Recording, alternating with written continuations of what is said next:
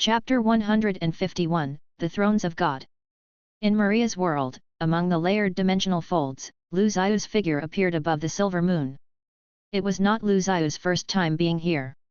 At the moment, Gaia's silver egg was attached to the moon. And, while there were no changes to its size on the surface, Lu Ziyu could sense that the divine kingdom had expanded within it. Originally, Gaia had a mind power that rated around 300.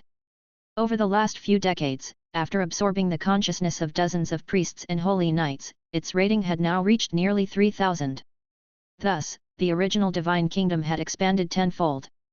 Within it, were a large number of believers, each of whom were Lu Ziyu's most devoted disciples, and who had built the prototype of the divine kingdom. Standing under the huge silver egg, Lu Ziyu looked up at the divine kingdom. A faint glow shone throughout the silver dome. Suddenly, the huge divine kingdom resonated and pulsed with a strange energy. This signaled that the kingdom, which was originally a large information body, had expanded again. In the pure blue world, the clouds within the heavens slowly rotated. All of the devotees raised their heads at the same time. When they did so, they saw a light shroud the central temple. At that same moment, the divine kingdom also exuded a dazzling light, as if welcoming its owner. Gleaming white buildings surrounded the entire divine kingdom.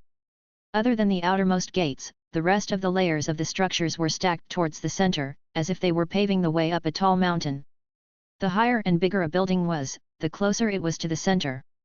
Following this proverbial ladder all the way to the central sanctuary, which was the highest point of the divine kingdom, one came to the white throne of God.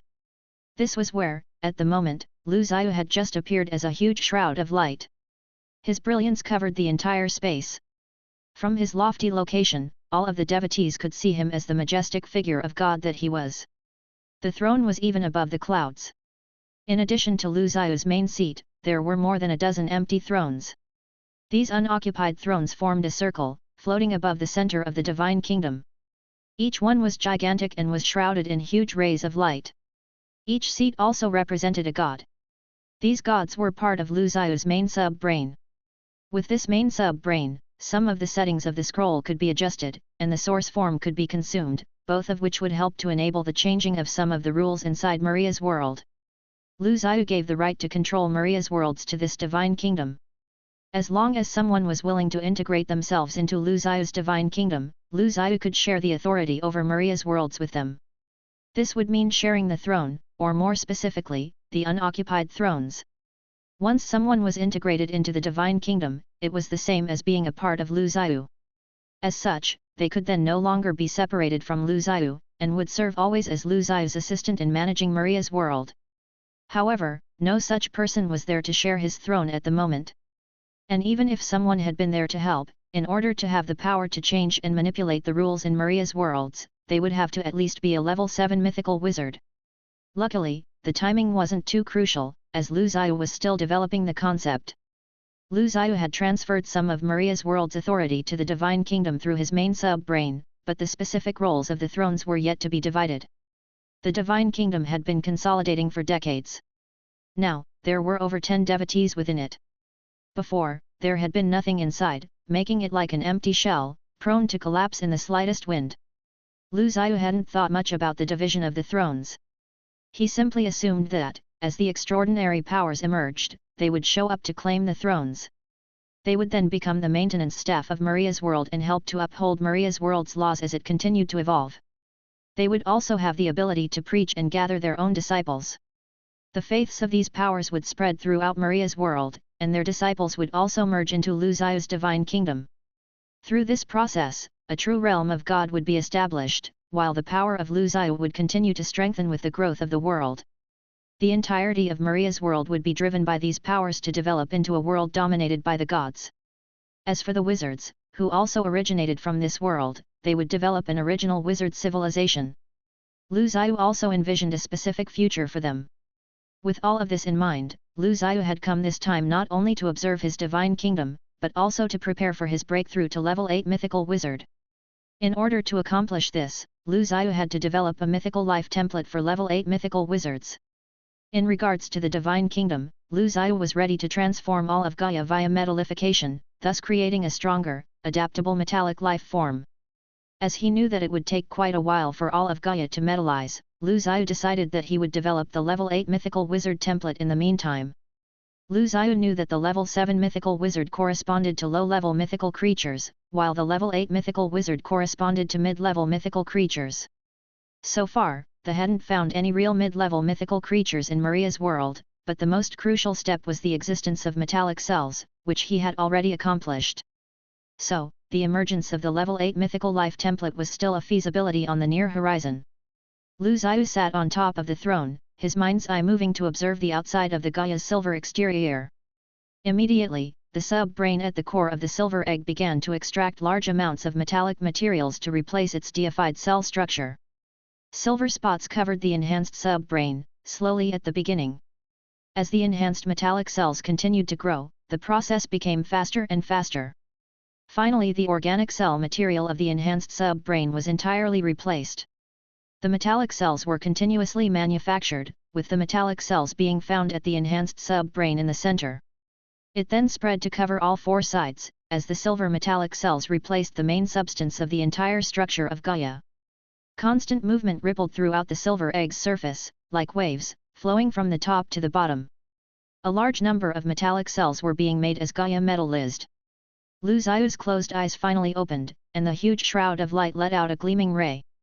The divine kingdom became more stable and compact, as the deified cells were replaced with metallic cells.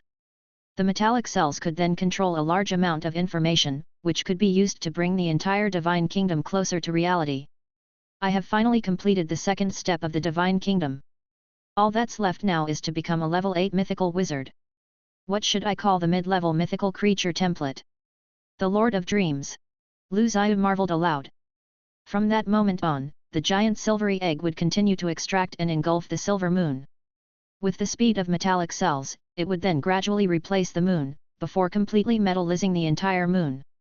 Lu Zhiyu's next task was to build upon the low-level mythical creature template, Dream Control, to create the mid-level mythical creature template, which would be a true metallic life form. By that time, Gaia would have become Lu Zhiyu's main body. Gaia would also have become a huge mythical metallic life form, carrying the divine kingdom within the skyline of Maria's world. That would officially mark the beginning of the country of God. Chapter 152, Destination Mara Kingdom. The wizard tower suddenly became rather deserted. The Boorman Uruk had taken some of his students to the deepest part of the Amos icefield to establish a wizarding school for the orcs. Though it was a difficult task, Uruk felt that, if he couldn't pass this trial, he didn't deserve to be a wizard. Thus, he insisted on establishing the wizard school in the most remote region within the Amos icefield, crossing the ocean with his protégé in order to do so. In the meantime, Wolfter and Wendy returned to the Elven Kingdom on Yala. They had lived on the human continent, Alan, for decades, but had never really gotten used to their new environment. So, they were more than willing to return to the Elven Kingdom to live their preferred lifestyle. Wolfter and Wendy brought the Elven wizards on their return to the Yala continent. Wendy told Lu Zhiyu that she wanted to build a beautiful wizard tower in the land of the elves, then work to incorporate witchcraft into the daily lives and arts of the elves. She explained to Lu Zhiyu that she envisioned it to be a tower of elegance and beauty as well. Lu Zhiyu pretended to be dissatisfied with her plan and remarked, "Are you calling the wizard tower that I built ugly and unartistic?" Wendy didn't say anything in reply, but batted her eyes playfully and stuck out her tongue. Lu Zhiyu couldn't help but smile. "Okay, fine, I really don't have any artistic talent. I hope I can one day visit your beautiful, natural, and artistic wizard tower in the Forest of Life." Wendy replied with hesitation, "Definitely. I will welcome you always, Anthony." In the early hours of the morning, he watched Wendy and Wolfter depart, both wearing gorgeous elven robes. He stood on the pier and waved at them. Wendy and Wolfter stood on the side of the ship, waving back and shouting Lu Zhiyu's name. For some reason, this filled Lu Zhiyu with an inexplicable sense of sadness. When he returned to his room, Lu Zhiyu sorted his things and packed a suitcase. Eva followed behind him, wearing a black cloak with a light flower pattern and a maid's outfit. She also had on a hat, and was carrying a suitcase. Lu Zhiyu checked that nothing was missing, then prepared to depart. Suddenly, he saw a man hurry up the stairs and open the two metal gates. Lu Zhiyu looked up to see that it was Boer, who was heading toward him at a great speed. Even his glasses were askew, as the glossy black feathers on his arms were still shrinking back inside his frame. It was clear that he was dissolving a half-eagle transformation. Boer had been patrolling the magical beast menagerie outside when he had suddenly heard news that Lu Zhiyu was about to leave. This explained why he was in such a hurry. Since the emergence of blood witchcraft, wizards began to focus on researching the various bloodlines of magical beasts. Recently, this had begun to involve the hybridization and synthesis of magical beast bloodlines, as well as the breeding of new magical beast variants. Once bred, these magical beasts would mutate and develop new abilities. Most of these new abilities were quite useless, but there was a small chance that a very powerful ability might still emerge. In order to pursue this research, the tower opened up a large area in the Black Forest for breeding magical beasts. The Black Forest stretched over several mountains and connected them to the sea. In terms of size, it was on par with a small duchy. Boer immediately looked at Lu Zhiyu upon arriving within speaking distance. "Instructor, are you leaving again? Where you are going?" Lu Zhiyu looked at Boer. "You seem too unstable when you rush around like this. You are not young anymore, so how come you are behaving in the same way as you did when you first entered the tower?" Boer's current rank and title was the Deputy Master of the Tower. As the pioneer of blood witchcraft, he was one of the most prominent figures within the wizarding community. Yet, at the moment, Lu Zhiyu was scolding him like a child. After a few awkward chuckles, he said, "Instructor, why are you leaving, when you have just come back?" Lu Zhiyu looked at Boer. "I didn't want to say goodbye. I always feel that every goodbye is sad. You have enough here for you at the Wizard Tower. You are doing very well. I am very pleased. The Wizard Tower is developing very well. I don't need to be here, as you are the current master of the Wizard Tower." Boer looked at Lu Zhiyu hotly. "No, the Wizard Tower needs you. Even if you don't do anything, your presence settles us. With you here, no one would dare." Looking into Lu Zhiyu's eyes, Boer suddenly couldn't speak any more. Finally, he sighed. "Well, I am no longer a child, but every one of your students will always want you to stay near." Lu Zhiyu patted Boer's shoulder. This student was very similar to him in many ways, so he was the one that Lu Zhiyu liked the most. "I will not leave Maria's world this time, as I am going to walk around and observe it. Perhaps I will stay in Maria's world for a long time. I am going to journey through the kingdom of Mara, from Babus of Mara, along the Nami River and through the kingdom of the Church of Light to Crete. Then, I will journey through Crete to the Batko Empire to experience the culture within the deserts. If you want to find me, you can go to Alan's largest desert and find me in the Sea of Death, the Great Khafra Desert." Lu Zhiyu did not want to travel directly there with the dimensional door, but desired instead to walk the whole way. Especially since there weren't any pressing matters to deal with, he did not want to rush. As he lifted his suitcase and prepared to go, Boer spoke up behind him. "Oh right, instructor, I meant to tell you that there have been some strange things happening in the kingdom of Mara. I sent my youngest student, Edward, to investigate. Since you are passing through there, I hope you can take a look." Lu Zhiyu didn't even turn around, as he waved his hand toward Boer. The wave was his way of acknowledging Boer's words, then he promptly left. Eva lifted her suitcase in front of her knees, then bid farewell to Boer, before following behind Lu Zhiyu. She would accompany Lu Zhiyu to take care of Lu Zhiyu's daily life and schedule. Boer raised his hand and waved at Lu Zhiyu, watching him disappear down the stairway. Below, several instructors of the Wizard Tower were waiting. According to their abilities, it was improbable that they would be able to break through as level 4 wizards. After a few decades or 100 years, they would simply die, one after another. Thus, it was possible that this might be the last time that Lu Zhiyu ever saw them. Lu Zhiyu had wanted to leave quietly. But, now, as he was standing there and looking at each of their faces, he couldn't help but grow a bit sentimental. When they had first arrived here over 50 years ago, they were still young. Now, they were growing old, and the wear of age had already begun to show on their faces, as the natural law of age was something that even ordinary wizards could not resist. Lu Zhiyu shouted out each of their names. As he spoke to each and patted their shoulders, it was just like when they had first arrived at the Wizard Tower, when Lu Zhiyu had stood on the high platform and solemnly shared his knowledge with them. Everyone looked at Lu Zhiyu, who looked unchanged, even after all these years. They couldn't help but reminisce about the old times. Some even shed tears, while others thanked Lu Zhiyu for what he had done for them. All sorts of emotions were being shared, as Lu Zhiyu bade farewell to each of them individually, then left. As he rode on the railcar in the underground passage, Lu Zhiyu could see the red dragon on the outside. It also recognized Lu Zhiyu. Its eyes were full of fear, as it shrunk its head back in silence. It had been stationed in the dragon cave to guard both the upper and lower tunnels. The Black Forest was located in the Rosa d'Oro Empire. The northern part of the Rosa d'Oro Empire was where the Duchy of Krir and the Duchy of Gracchus were located. Even further north, were the Crete Empire and the Kingdom of the Church of Light. And to their west, was the Kingdom of Mara. At this time, he was heading to the western Kingdom of Mara. The Mara Kingdom was full of swamps, numerous forests, and rugged mountains. It had no plains, so Lu Zhiyu would first travel to the capital city of Babus in the Mara Kingdom, where he would then take a boat along the Nami River, crossing through several countries, before finally entering the Crete Empire. His ultimate destination was the Batko Desert Empire. Lu Zhiyu got on the railcar, Eva following. Lu Zhiyu pulled a lever, sending the railcar speeding along the underground tunnel towards the west. Destination, the Kingdom of Mara, he announced loudly. Chapter 153, Northern Wilderness. The region of the Northern Wilderness that was made up the Duchy of Krir had remained desolate for the last few decades. It had been the base of the ill-fated Wizard Alliance, which Li Weisai had led decades ago. Utilizing the complex mountainous terrain and underground caves, he had created an underground city in the northern desert. Today, there were still monsters left over from the experiments of the Wizard Alliance. Also, the entire northern wilderness was covered with thorns and weeds. Yet, there were barely any trees, with only 2 or 3 arbors scattered along the horizon.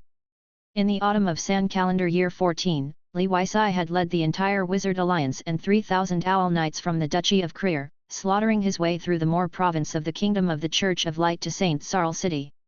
In the end, they were wiped out by the hand of Saintess Kelly, and the Duchy of Krir was cleansed by the Church. Now, the Grand Duke of Krir was ruled by the grandson of Pope Hodap. In the northern wilderness, Li Weisai and the horrible legend of his dungeon still lived on, making it a forbidden land. As such, no one dared step inside it. Due to the lingering effects of the experiments, experimental monsters and chimeras roamed free in the region. From time to time, they would devour passing merchant caravans and eat villagers from isolated villages. Even now, in year 60 of the San Calendar, the tales of Li Weisai and the monsters of the northern lands were enough to terrify people and silence the cries of children. There was a small team at the moment, which was moving inside this forbidden area. The composition of the team was quite complicated. There were ordinary people, some blood knights, some scholars and hunters, and of course, some mysterious wizards. After passing a mountain of thorns, they came to a rock wall. They then parted a thick patch of dense and dry vines to reveal a cave. There were many such caves within the northern plains. In fact, their number was such an inestimably large one, people unfamiliar with the road conditions would often fall into the complex underground cave system. This would result in many of them falling to their deaths or wandering around, injured, and lost. Without guidance or a decipherable navigation route, ordinary people would often die inside, unable to find their ways out. At the front of the group, walked a handsome young man with a book. His skin was very pale, causing him to look as if he was completely bloodless. His eyes were dark green. At first glance, he looked like a corpse. If Boer had been there, he would have recognized the individual right away. It was his former student, Adonis Monner.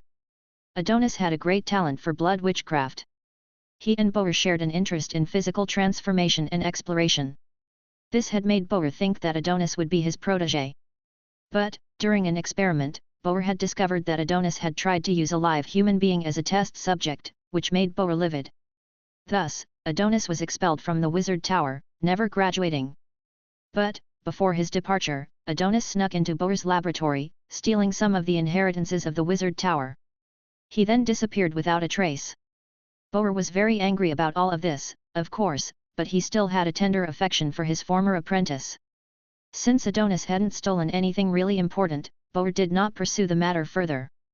At the moment, Adonis stood in front of the cave, looking into its dark depths. He took out a map, which had been drawn on roll of worn sheepskin. After looking through it, he verified the landmarks nearby and nodded. Yes, it's here. Light the torches. Everyone, be careful. There are many dangerous modified beasts here, as well as leftover witchcraft traps, Adonis warned them. He then walked to the forefront of the cave with a torch, constantly checking for traps. He was careful to remain vigilant. The scholar among the group explained some of the secret notations on the map. As he did so, Adonis distributed his mind power to create a simple witchcraft technique, called the mental probe, to scan his surroundings.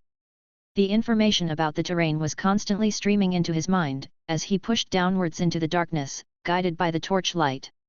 The group members' shadows stretched out behind them, while they continued to move down the cave corridors. Water dripped down from the cave's ceiling. The further down they went, the darker and more humid it became. Other than having to avoid the troublesome traps, their journey was relatively uneventful. Adonis' ears immediately perked to attention, as he heard a strange noise. He then raised his hand, signaling to the group to stop. All of them immediately sensed something afoot, so they grabbed their weapons. The two Blood Knights immediately moved closer to guard Adonis. The people at the front of the group could feel a slight vibration at their feet. Everyone stared at the front of the cave and lifted their torches. All of them could feel the tension in the air. The reputation of Li Weisai was very fearsome, and this was his base camp. Even though decades had passed, and most of the monsters that he left behind should have long since died, they still had a strong fear in their hearts. After all, the things that he had left behind terrified even the most battle-hardened warrior. Adonis also looked towards the front of the group, seeing that the unknown thing was approaching them at an incredible speed. It had definitely sensed their existence somehow, even without seeing them. He wondered how this was possible, guessing maybe that it was due to its keen sense of smell. All of them looked deeper into the cave. Adonis suddenly shook, as he lifted his head. Above him, staring down into his own eyes, he could see a pair of chilly eyes. Adonis immediately shouted, "It's above us!" It was already too late.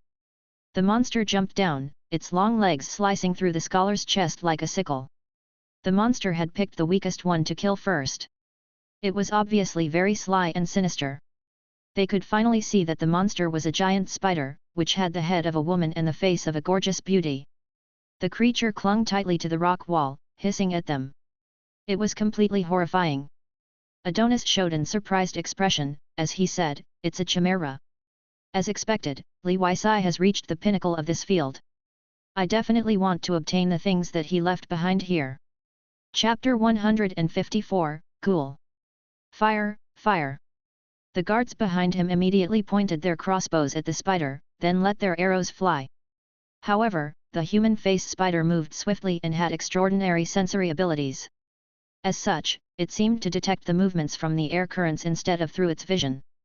So, as soon as any arrows were shot, the creature could sense the objects and evade them. At the moment, it was as if the arrows were following behind it. Every time an arrow would land just after the creature had moved to avoid it, and the thuds of the arrows hitting the empty wall reverberated throughout the air. Seeing that their arrows were having no effect, the entire squad was retreating backwards, while the human-faced spider circled around them. Every time it attacked, at least one of the squad members would be injured. They were like prey, trapped within its web, each of the creature's steps bringing the squad closer and closer to death. All of them knew that they had to take the initiative.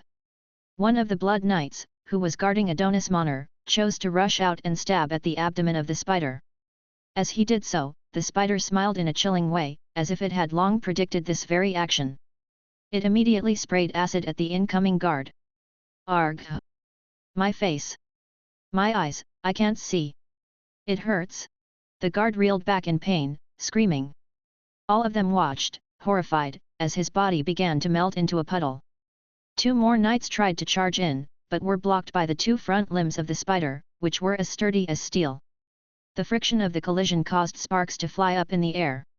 The spider pushed through with brute force, cornering the two. It then extended two more of its limbs, as it prepared to choke them to death.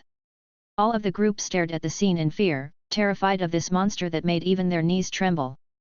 Clap, clap, clap. Adonis Monner couldn't help but applaud, as he saw this giant spider monster. He then sighed. Perfect. This creation is perfection. To think that Li Weisai could create a perfect experiment like this, along with the Owl Knights. As one of the current generation, I feel humbled by his achievements, exclaimed Adonis Monner. He had been analyzing the chimera that his forebears had created.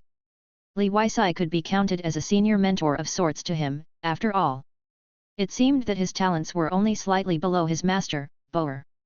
He had also been a strong contender to succeed rulership over the tower. The spider stared at him, as it let out a terrifying howl. Its creepy gaze was locked onto Adonis Monner, who simply grinned back. He then tilted his head to the side and returned an equally disturbing expression to the spider. His dark green eyes began glowing in the dark, as if a green blaze were setting them on fire. The rest of the people felt even more terrified now. To them, both of these figured before their eyes seemed like monsters. As the two faced off, it was as if two demons were communicating through some demented exchange. A strange power surged in the air. Even the simple act of breathing became significantly more difficult. For a split second, the spider had a chill run down its spine. It quickly let the two knights go and backed away. The smile on Adonis Monner's face widened, as a ray shot out from his eyes and hit the spider. Curse of death! Instantly, the head of the spider exploded, causing it to lose all of its power. Its heavy carcass fell to the ground, stirring up a huge cloud of dust. Adonis Monner turned around and looked at the rest of the group. The green light in his eyes had yet to dissipate. It was enough to send shivers down all of their spines. To them, this strange power was even more sinister than the devils of legends. Adonis Monner elected to ignore them at the moment. This strange power was from the bloodline of the ghoul that he had transplanted onto himself. Compared to other legendary creatures, it was stranger and had a more fantastic and sinister power. Compared to other magical beasts, which had special abilities that were focused on object manipulation, ghouls had the power to cast curses. The curse of death was put on the recipient's spirit. As soon as the recipient became aware of the curse, it would take effect. Those who could not withstand the curse would die immediately, as their vitals would have been irrevocably damaged. This was also a witchcraft that Zhiyu had originally created. After creating the ordinary magical beasts, Zhiyu began to develop his own dream controller template. At the same time, he had developed the dream witchcraft system. In addition to the hand of the wizard, charm and illusionary control, he had created curse witchcraft. This kind of witchcraft was an important manifestation of the mind power, which allowed it to interfere with reality. When the curse succeeded, the mind power would interfere with reality and directly cause damage. Thus, the ability of the ghoul was directly derived from Zhiyu's original dreamcraft research. Compared to the other beasts, which derived their abilities from their spell-casting organs, ghouls would cast spells from their blood. Adonis Monner had inherited his teacher's blood transplantation theory, and after several human experiments, he finally succeeded in transplanting the blood of the ghoul. After a large surgery, Adonis Monner replaced all of his blood with the blood of a ghoul. That was why he had appeared in this state, cold to the touch, with no body heat whatsoever, just like a corpse. In addition to curses, ghouls possessed a special form of immortality. As such, ghouls' bodies could not be damaged, as their extraordinary powers stemmed from the blood. None of ghouls' body parts, including the brain, were vital body parts. So, as long as the brain wasn't completely decimated, a ghoul would not die. Similarly, because ghouls' powers were derived from their blood, Adonis Monner also discovered their abilities to control corpses. Ghouls could use their blood to resurrect a body.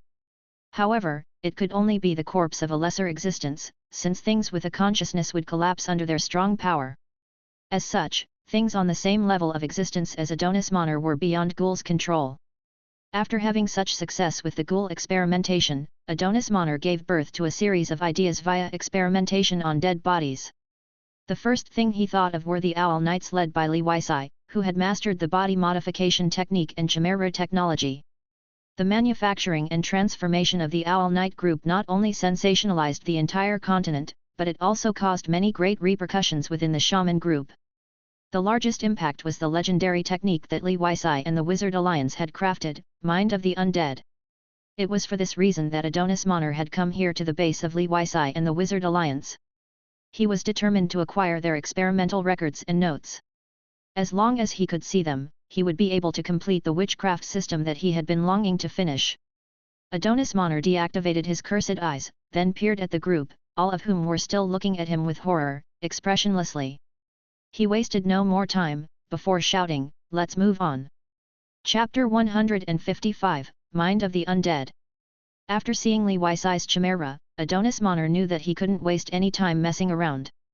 He couldn't wait to find Li Weisai and the Wizard Alliance's old laboratory so that he could make use of their experimental records and notes. The group started pushing forward aggressively. This cave truly was exactly like what the rumors had said, it could be called an underground city in the northern wasteland. The deeper they went, the more they found glowing moss on the sides of the walls. Soon, they did not even need torches, as the moss completely lit the way. The fluorescent moss looked like twinkling stars in the dim cave. As they peered down the path, it was as if they were looking deep into a star-studded galaxy. The group continued on and various landmarks began to appear.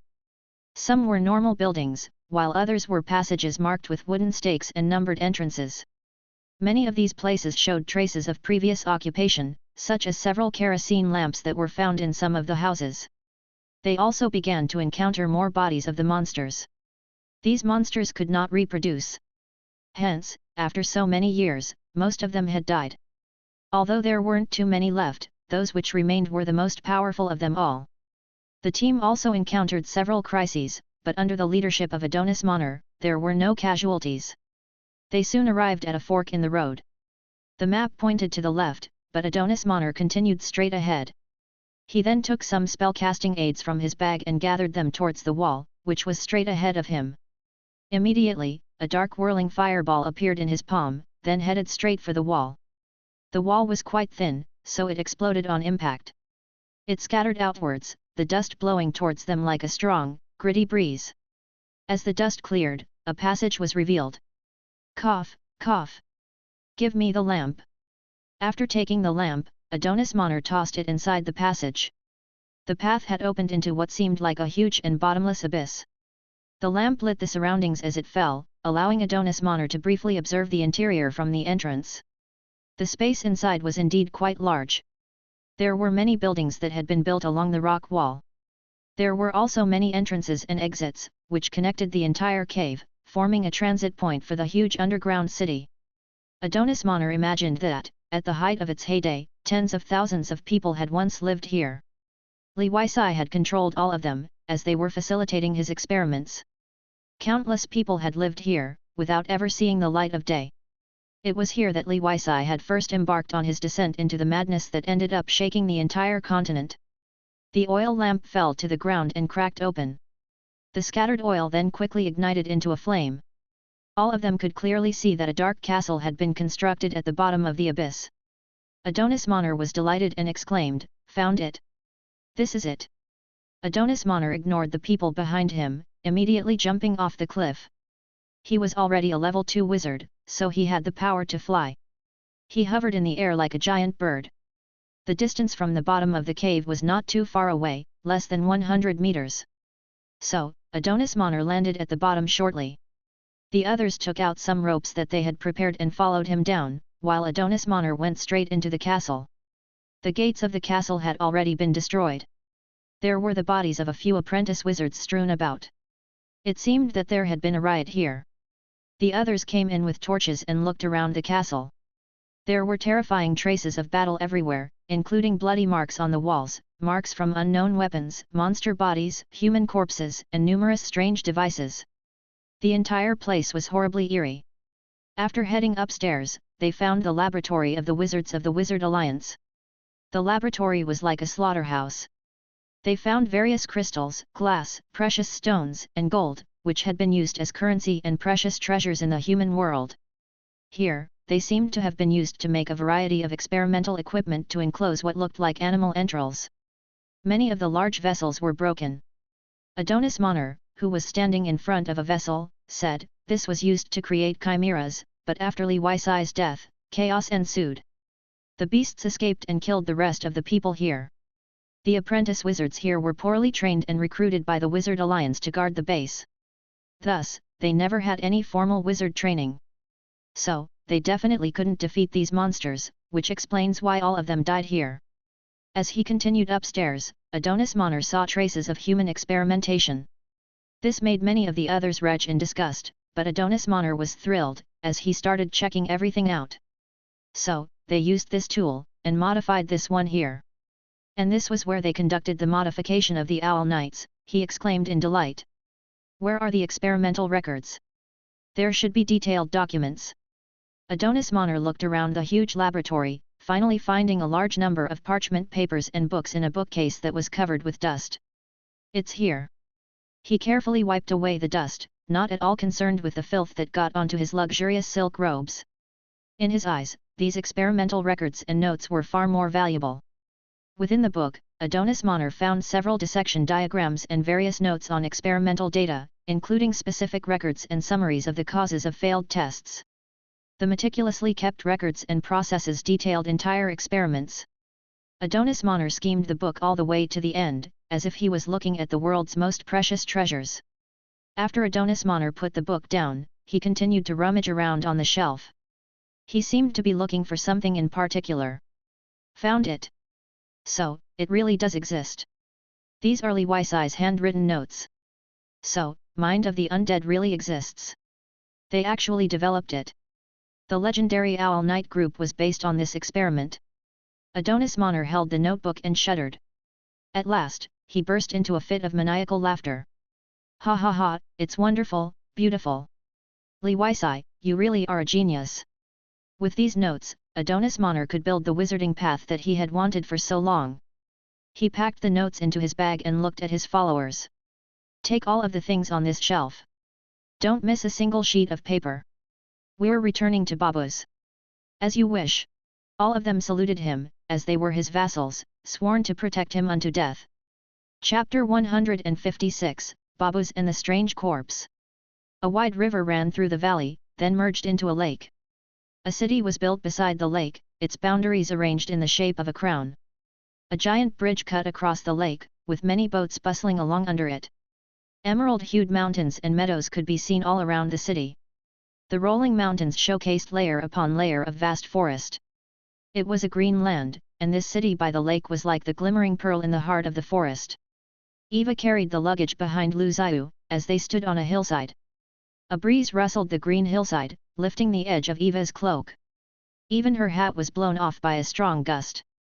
Lu Zhiyu reached out quickly to grab the hat. Then, Lu Zhiyu gently adjusted Eva's silver hair, while setting her hat back on her head. As he did so, he chided her, "How do you always lose everything? This is not a good habit." Eva put her hands on her knees and bowed. "Sorry, master." Lu Zhiyu looked at Eva in surprise. "Master? Where did you learn such a strange term?" Eva immediately replied, "I know assume that I am your possession. Therefore, you are my master." Lu Zhiyu frowned, uneasy with this term. "Just call me Anthony." Eva gave Lu Zhiyu a serious look. "That would defy the definition, master." Lu Zhiyu put a hand to his forehead, feeling a headache developing. "Why are you always so earnest about such a strange things?" Eva put her hands on her knees and bowed again. "Sorry, master." Lu Zhiyu didn't want to speak to Eva anymore, so he turned around and looked at the city below. "Wow, it's beautiful. No wonder everyone else calls Babu's the gem of the forest. It does seem like a fitting name." They were descending along the grassy hillside now. The view was unexpectedly wondrous. Walking across the bridge, the wide river could be seen underneath it. The boats were constantly sailing past them and entering the city through the various tributaries. Many of these small tributaries flowed straight through the city itself. The rows of ships that were cruising along the river formed the distinctive cityscape of Babu's. Shouts would ring out from time to time, as large ships from afar arrived to the port. The unloading process of each was always intense and lively.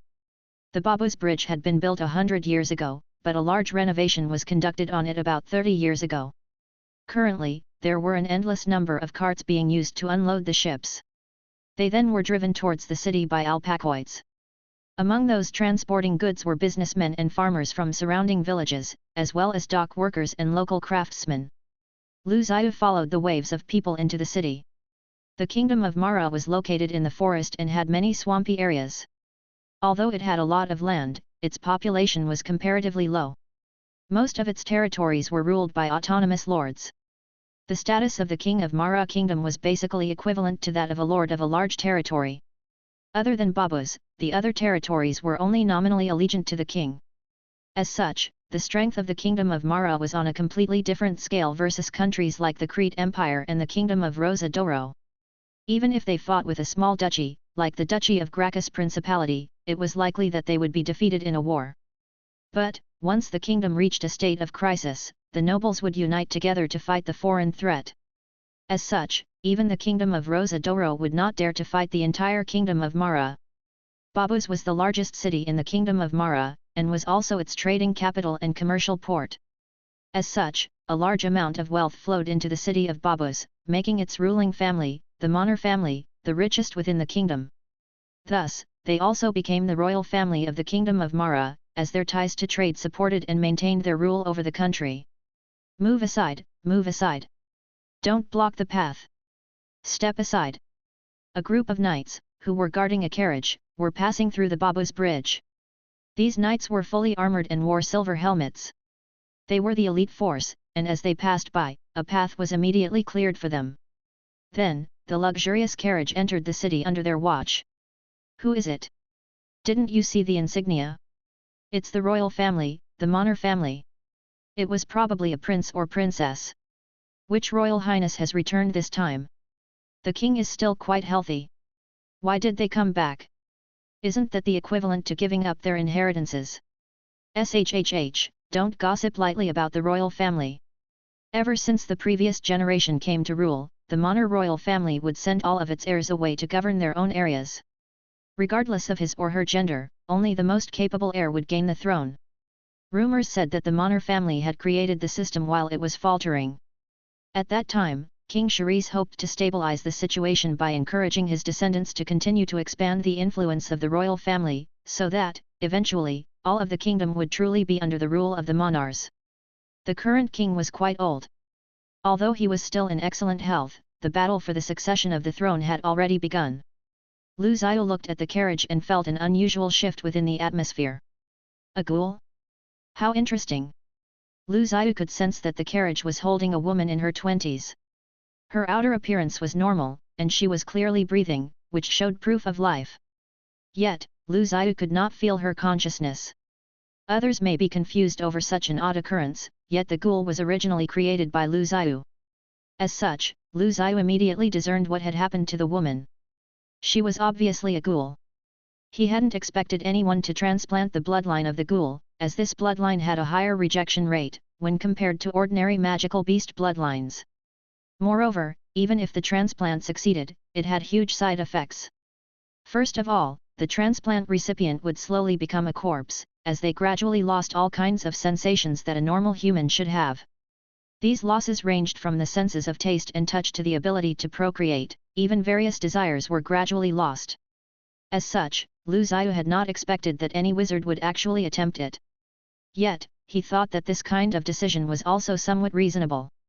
For wizards, the exploration of strength and knowledge was the most important thing. Everything else was secondary for them. He took a boat through the city. After docking, Lu Zhiyu entered a hotel. After booking a room, he asked the boss, when is the next ship sailing to the Crete Empire? The chubby innkeeper, who was also responsible for the shipping business, hurried to look at the schedule. Well, there will be a boat leaving for the Crete Empire in 2 weeks, but it may be 2 days late. Do you want to book a ticket? In the meantime, you can enjoy your time in Babus. It is truly a paradise, as there are all kinds of. Chapter 157, Man-Eater. Blurg. Splat. The splattered blood felt warm. A beautiful woman, a child in her arms, was fleeing from a magnificent palace, which was framed with marble columns. Her chest had just been pierced by 2 knights. The child was then taken away from her. The woman fell into a puddle of blood, as she struggled, reaching towards the child, her eyes filled with despair and pain. Blood gurgled out of her mouth, as she clung onto the leg of one of the knights. Give my child back to me. My child, my Adonis, give him back to me. Splat. The soldier raised his sword and stabbed it down on her again. Ah! Adonis Manar jolted awake from his dream. Even though the ghoul's bloodline had ensured that his body no longer could produce sweat, he still trembled in agitation and cradled his head. Adonis had no idea how many times he had seen this horrifying scene in the depths of the night. His mother had been killed by his father because of a power struggle. The simple woman was naive, so she had remained unknowing about the darkness of the world, at least until her tragic death. She had never seen through the guise of Adonis' cold-blooded father. As such, the Monner line had never really been a true family. Adonis had never been able to properly fall asleep, ever since that day. Everyone, including his father, had thought that he had been too young to remember what had happened, but Adonis had never forgotten it, not for a single moment. Although he didn't forget it, with his limited power, he also knew that he couldn't do anything about it.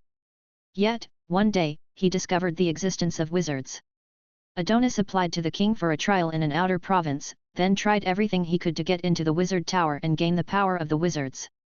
It's almost here. It's almost time. I want to clear away all of the sins of this world. I also want every single one of you to pay for your sins, Adonis muttered, as if he was comforting himself, almost like a madman. He was crying and laughing at the same time, as if he had gone completely insane. It took a long time before he calmed down. It was dawn, the sky just brightening.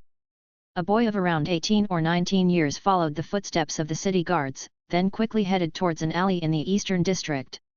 By now, there were already many onlookers gathered, all of whom were gossiping. Another one dead. Bitten to death. How terrifying. An entire chunk of the head is completely gone. What sort of monster did it? One that actually eats people. Did some wild beast sneak into the city? The city guards are useless. They haven't found anything, even after all this time. This is the 15th body.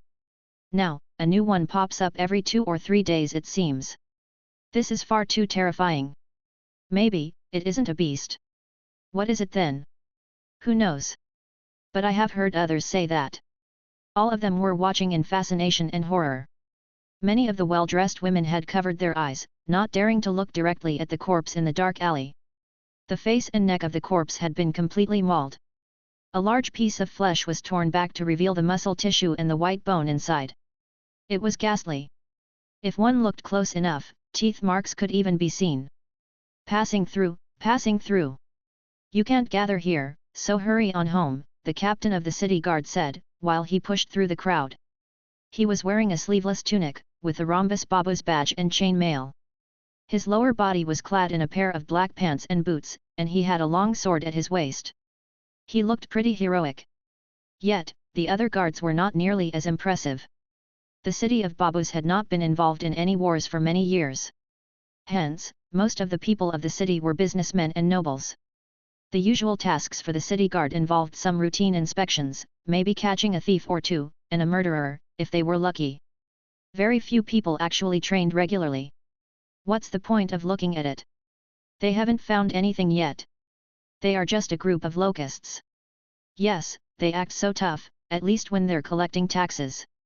Now that we actually need them, even a piglet is more useful than them. I think we need a new city guard captain. Yes, get rid of him and hire a capable one. The grand entrance of the city guards did not serve to disperse the crowd in the slightest. Instead, the guards were completely disregarded and insulted. Most of the crowd were wealthy businessmen, who lived nearby. There were also some fallen nobles among the spectators. Although they weren't important figures within the metropolis of the Mara kingdom, a mere captain of the city guard was still nothing in their eyes. Since more than a month ago, people in the city had been disappearing and dying. In the beginning, no one cared or noticed much. After all, Babus was not a paradise on earth and these things happened. The people also were well aware that there were also a lot of dark transactions and dirty dealings, with all kinds of people lurking, among the city's underside. Hence, a few missing and dying people was not such an abnormal thing. However, when a human body that had been half-eaten appeared, it immediately caused a sensation in the whole city. A man-eater was definitely bad news. The thought that such a cannibalistic monster could travel through the city without a trace struck fear within the hearts of everyone. As time went on, the number of dead people continued to increase, and the sense of panic and depression began to spread like a contagion. The city guard still had not done anything, even after all of these deaths. Due to this recent threat, the usually bustling nightlife of Babus had basically gone, as most people didn't dare to come out after nightfall. The captain of the city guards was sweating buckets. I promise to give you all an explanation within 10 days, he said. After much cajoling, the crowds finally dispersed. However, Captain Tucker knew that, if he took too long to catch the murderer, his position would be in jeopardy. What's more, many of the men in power, including the king, had heard about this incident. Because of this incident, many gambling houses, brothels, and other places of business in the city had been greatly affected, all of which were the sources of income for the most important nobles. Naturally, his boss had ordered him to solve this matter immediately, giving him also the directive to restore order within 10 days. Otherwise, he would be fired. Tucker looked anxiously at the youth next to him. "Mr. Edward, you promised me that within 10 days, you will definitely figure out the truth." Edward nodded. "I promise, but you have to help me." "Of course, the credit will be yours. I only seek the truth." Edward was the boy, who had come with the city guard. He was the youngest student of Boer. He had set off a month ago, but was delayed on his way. So, he had just arrived. The first person he had sought out was Tucker, who was currently overwhelmed. Edward assured him that he could help him crack this case. Tucker certainly wouldn't believe him at first, but after he illustrated a series of clues and results from his search, Tucker reluctantly invited Edward to investigate the scene.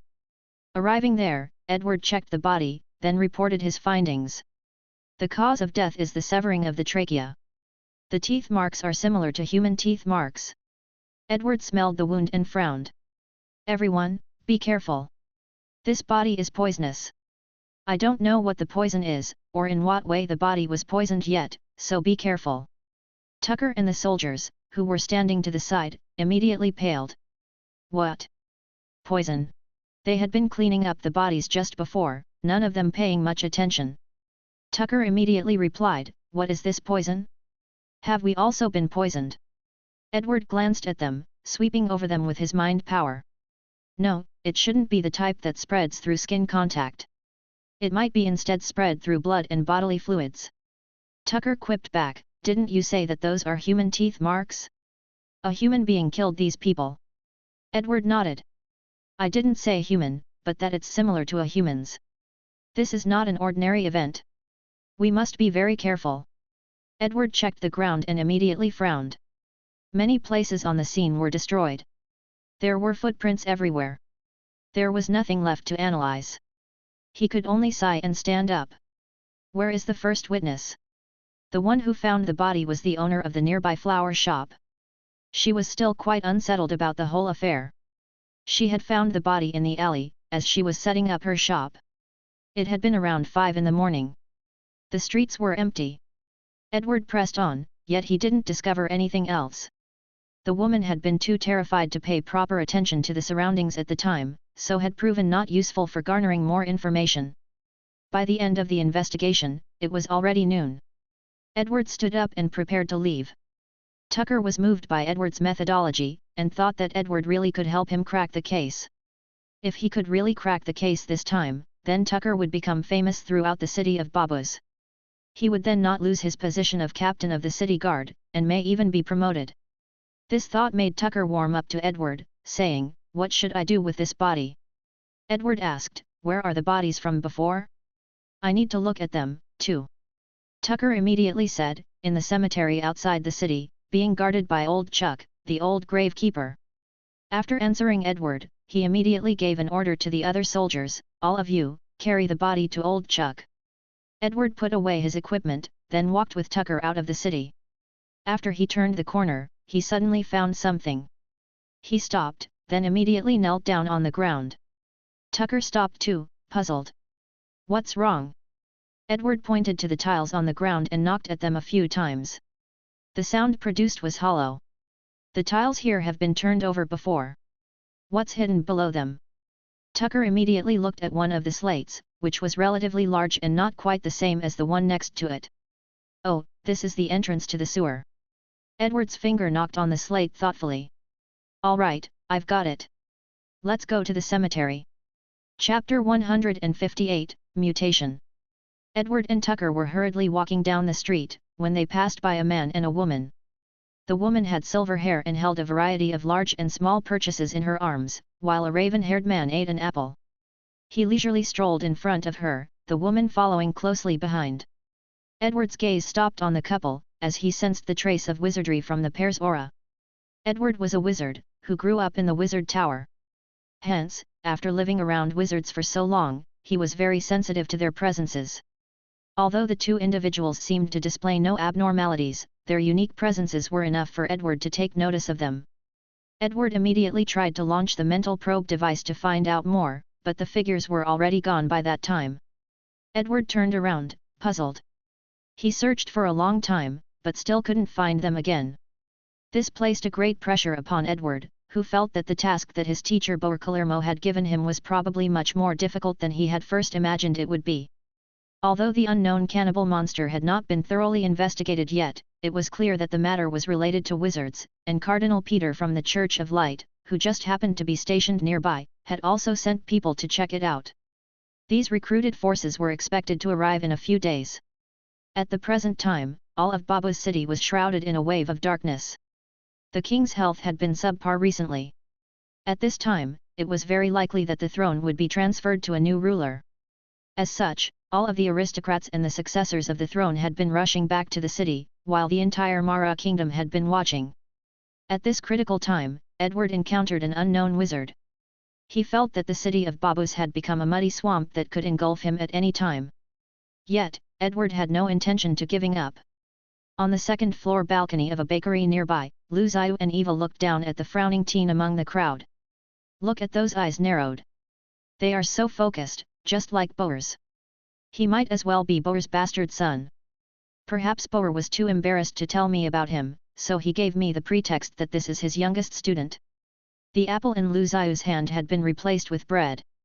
Eva, who was holding a lot of items in her arms, then commented, based on the color of his hair and the color of his eyes, as well as his facial contouring, which are all very different from Boer, the probability of his being a descendant of Boer is less than 10%. Lu Zhiyu looked at the alchemical maid, who spoke quite stiffly, then said, I was only kidding. You have no sense of humor. Eva went on to say, I don't understand. But, I do know that it is immoral to say bad things about others behind their backs, master. Lu Zhiyu was speechless for a moment, then said, you go back first. I need to go through some things, then I will return later. Eva nodded politely. Okay, master. The ship that is heading for the Crete Empire will leave in the early morning, so please come back soon. Lu Zhiyu waved his hand and walked downstairs. Got it. Lu Zhiyu had waited for Edward for 10 days. He thought that Edward would have already arrived long before him, but had discovered that Edward still wasn't there yet.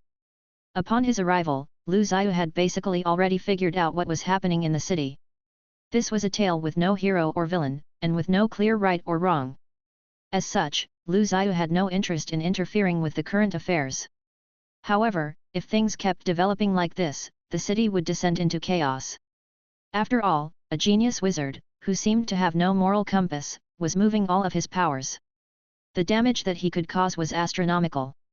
Lu Zhiyu did not normally like to interfere with normal historical advancements and wars, but the things that were being developed were just too terrible right now. Lu Zhiyu didn't want to see the development happen yet, because it was too soon within the timeline he had originally planned. Plus, Lu Zhiyu had been expecting Edward, the student of his own student, to have arrived by now to deal with this matter. Gone? How is that possible? Tucker grabbed old Chuck's collar and his sword. Old Chuck was a wizened old bachelor in his 50s. The man was mostly bald, and he cowered as he replied, really I don't know what happened. The bodies just ran off by themselves. Tucker felt that old Chuck was trying to humiliate him. How could the bodies run away? By Maria's name, the dead could now come back to life. He had never heard such a ludicrous tall tale before. Do you think I'm an idiot? Tucker slashed the table, then slammed old Chuck onto the ground, demanding, tell me the truth. Where did the bodies go? Who is the culprit? What are you hiding? I knew there was something fishy about you, you old bastard. Edward held the raging Tucker back, then asked old Chuck, you mean the bodies moved themselves, after they were shipped here? Old Chuck nodded his head insistently, recalling his memories. Yes, I have been watching over the cemetery for many years, and I have never seen such a thing before. It is the power of the devil, and those bodies have climbed back from hell. Edward frowned. You mean they came back to life again? Old Chuck's hands trembled, as he pointed outside. No. They are not human. They are monsters. I heard something move outside one night. I thought it was another one of those damned grave robbers, so I lit a lamp and headed over to check it out. And then, Old Chuck stuttered, before bowing his head and stopping for a long time. Tucker lowered his body and asked impatiently, "What happened then?" And Old Chuck trembled, as his body swayed grotesquely. Even his voice had become low and hoarse. "Hurry up and spit it out. What happened?" Tucker grabbed Old Chuck's hair and tried to lift his head up. Old Chuck's head righted itself, his blue veins popping out on his face. His eyes were bloodshot and his skin took on the pallor of a dead man's pale hue. Then, he snapped his jaw open and bit Tucker's hand. Roar! Tucker screamed and Edward immediately knew that something was wrong. He slammed Old Chuck into the wall of the wooden house. A large chunk of Tucker's hand was missing, and the blood was spewing everywhere. A few members of the city guards heard the commotion and immediately surrounded the men. Several people came to hold down Old Chuck down. Apparently, the originally weak and thin Old Chuck had gained an explosive power that required several strong young men to hold down. Everyone had to use all of their strength to tie him down with a rope. No one had ever seen Old Chuck like this before. A living person had become a monster, right before their very eyes. Old Chuck kept chewing on Tucker's flesh and blood, gargling in an eerie voice that struck terror in their hearts. Chapter 159, Ghoul. Old Chuck was tied tightly to the chair. He was struggling violently against the bonds. Even though his hands and feet were chafed and bleeding, he continued to writhe. His eyes had turned even a darker crimson color, as fresh blood ran from his eyes. He was also gnashing his teeth noisily. "Why? You have everything, women, children. I don't have anything, nothing. I don't want to be a gravekeeper. I am so hungry, eat you. I want to eat." Old Chuck's eyes were out of focus, and he seemed to be talking nonsense. At the moment, his consciousness was already gone. All that was left were his memories and instincts. Tucker bandaged his wounds, then pointed at Old Chuck in horror and panic. "What happened to him?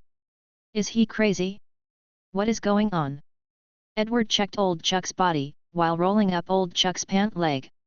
He immediately found a bite mark on his calf. The bite had clear teeth marks and the wound was black and disgusting. Edward did not bother turning his head, as he answered Tucker's question, "He died." Tucker stared at Old Chuck, who was still slobbering at everyone, and retorted, "How is that possible? You mean, isn't he still alive?" Edward shook his head. "That is just an illusion. He is already dead. Although there is no problem on the surface, his body is stuck in a strange state between death and life.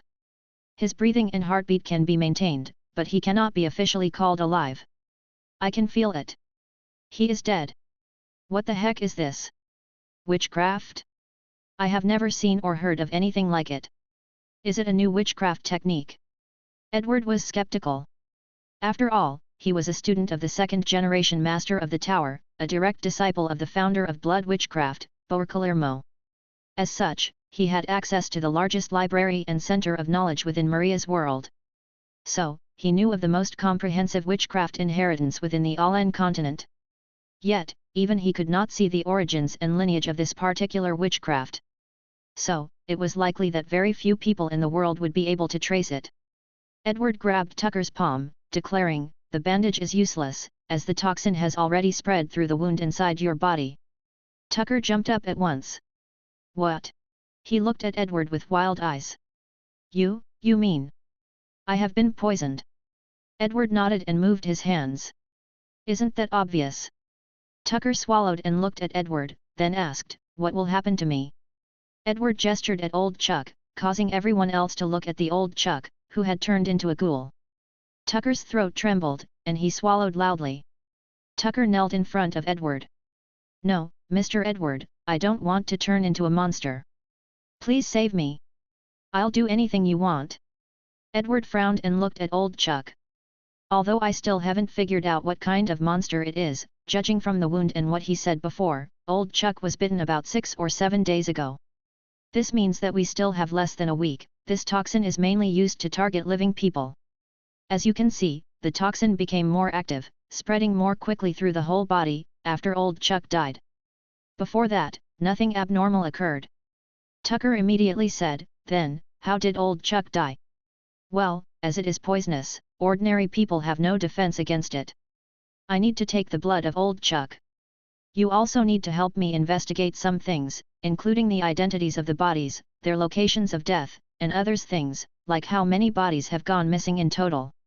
Edward took advantage of this opportunity to seize control of the city guards and mobilize all of their power according to his own arrangements. After all, he had come to Babus without support. Moreover, the wizard tower had no influence here, and the nearest gathering place for the wizards of Mara was also quite far away. Hence, he had so far only been able to rely on himself. Edward used the experimental equipment of the wizards to analyze old Chuck's blood. As viruses and cells are very different, for wizards, this was also a very new research topic that they had only recently discovered. Viruses were in species that were both living and non-living, both organic and inorganic. During an infection, these simple organisms could self-replicate, using the host's cellular system, but they could not grow and replicate independently. As such, a virus could infect almost any living organisms with cellular structures. Edward could see that old Chuck's blood was infected with a certain virus. The virus infection mechanism only targeted the deceased, but it spread very quickly. If the host did not die, it would not initiate the infection mechanism. But, even if it did not activate the infection mechanism automatically, it was fairly easy for the host to still die from the poison of the bite shortly thereafter. Moreover, the shape of this virus cell was quite similar to the shape of deified cells, which allowed Edward to conclude that the source of this virus must be a wizard. There weren't too many wizards on the Allen continent that could transplant such special bloodlines, and most of them were registered in the tower ledgers. Was it the two that I met earlier? Edward immediately remembered the two mysterious people whom he suspected of being wizards earlier that day. Edward had no way to kill the virus, but figured that there could still be a way for him to remove the virus from a living body before it proliferated. Edward knew that Babus already had more than a few victims, who were already infected with this virus. If he didn't work fast enough, he was afraid that the occupants of the entire city of Babus would all become monsters like old Chuck. Edward anxiously carried out various experiments on the ghoul virus overnight. Finally, he found some targeted methods and developed a drug to cleanse the virus from infected people, whose conditions had yet to metastasize. After working tirelessly the whole night, Edward felt a little lightheaded. Yet, he had a test tube of the anti-venom that he had just prepared, ready to go. In fact, a slender hand reached out at that very moment to pick it up. "It's very good. You're a talented wizard. It didn't take you too long to make an anti-venom. Although it's on the rough side, it will do." Edward stood, staring in shock. This man had actually snuck in. He didn't know how long the intruder had been there, since Edward hadn't detected the slightest trace of him. It seemed that this man had been watching him for a long time. If the man had attacked him, Edward wouldn't have even known what hit him. Edward broke into a cold sweat, as he thought of this. As soon as Edward registered the presence of the intruder, he fell to the ground, hitting the stone bricks on the floor.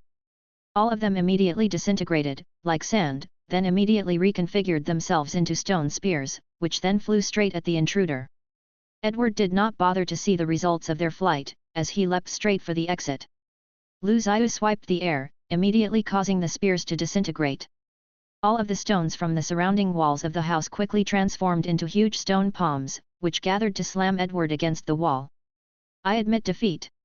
I surrender!" Edward yelled in terror. Zhiyu, who had been preparing to dole out some punishment on him, immediately stayed his hand. "Not bad. You attack like lightning and run like a rabbit. You're also pretty good at begging for forgiveness." Edward, who was still being pressed tightly against the wall by the palms, grinned. "Well, I didn't recognize your esteemed presence. You appeared so suddenly. I was terribly shocked." Zhiyu teased Edward. "Do you know who I am?" Edward immediately said, "I transplanted the bloodline of the Earth Bear, which controls the transformations between mud, rock, and dust. This particular bloodline transplant has just been developed. So far, I'm the only one who possesses it. Not even my master, Instructor Borcalermo, can use it yet.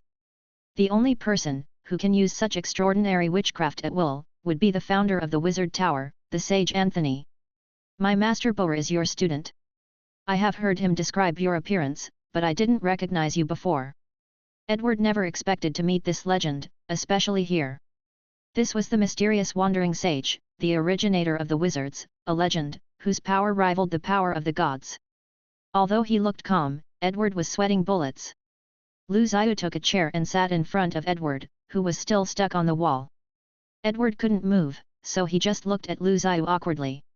He did not dare to ask Lu Zhiyu to let him down. I was passing through the kingdom of Mara, when your teacher Boer told me to look after you. But, I didn't expect you to be so late in arriving, after accepting your instructor's mission a month ago. Edward hastily replied, that is because, while I was on the road, I caught wind of Adonis' whereabouts, so I went to investigate and lost a lot of time. Lu Zhiyu blinked. Adonis? The student Boer expelled from the tower? Are you familiar with him? Edward nodded. I heard that he appeared inside the Duchy of Krier, but still wasn't able to locate him. Although he was expelled from the tower by Master Boer, who was very angry about his behavior, Master Boer is still very concerned about him. Thus, I wanted to persuade him to return to the tower. Lu Zhiyu laughed. Ah! The forbidden lands of the Duchy of Krier. In the undergrounds of the northern wilderness, lies the old base of Li Weisai. The Owl Knights were born there. In a sense, the Owl Knights and the ghouls that you saw are very similar. Edward frowned. Ghouls? Is that the official name of the monster that I saw before? That's quite fitting. Mr. Anthony, what is happening in Babus? What is going on? Do you know? As Edward said this, he hesitated to look at Lu Zhiyu. He was worried that Lu Zhiyu may be responsible for the affair. Lu Zhiyu looked at Edward. I know quite a bit, but this is a task that your instructor gave you. It's also a trial, so I don't want to help you. Therefore, I will leave the kingdom of Mara soon, just after dawn. Edward immediately sulked. Lu Zhiyu, with a twinkle in his eyes, went on to say, but, I can still give you some essential information. Chapter 160, Witchcraft Tome. Lu Zhiyu began to explain to Edward, it was a ghoul. The monster you saw before is not a complete creature. They can only be regarded as low-level monsters with infections. After losing their will, they retain their memories and instincts. Only the high-ranking ghouls that are equipped with the mind of the undead can be truly called real ghouls. They have a powerful remodeled body that can control ordinary ghouls. With their powerful bloodline powers and adept combat ability that is immune to fear and fatigue, they form the formidable undead army. He continued. Compared with the Owl Knights, which were an isolated platoon, the ghouls have become a race. They are a more terrible and powerful incarnation of the Owl Knights. Individually, they aren't all that impressive, but they can proliferate endlessly if they are not restricted or contained. After Lu Zhiyu finished, he saw Edward thinking hard with his head down. This student of Boer's looked quite smart. Although he didn't seem to have as much innate potential as Boer, as he was a mere ordinary wizard right now, Lu Zhiyu still felt that he may go even further on the road of wizardry than Boer. This was because he was more open-minded and his thought process was much more far-reaching. After thinking for a long time, Edward looked up. So, how should I contain it? Lu Zhiyu said, the source of the special abilities of wizards can be traced back to various magical beasts. For ghouls, which are created by wizards, we can trace the witchcraft techniques to a species called the superior ghoul, known as the Mortuus Magna. The power of this mythical creature stems from its blood. Within this blood, there is the power to cast curses. Curse witchcraft is a derivation of illusion witchcraft, and is also an important intersection point between mind power and reality. Someone has taken the bloodline of the Mortuus Magna to create the ghouls. Lu Zhiyu paused for a moment, then added, ghouls have no wisdom or consciousness. They just act on instinct alone. If no one coordinates or directs them, even an ordinary army could easily destroy them. Edward jumped in at that moment, saying, so, as long as I find the person behind the ghouls, I can resolve the crisis that is plaguing Babus. Lu Zhiyu snapped his fingers. Yes, the wizard who has the bloodline of the superior ghoul is relying on the power of its deified cells and cursed blood to maintain control over the ghouls. As long as you incapacitate him, the blood curse will be destroyed, along with its host. Then, those ghouls would revert back to their dead bodies. In fact, their very existence depends on the blood of the superior ghoul, and when the curse wielder dies, they will disappear together. Edward nodded. I understand now, so rest assured, I will complete that task. Lu Zhiyu sat up straight and looked into Edward's eyes seriously. Are you sure you are ready? I am afraid that the scene you will face is far beyond your imagination. Edward replied, no matter what kind of scene I see, no matter what decision I need to make, I will tell myself that the lives of Babu's 100,000 civilians are innocent. No one has the right to deprive them of their right to live. Edward truly was proving himself worthy of being a student of Boer's. Although there were some differences in their personalities, his basic worldview and ideas were exactly the same as Boer's.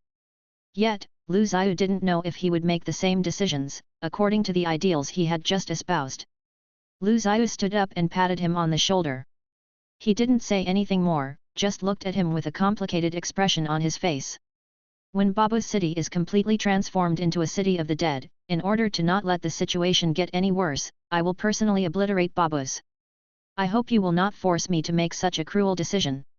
Edward remembered the thousands of faces he had seen in the city, from the old people to the women, and the children, loggers, sailors, and businessmen. Babu's was no paradise. From the outside, it was seen as the gem city of Mara. But, after getting a deeper look, you could see the sins and blood that stained the city's dark underbelly. Yet for thousands of ordinary people, this was their hometown, the place that they depended on for their livelihoods. Edward looked at Lu Zhiyu. Why don't you solve this problem yourself? With your strength, no matter who the opponent was, no one could resist you. Lu Zhiyu looked at Edward, then said, actually, I think that you are more suitable than me to handle this. When you find the culprit, I believe that you will agree with me. Besides, I have other things to take care of. Mr. Anthony, can you enlighten me as to what those matters are? Edward wondered what could be more important than the imminent destruction of Babu's. Lu Zhiyu turned and headed outside. He pushed the door open, and the cold wind gushed at Edward's face. Edward could only hear a light voice, saying, I am going to save the world, so saving Babu's must be done by a young man like you. Edward had once thought about the nature of the great sage Anthony. What kind of existence was the strongest wizard? Solemn? Wise? Rational? All sorts of images akin to the gods appeared in Edward's mind, but he had never thought that, when they finally met, the sage would actually be so strange. But, the aura around the sage had been very comfortable and soothing. Edward was clever enough to connect the dots of who the culprit was from what Lu Zhiyu had told him.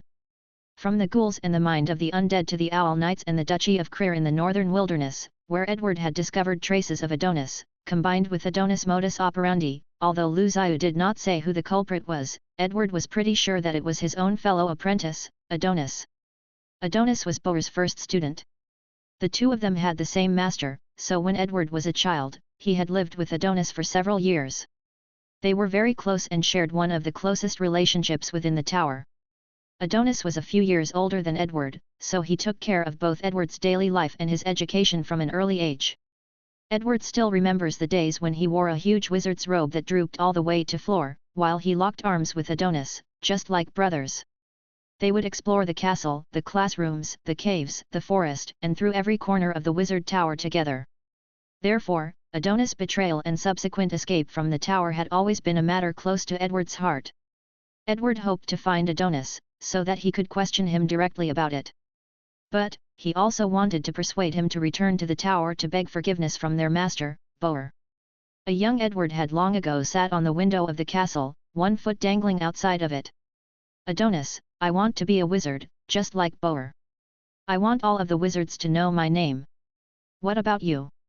Adonis was indifferent, which was clearly evident as he looked at the sky outside with Edward. Me? I want to figure out the meaning of life. I also want to create a world without death. Edward laughed. Isn't that basically like the divine kingdom that those scammers talk about? Adonis, why would you yearn for this kind of thing? Do you want to become a god? Adonis had smiled and didn't speak, but the corners of his mouth had clearly lifted a tad. Edward didn't know why he had suddenly remembered this scene from the past. He sat down slowly on the chair. By now, everything in the room was restored to its original state, as if nothing had happened. Is it really you? Adonis. Edward gave a soft sigh, then sat with his head in his hands. He did not believe that he could do what he had promised to Lu Zhiyu, but he was grateful that Lu Zhiyu given him this opportunity. If the culprit really was Adonis, then he hoped to handle this matter by himself. Edward felt something on the table and immediately looked over and saw a notebook there. The leather cover was embellished with gold lettering, which spelled out the words in Fink's Dream Witchcraft. Huh? What is this? Edward was stunned for a second, then he got extremely excited. The only person who could have left these witchcraft notes was the person who had just left. It was the master of his own teacher, the founder of witchcraft, the most powerful wizard in the world. This precious tome that he had left behind would be invaluable to any wizard. It was something that people could only dream of possessing. Edward's hands shook, as he carefully picked up the notebook, his exhaustion completely disappearing in an instant. Dream witchcraft? This is a branch of witchcraft that I have never heard of before. What is this power? Chapter 161, Ghoul Army. The royal palace of Mara was built in the south of Babus on the shore of a lake. It was not as majestic as the palace of the Crete Empire, nor was it a holy sanctuary, like the Temple of Light in St. Sarl city. It did not carry the bearing of a millennium of history, like the Orklands in the St. Seville Empire. Though it wasn't a large palace, its luxury was unrivaled. The entire kingdom of Mara was built in layers, with many cascading gardens, which were filled with exotic flowers and grasses and rare animals. Waterways were built in between the gardens, and an artificial lake had also been created. The decorative stones within the rock garden had all been painstakingly hauled in by hand. The intricate design made the entire palace seem like a water garden. The stones, flowers, and gardens were like lovely paintings among the waterfalls and fountains. Small and exquisite buildings were interspersed in the greenery. Inside the palace, the artwork that the Monner family had collected over many generations were displayed. Each of the murals and paintings had an illustrious history. Adonis was the third prince of Mara. Currently, there were 6 people with inheritance rights to the throne. He ranked 6th, making him the last in the line of succession. From the very day Adonis was born, his father had no intention of giving him the throne. Currently, the luxurious palace was completely silent. The armored guards had their heads bowed as they watched over the palace. All of them were deathly silent, without a whisper of movement. They were scarcely even breathing. An old man with graying hair was lying on a large bed. His mouth trembled, as he looked at Adonis, who was sitting beside him. Fear filled his eyes. Adonis stared straight into the old king's eyes. He had watched the man for 2 days already, observing as his eyes went from initial disbelief to anger, then finally to fear and panic. Adonis looked at the hourglass on the wall. "It's almost time," he said. The old king trembled and mumbled incoherently. He then managed to whimper, "Why are you doing this?" Adonis poured a glass of wine and sat down with a faint smile. "I want you to feel the fear and despair my mother felt when she died." The old king struggled to support himself, his face twisted in pain. He screamed at Adonis in a hoarse voice, "But, what does that have to do with your older sister and brother, your 2 younger brothers, and Aisha? They are all your siblings. Don't you feel the slightest bit of remorse? How could you bear to do this? Do you hate me that much? No matter what, I am your father." Adonis looked into the eyes of the old king and scoffed. "It is exactly as you told me. The Monars do not feel familial affection." "Yes. At first, I thought this was only hatred talking. Hatred was the cornerstone of my world, my cage. Hatred was my food and sleep." Adonis continued. "People often hide their devilish hearts under a sincere and devout facade. I am different. I never hide or pretend, like a hypocrite. By now, it has become more than just hatred. A part of my heart is missing, and I want to get it back." "Maniac! You're mad. You are crazy and insane. This is madness." The old king was horrified. Finally, he laid down and surrendered to helpless laughter. 2 lines of tears leaked from his eyes. There was no more panic, fear, or anger. There was only a mocking sneer, directed not at Adonis, but at himself. "This really is, ha ha, retribution. Cough. Cough." The old king coughed fiercely. He spat blood from his mouth, then stiffened on the bed and died. Soon after that, the old king's body slowly crawled out of the bed. He had become much paler, and the luster from his eyes was gone.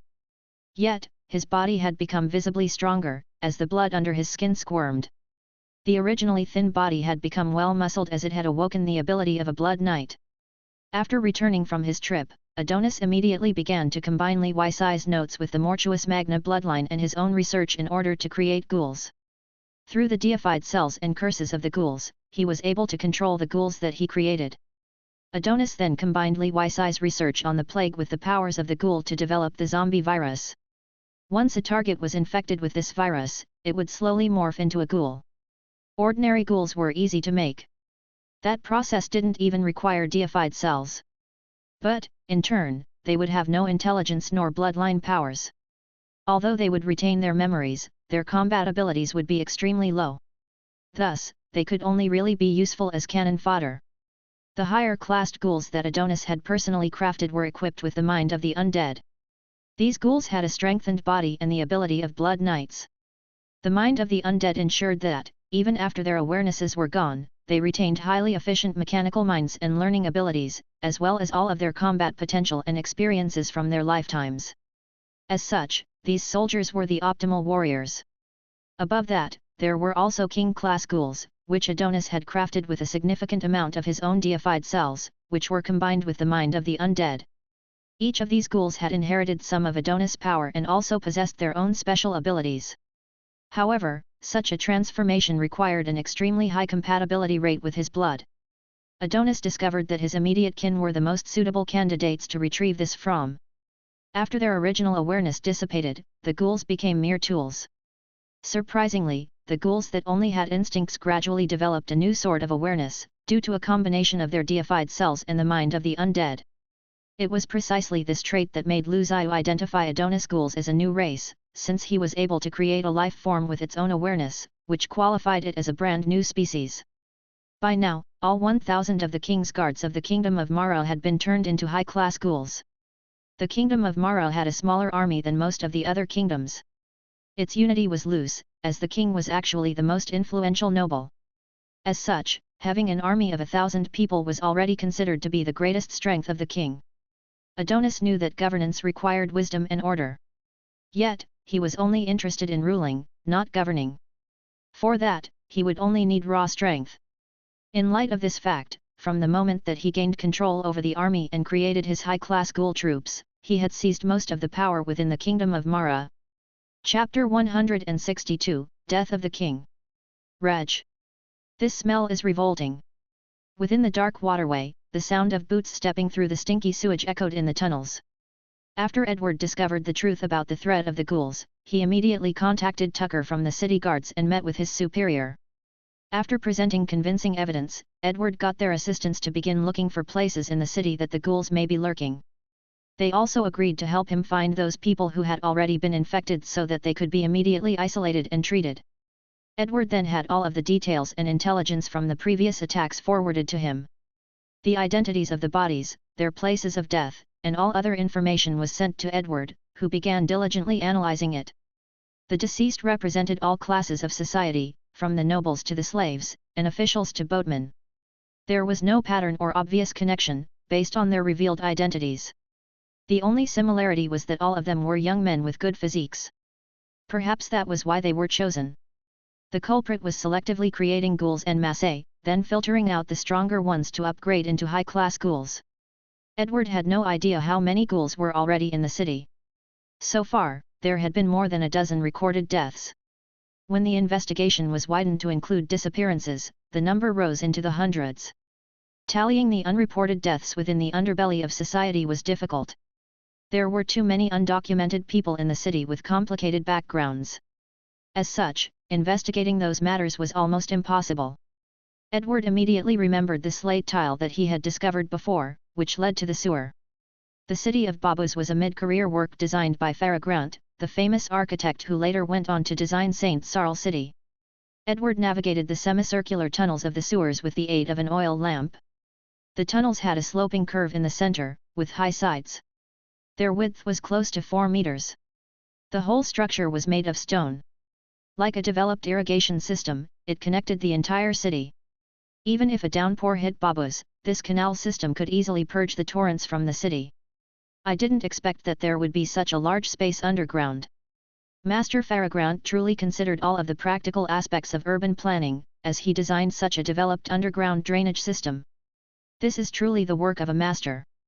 From this stunning underground drainage system, one could sense how ahead of his time Farragrant was. The same underground drainage system was later used in the sophisticated designs of St. Sarl City. Although Edward was neither an architect nor an artist, as a learned wizard, he was well versed in many types of knowledge. Hence, Edward had a great admiration for these true masters of their crafts. Edward began exploring from the suspicious location he had found before. He closed his eyes and used his mind power to navigate the underwater channel, while comparing the scene with the map of Babu's in his head. Blood stains? There are also some blood stains here. It's headed over here. Edward's keen eye instantly tracked the clues he sought, as he found the recent traces of a large number of people. There were mudded footprints and traces of armor having rubbed against the stone walls. Edward followed the tracks and gradually approached the core of the sewers. The passages here had become more and more complicated. The connecting passageways were much wider, as he headed deeper and deeper within. Normal people would have lost their way in such a complicated network of tunnels, yet Edward could easily navigate the routes. He found more and more traces of people and was sure that he had found the hideout of the ghouls. Whoosh! The sound of rapid footsteps treading water approached from all directions, coming straight toward Edward. Edward immediately frowned. How is it possible? They found me? As the steps approached and surrounded Edward, he became sure that his location had already been given away. Edward also surmised that he was quite close to their nest. Edward recalled the previous few moments. So, it was a witchcraft alarm. Edward saw that the horde was bearing down on him quickly. Within the blink of an eye, several red-eyed ghouls with ragged clothes appeared and rushed towards him. Roar! Edward was standing in the corner of a passage as more than a dozen ghouls suddenly attacked him from 3 different directions. Edward immediately pressed his palms on the wall, and the entire underground waterway transformed into interlinked stone spears, which gouged through all of the ghouls and nailed them to the walls. Yet, they still did not die but continued to struggle. Edward turned and ran. He sensed countless ghouls chasing him. He chose to escape, but as he turned the corner, he ran into another horde of them. After running through a few more passages, Edward discovered that he was surrounded. Edward knew that the number of ghouls probably far exceeded his imagination, as the great ghoul army filled every corner of the sewers. Edward immediately used his special ability in blood witchcraft to wipe out an oncoming ghoul horde with a large number of stone spears. As he did so, a road of blood opened before him. Edward reached out and his hands were covered with a layer of stone. His arms turned limestone white and hard like marble. Edward rushed through the path, his heavy stone fists smashing the remaining ghouls into pieces and knocking them away. Though they continued to rush him, Edward did not care, as he dealt with them easily, his hands covered in that thick layer of stone. At this time, a figure in a black cloak rushed towards Edward. He immediately drew a sword, slashing at him. Edward immediately used his armored hands to catch the sword. The exchange caused a loud clatter. However, Edward immediately discovered that his opponent's sword was actually oozing a strange mind power fluctuation. His own stone armor was being disarmed. Realizing this, his complexion changed. A special ability. By the time he moved to react, it was already late. His opponent grabbed the sword from Edward's hands, nicking his hand and slicing up from below. Edward quickly dodged to the left, but he was still grazed and fell to the ground. Edward had received a long wound, which ran along his chest. Fortunately, he had taken quick measures to avoid the brunt of the blow. Otherwise, he would have been gutted. While he was incapacitated with this serious injury, Edward slammed the stone wall and immediately, the ceiling of the entire passage collapsed. A large number of ghouls were crushed to death, and their path was closed off. He opened a slate tile that led out to Babu's. Edward climbed out, soaked in blood, and collapsed on the ground. He was rattled, and although he applied some emergency treatments with witchcraft and dressed his wound, his face was still ashen. His fatigue was not due to the injury alone. He could also sense a strange force, which was constantly eroding his body and suppressing his mind power. When his mind power could no longer resist it, this strange force would interfere directly with reality and transform his body. Edward immediately remembered the curse witchcraft that the great sage Anthony had told him about. It probably referred to this exact strange power. Edward supported himself with the wall as he slowly limped out of a dark alley and back onto a main street. He was preparing to go home to deal with the injury and research a method to counteract this sinister curse witchcraft when an alarm suddenly sounded throughout Babu's. Edward didn't know the bell's meaning, but the crowds on the street panicked as the answer became devastatingly clear. The king has died. Chapter 163, The New King. Mr. Edward? Mr. Edward? What happened? Please wake up. Oh my god! What should I do? A worried voice awakened Edward from his dreams. Edward was staying in the house that he had rented. The one who woke him up was his temporary maid, Hathaway, who came every day to cook for him and to clean the room. After entering the yard, she had seen the door ajar, with Edward laying on the ground in a pool of blood. She was scared witless. Edward's room was a ransacked mess. The bookshelves and desks had been knocked over, their contents scattered all over the place. The witchcraft tome that Zhiyu had gifted him had fallen as well and was currently flipped open. Before he lost consciousness, Edward had been using his knowledge from the dream witchcraft techniques that were written within Zhiyu's notes to conduct a targeted lifting of the curse witchcraft, which had been leeching on his awareness. It was trying to consume his mind power and constantly attacking him. The sinister power was difficult to dispel, even for a trained wizard. Edward had been attempting to use a crude understanding of dream witchcraft to enter his own dream space and cleanse the curse witchcraft. Now that he had been awoken, Edward sat up immediately, scaring the little maid. She was a girl with freckles on her nose, who greatly admired the tall and handsome Edward. As she was at an age that was quite susceptible to lovesickness, the mysterious and confident Edward, who exuded a scholarly charm and possessed an elegance far beyond ordinary people, was naturally someone that Hathaway could only fantasize about. Now that Edward was suddenly this close to her, her face flushed crimson red. Mr. Edward.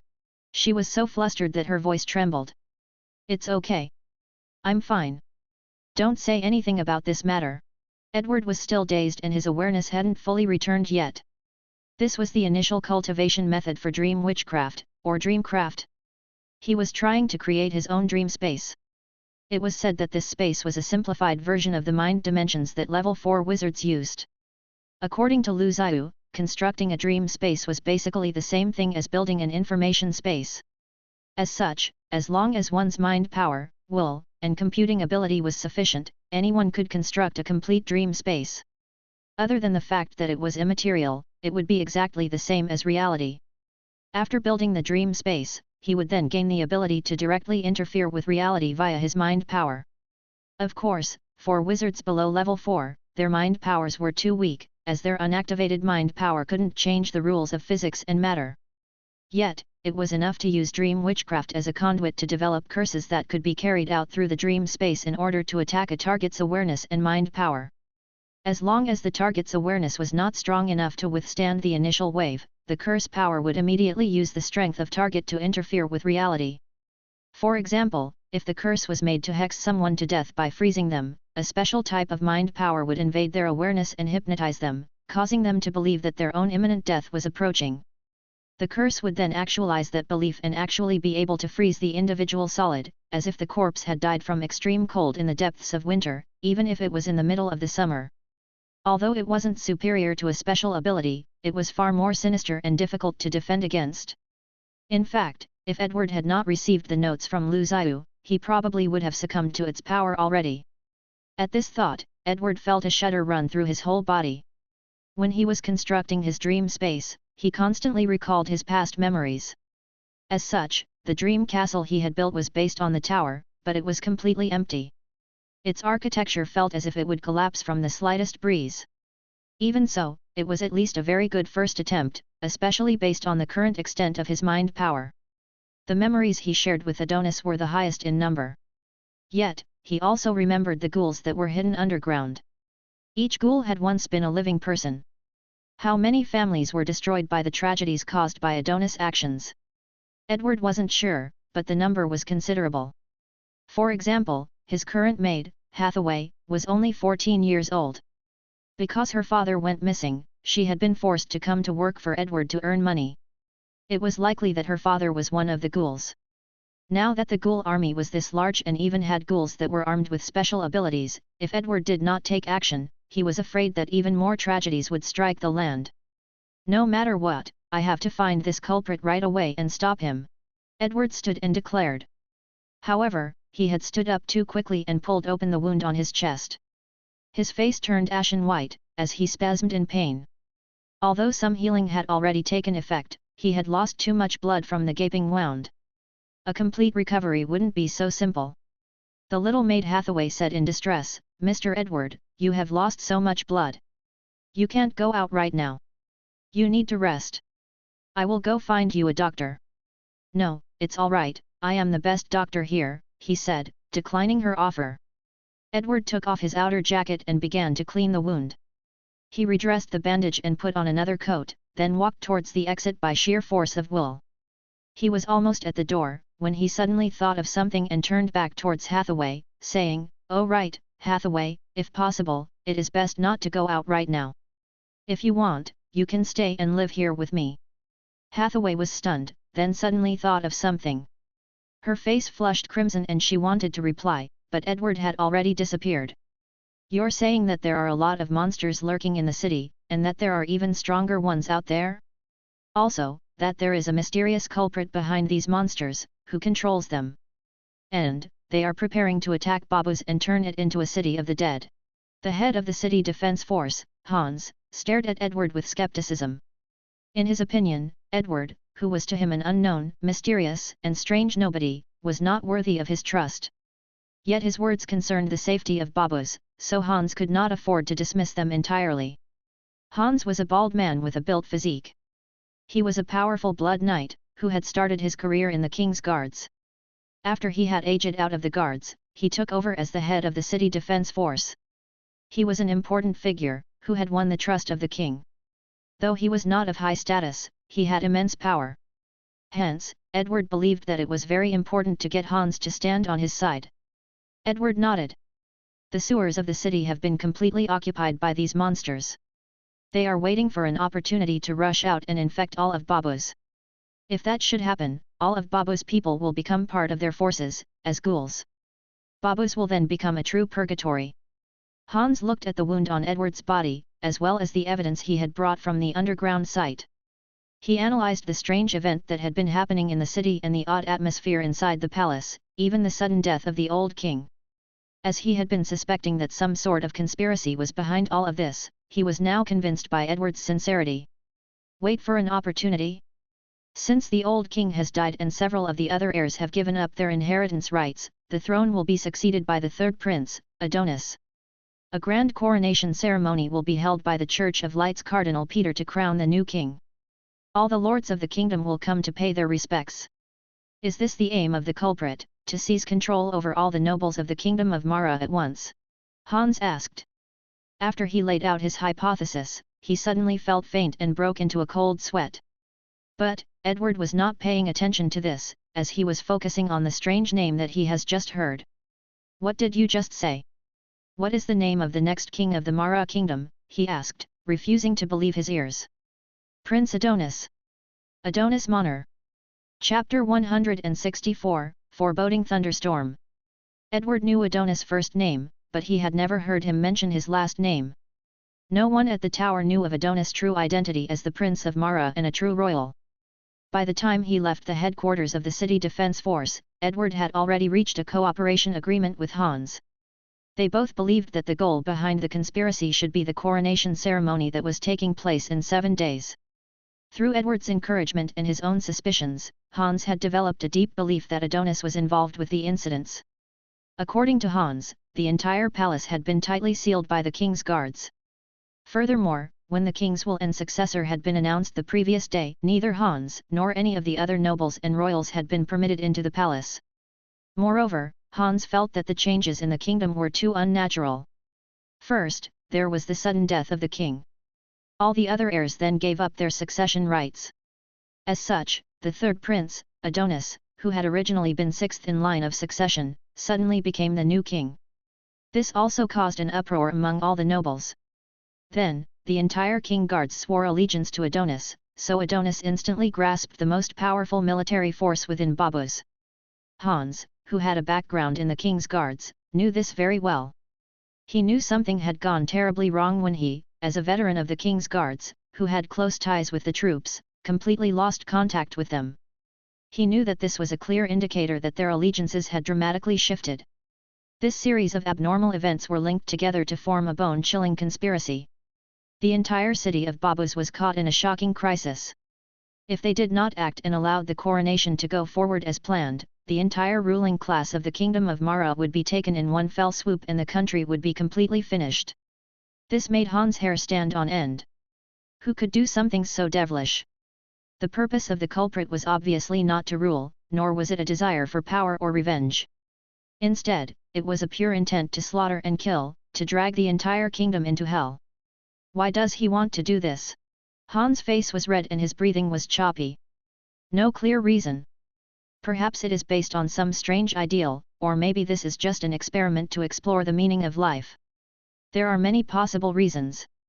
Only the mastermind knows the real reason behind his actions. What we need to know is what he has done, and also what we need to do to stop him, Edward replied. Edward and Hans came up with a strategy at once. Edward would seek out the mastermind behind the conspiracy and verify how his plan. Edward could then mobilize the power of the city defense force. Meanwhile, Hans would spend the next few days checking out the city defense force to find out whether there were high-class ghouls already mixed within their ranks.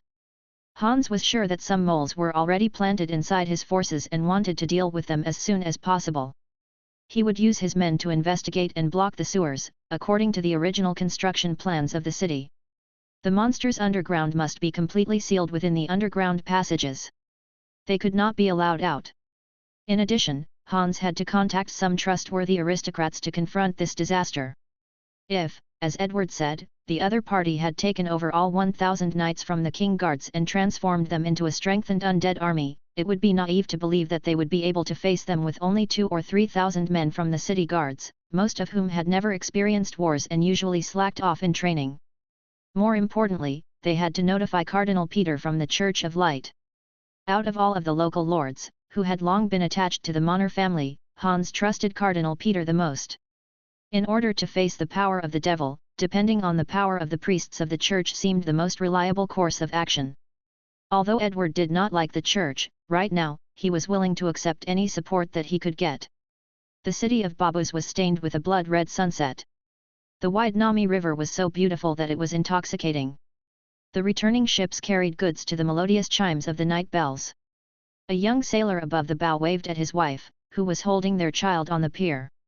He jumped down and they leapt into her arms. Also on the pier, an old fisherman and his young son lugged a box of fresh fish home in the shadow of the setting sun. Ships came and went from under the bridge, creating an extremely lively scene. Edward observed the lives of these people until the darkness finally arrived. As he walked home, his expression became more and more somber. 7 days later, the coronation ceremony would take place. Although the people in Babus were still living peaceful lives, Edward had an unusual sense of foreboding. As the feeling of an imminent war persisted, Edward felt weighed down by its pressure. As he got closer to his home, Edward found a crowd standing in front of the small building. They pointed inside constantly, as if debating something. Members of the city guard also stood in the yard. The small courtyard seemed lively, but the atmosphere was very strange. The entrance had been destroyed. When he saw this scene, Edward suddenly realized what had happened, so he hurriedly ran inside. "What are you doing? No one is allowed to enter." "Stop," one of the city guards shouted. They wanted to block Edward, but then recognized him at once. They knew that this person was an acquaintance of their boss, Tucker, so they parted ways and allowed Edward to rush into the small building. Edward burst in and suddenly stopped. His footsteps slowed, as if his body had gone completely numb. He seemed to be afraid to go forward and face his fear. Edward stalled for a long time in the short corridor, before he finally entered the living room. He turned his head slightly and immediately saw a girl lying on the ground, a familiar shy smile on her face. She looked like a delicate flower, lying there in a pool of blood. Bright red streaks stained her grey skirt. Her death had been painless. The curse witchcraft had killed her instantly. When she had died, she was still looking forward to Edward's return, immersed in her shy little crush. The smile on her face had not changed. A silver dinner plate had clearly been knocked over to the side, with the dinner that she had been preparing for him still on it, long having grown ice cold. This was the first time Edward had left the tower as a young wizard. He grew up in the tower, so this was the first he had ever seen someone that he cared deeply about die in front of him. Looking at Hathaway's brilliant smile, he felt like he was seeing a delicate flower suddenly wither before its time. Edward suddenly felt a pang of nausea. He was completely overwhelmed. Edward wanted to approach her, yet he was unsteady and instead fell to the ground, losing his footing. He then struggled to stand up again, like a man who had lost his soul. He stumbled to Hathaway's body and knelt before it. For more than half a month, Hathaway had been taking care of him. This girl was of low birth, but she was hard-working and kind. After her father's disappearance, she had supported her two younger brothers. Edward was very fond of her. Like Hathaway, Edward was also an inexperienced teenager. After all, he was presently chasing Adonis for a friendship and brotherhood that he couldn't bear to forfeit. Edward held Hathaway's face and finally broke down, crying like a child. At this time, Tucker, who had arrived before Edward, patted his shoulder and could only sigh. "My condolences." Edward looked down, noticing a line that seemed to have been burnt on the table, then commanded, "Leave now." That act was Adonis' final warning to Edward. He had even killed Hathaway to show his utter determination to force Edward leave immediately. He would not even be moved by their old times together. Edward clung to Hathaway's body. He didn't care about the blood. He gently shut Hathaway's eyes, as he tilted her limp body into his arms. Edward's head bowed deeply. His whole body was stiff with tension and the muscles in his jaw trembled. He managed to spit out a single word, "Adonis." Chapter 165, Coronation 2, Prelude. The gates of Babu's city was wide open, as all of the nobles streamed in from every corner of the Mara kingdom. They had come to witness the coronation of the new monarch king. The entire city was decorated with many lights. As this was an important time for the monarchy, all of the forces in the city were on maximum guard. Cardinal Peter from the Mara kingdom had already arrived last night with a squad of knights and priests. Many other lords had already gathered in the city. War horses and soldiers also numbered in the thousands. It was almost dawn. An urgent meeting was taking place within the city defense meeting hall. The attendees of the meeting included both members of the defense force and various nobles from the Mara kingdom, as well as an aged priest from the Church of Light. The other side has a large army of high-class ghouls, as well as an unknown number of ordinary ghouls. At the very least, they are 2,000 strong. I surmised the headcount from the number of missing persons. It is alarming that we didn't notice such a large number of disappearances. The enemy is very cautious, as they had chose targets that few people would pay attention to. We never expected them to target populations that came from outside of the city. Are our people already in place? They are already in place at several locations. I can guarantee that the ghouls in the sewers will not be able to crawl out. So, what about the King's Guard, since they are above the high-class ghouls?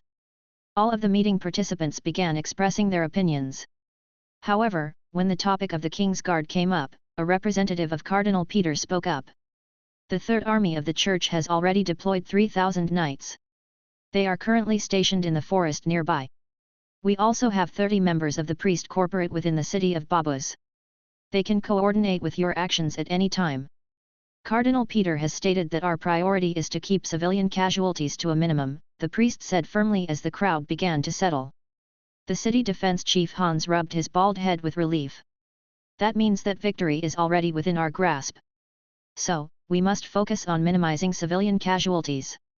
With the slightest error on our part, tens of thousands of civilians may perish. I don't want to end this operation like that. The sky was getting brighter, but there was no time for rest. All of them were a bit fatigued, but they dared not relax. Instead, they looked at the setup of all of their troops from all angles, searching for the best way to deal Adonis a fatal blow during the coronation ceremony. Edward suddenly spoke up, assuming the role as Hans' consultant. The plan is well thought out, but there is one issue. By now, Edward looked as if he was beyond his breaking point. He had not slept in a long time. Perhaps Hathaway's death had affected him more than he had realized. Edward knew that his sole purpose in life was to find Adonis and question him as to why he was committing such heinous acts. At the same time, he also knew that, in terms of wizardry and power, he was not Adonis' match. After all, Adonis was a level 2 wizard, while he was only at level 1. Furthermore, Edward was far from leveling up. Although the mind-power gap between them wasn't too big, the level gap that existed between the two men had a tremendous impact on their combat abilities, especially since Adonis specialized in lethal witchcraft and had developed his own path with the Mortuus Magna bloodline and the strength of the ghouls. As such, the likelihood of Edward's defeating Adonis was extremely low. However, armed with Lu Ziyu's dream witchcraft notes, Edward just might be able to accomplish the impossible. Edward had been poring through Lu Zhiu's notes day and night. Although the booklet was fairly thin, it was crammed full of complex witchcraft concepts and equations that detailed the uses and taboos of dream witchcraft. Thus, dreamcraft and curse witchcraft would be Edward's secret weapons in his confrontation with Adonis. He was even creating his own trump card according to Lu Zhiu's dreamcraft. Although it was incomplete and he had no idea about its power and side effects, he knew that it should be quite effective. This would be Edward's last option and he was hoping that he would not have to use it. Edward's interjection had caused all eyes to fall on him. Before, he had provided a large amount of intelligence about ghouls, which had allowed them to take the initiative. It was also Edward's antidote that had saved countless infected civilians and controlled this terrifying epidemic. As such, people began to respect his views, especially because he had been a disciple of the progenitor of medicine, Bourcollermo. Hans asked, "What's wrong?" Edward immediately replied, "Although the enemy does not know our specific plans, they definitely know that we're onto something. As such, they will not wait around like sitting ducks as we coordinate our plans. That would be illogical. I am afraid that they will have already formed numerous countermeasures against us." The crowd murmured. At last, Hans replied, "So far, we haven't detected any enemy countermeasures. Our men are also surveilling their actions day and night, taking note of the changes happening within the city. It would be difficult for the enemy to act without alerting us. So, our current plan should be the safest one." By the time everyone left after the meeting's conclusion, it was already bright outside. A large number of men were discreetly deployed within the city. The ordinary people of Babus continued on with their lives, utterly oblivious to the forces moving in the shadows. Hidden in a valley deep in the woods, there was a temporary military camp with countless armored knights. Many of them had brought their steeds to the creek for water at the break of dawn. Several of them had taken off their helmets. The creek was close to a swamp, and they had chosen this site precisely because of its easy access to drinking water. After all, with thousands of troops and their steeds, clean water was a must. "Gya!" An oddly deep voice echoed from the rocks beside the swamp. The soldiers went to check the situation, finding that it was only a red-eyed crow. Yet, since the crow was a symbol of death, they still felt a sense of unease. "Go away!" The soldiers hit the water to scare it away before returning. What they did not notice was the specks of crimson in the water that gradually faded away. Chapter 166, Coronation 2, Middle. Flower petals adorn the ground as sunlight shone upon the temple. The elegantly dressed nobles and armored warriors stood by the sides, as a young choir sang on the stage. Adonis was lavishly dressed, entering through the room with the most important leaders of the country with an air of confidence. On the other end of the room, dressed in a large red robe with the pattern of the sun on it, Cardinal Peter awaited him, holding the crown. Rays of light were shining on Adonis' feet and covering his visage with gold.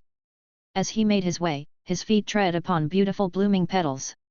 His aura exuded a solemn religious authority, yet the corner of Adonis' mouth was slightly curled in derision. Raucous cheers and claps filled the space as the crowd went wild. After all, Adonis was their promised king. As he boarded the platform and lowered his head, he kissed Cardinal Peter's hand. Peter looked at Adonis with a complicated gaze, while he delivered his prayers before crowning him.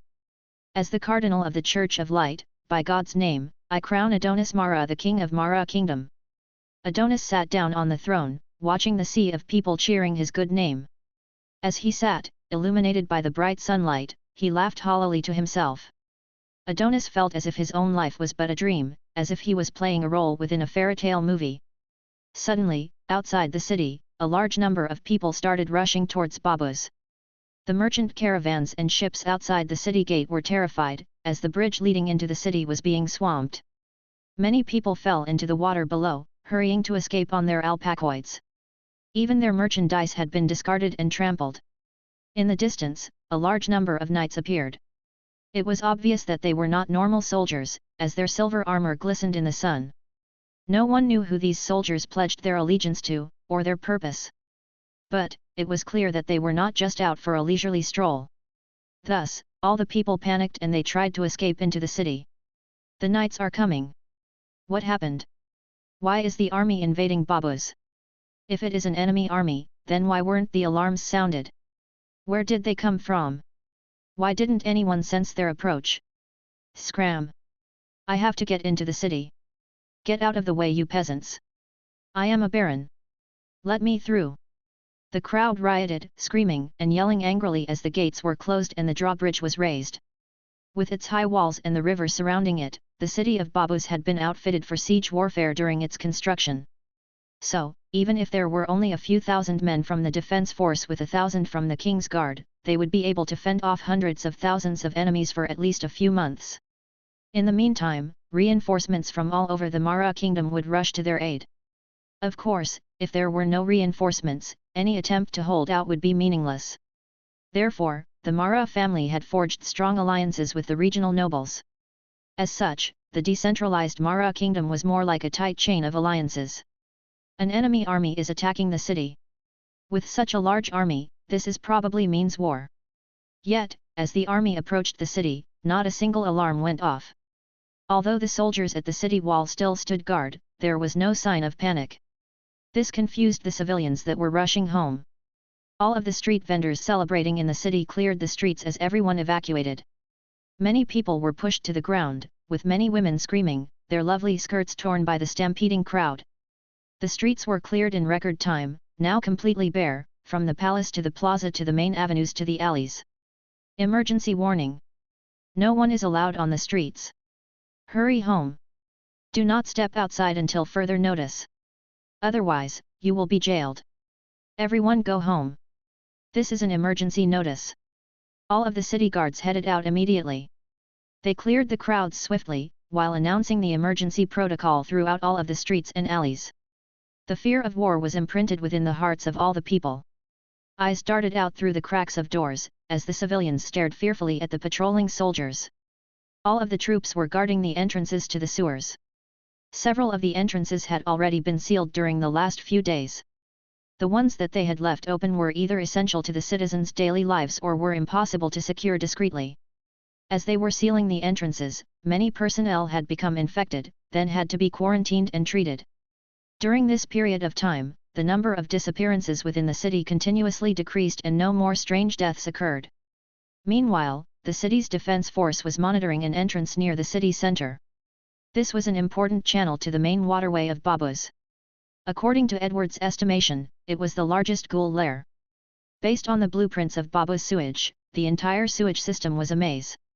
Beneath their feet, under the central plaza, there was a large cavern space that was split into many levels. It was large enough to hold tens of thousands of people. It was via this complicated network of channels that the ghouls were able to find their victims.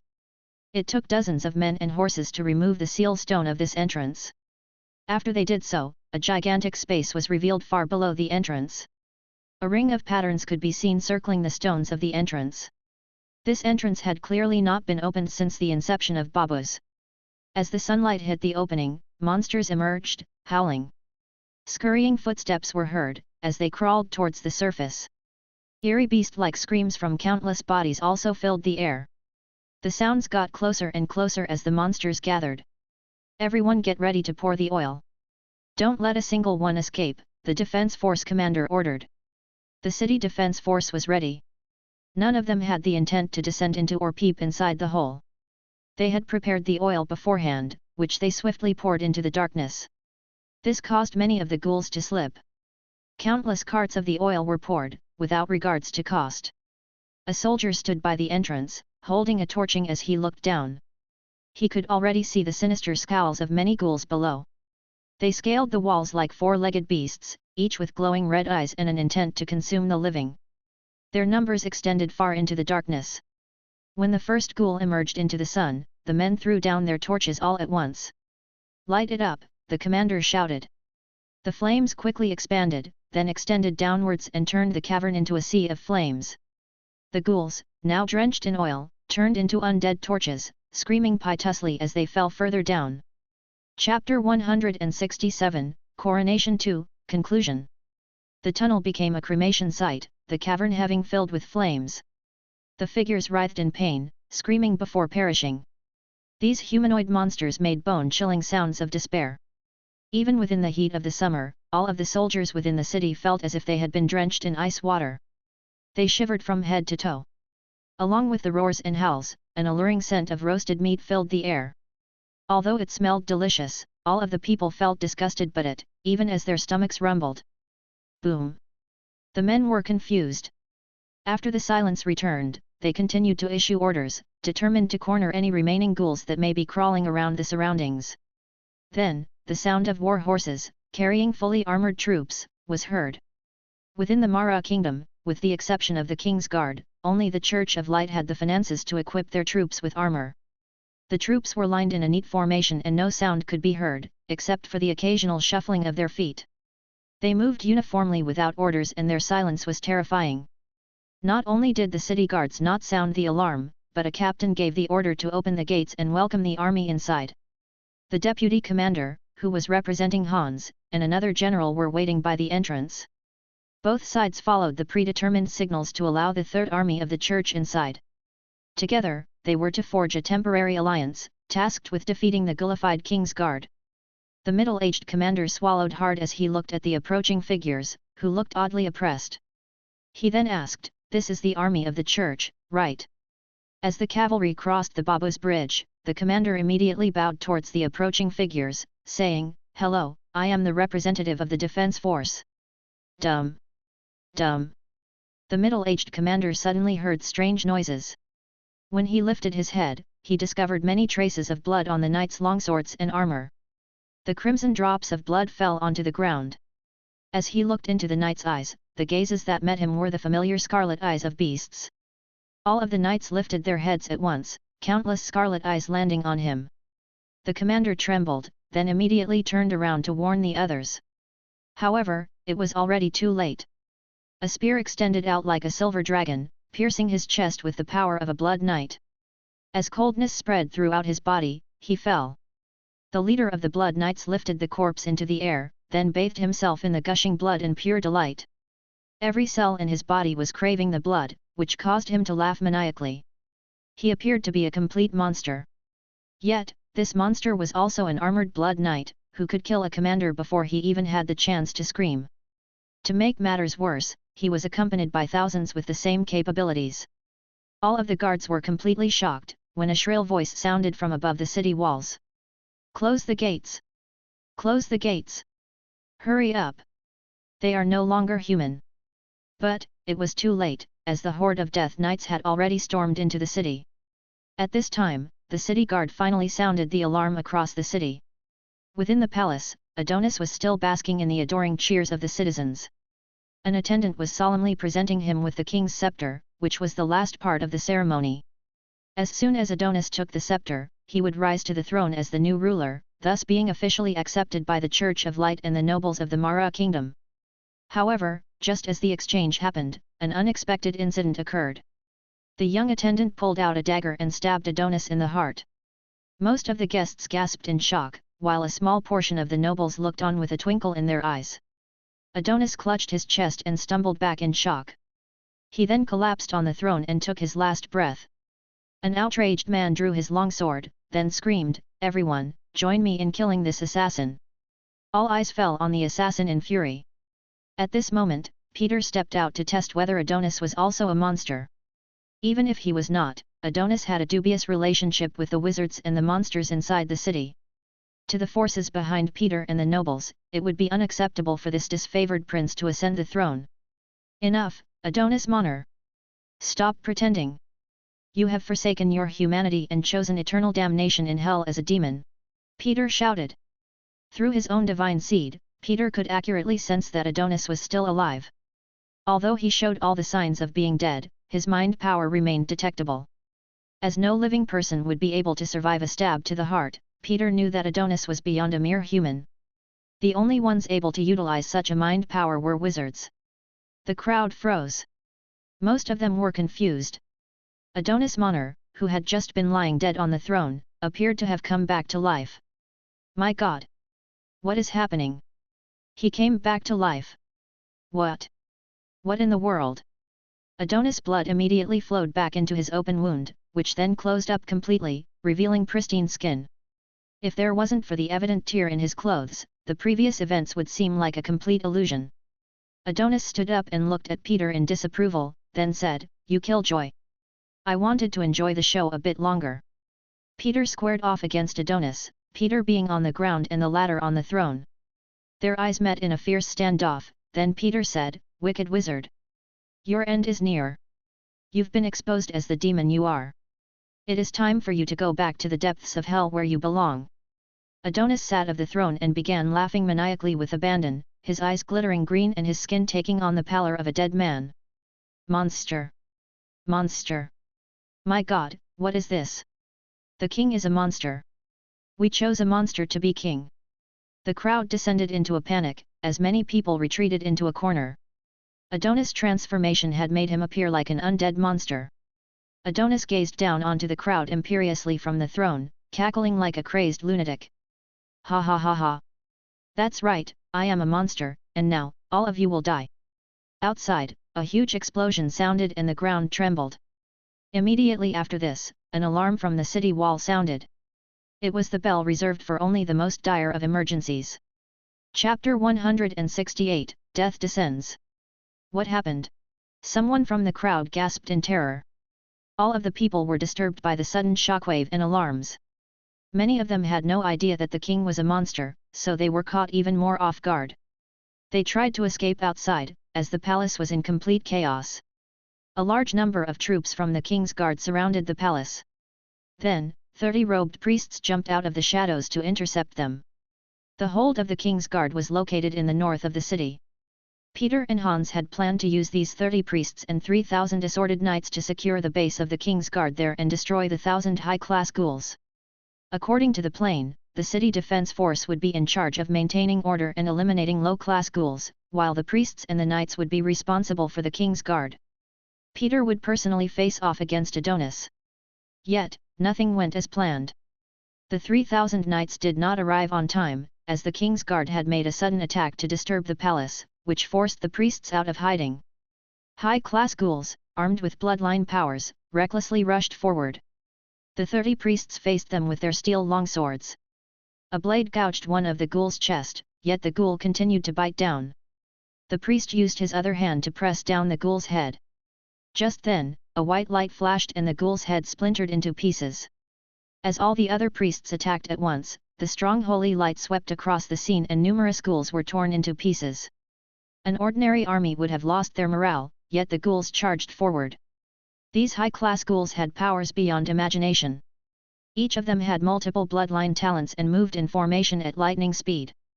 If any of the old veterans, who witnessed Li Weisai's insurrection, had been there, they would instantly have recognized this tremendous power and eerily neat formation characteristic that the Owl Knights were displaying. But the church of today was different from the church of the past. The 30 priests within Mara Kingdom all had divine seeds and were equivalent to level 1 wizards. All of the official wizards of the tower barely numbered 100. But, in terms of combat ability, wizards had more techniques than priests, even without considering the geniuses like Adonis and Edward. Yet, in terms of cultivation speed and numbers, the wizards could never compare. As the ghoul army continued upward, the priests were pushed back. The ghouls ignored the white light. Armored bodies fell constantly, but they continued charging, like moths drawn to a flame. After being hit, they would crawl back up immediately, especially since they would only die if their brains were destroyed. They were also relentless in their attacks, moving at speeds that the priests were not prepared to counter.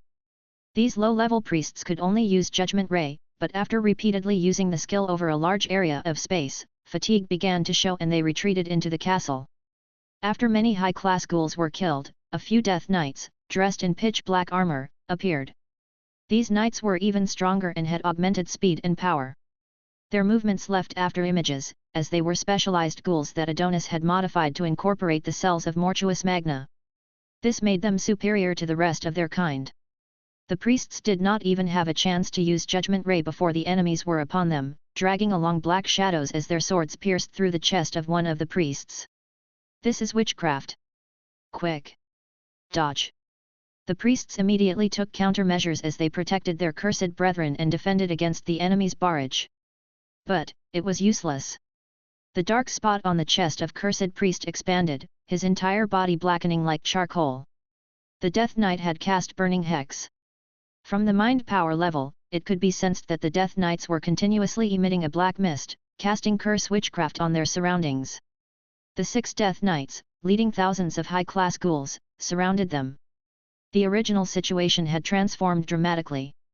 Although the other side did not have many special class ghouls, their power was unparalleled and difficult to defend against. They also had a wealth of combat experience and an augmented physique. These factors, combined with the thousands of ghouls streaming in from behind them, caused the priests great difficulty in holding their position. After all, the other side could suppress them with numbers alone, so it was like a cat playing with a mouse. My God! What is happening? Why are the King's Guard and priests killing each other? Those are not the King's Guard. They are monsters, all of them. The nobles within the palace had escaped outside to witness this scene. All of the entrances and exits to the castle were blocked by the Death Knights. Over a dozen nobles were killed on the spot, the gory scene shocking everyone. After the citizens fled outside, they turned around and ran right back inside, as a large number of Death Knights had followed them. These armored monsters all revealed themselves as they took over the palace. The remaining nobles were trapped inside like caged birds. Within the city, the 3,000 ghouls of the former army of the church had begun a full-on massacre. The hastily deployed city guard troops were meeting them in battle. Meanwhile, the ghouls within the sewers took this chance to emerge and attack the civilians. The sound of slaughter, screaming, and fear permeated all of Babus. Blazing infernos raged and many people died at the hands of the Death Knights and the swarms of low-class ghouls. The stampede of the escaping crowd's darkness and smoke enveloped Babus. Then, death descended. The ordinary knights within the palace and the priests continued their battle. Several nobles also picked up swords. As Hans was attempting to hold off the ghouls, he wondered to himself where the plan went wrong. The enemy was supposed to be cornered by my own men. How did all of this happen? But, Peter understood what had happened immediately. The crux of the issue lay in the 3,000 knights. Why were they late? Where were they? Why did the alarm sound? What have you done, Adonis? Peter's white hair stood up tall, wild like a lion's mane, and his gaze blazed in fury. Behind them, several of Adonis' attendants and a few enraged generals were entangled in battle. Adonis and Peter had a lot of space, since the rest avoided them because of their duel. Adonis extended his arms and could not help but roar with laughter. Still haven't thought it through yet. Your army is mine. Ha ha ha. Peter finally understood, as he clutched his great red robe and threw it on the floor. He stomped on the stone steps and looked towards Adonis.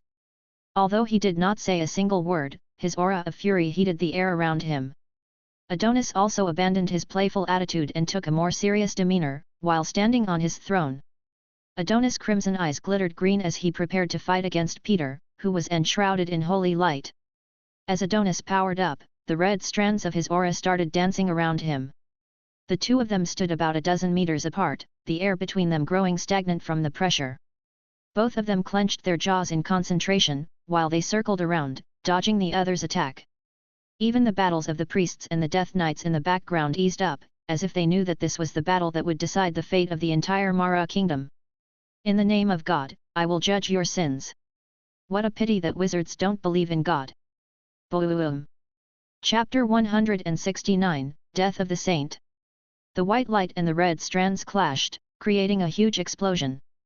The white light obliterated the stairs above the hall, as well as the throne and a section of the back wall.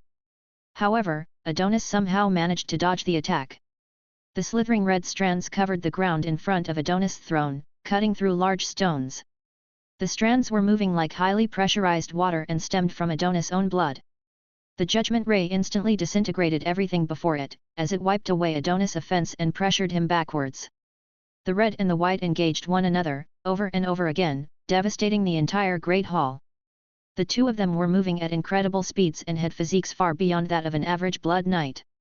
Peter was an old man with white hair, yet he was also a muscled warrior that stood among the elite of the blood knights. The two continued to battle, skirting around the hall at lightning speed and testing each other's limits. Adonis was dispersing red string from his body, which covered the entire space and even encroached upon Peter. All those who made contact with the red string would be sliced into bits. Although this technique was not quite as wide in its range as traditional witchcraft, it was remarkably precise and hard to block. As such, it was a truly lethal type of witchcraft. Wherever Peter's hand went, a white light would tear the area into shreds. Adonis kept dodging Peter's judgment rays, while Peter danced within Adonis' blood wires. As the two battled, the entire hall was destroyed. The sturdy marble became like fragile tofu before them. Several knights that planned to ambush Adonis were instantly sliced by the red wires, their bodies divided into dozens of pieces. Their blood splattered all over the hall, while Peter cleared an entire passageway full of ghoul knights easily, using a single thrust of his judgment ray. Wherever they passed, no bystander came out alive. By now, they were fighting for their lives, so of course they were going all out. Is there really a difference between the power of the devil and that of God? Are they still human? Don't get close to them. Out. If we stay here, we will all perish. Oh no, this place is about to collapse. We have to go. All of the remaining people were crying out to one another, as they tried to flee outside. Even though there were also scuffles happening outside, where the Death Knights roamed in the chaotic battle with the priests and Blood Knights, it was still better than staying within the hall.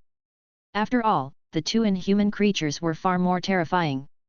A strong light swept across the hall and destroyed several humongous pillars. Then, a large section of the wall fell and the entire hall finally collapsed.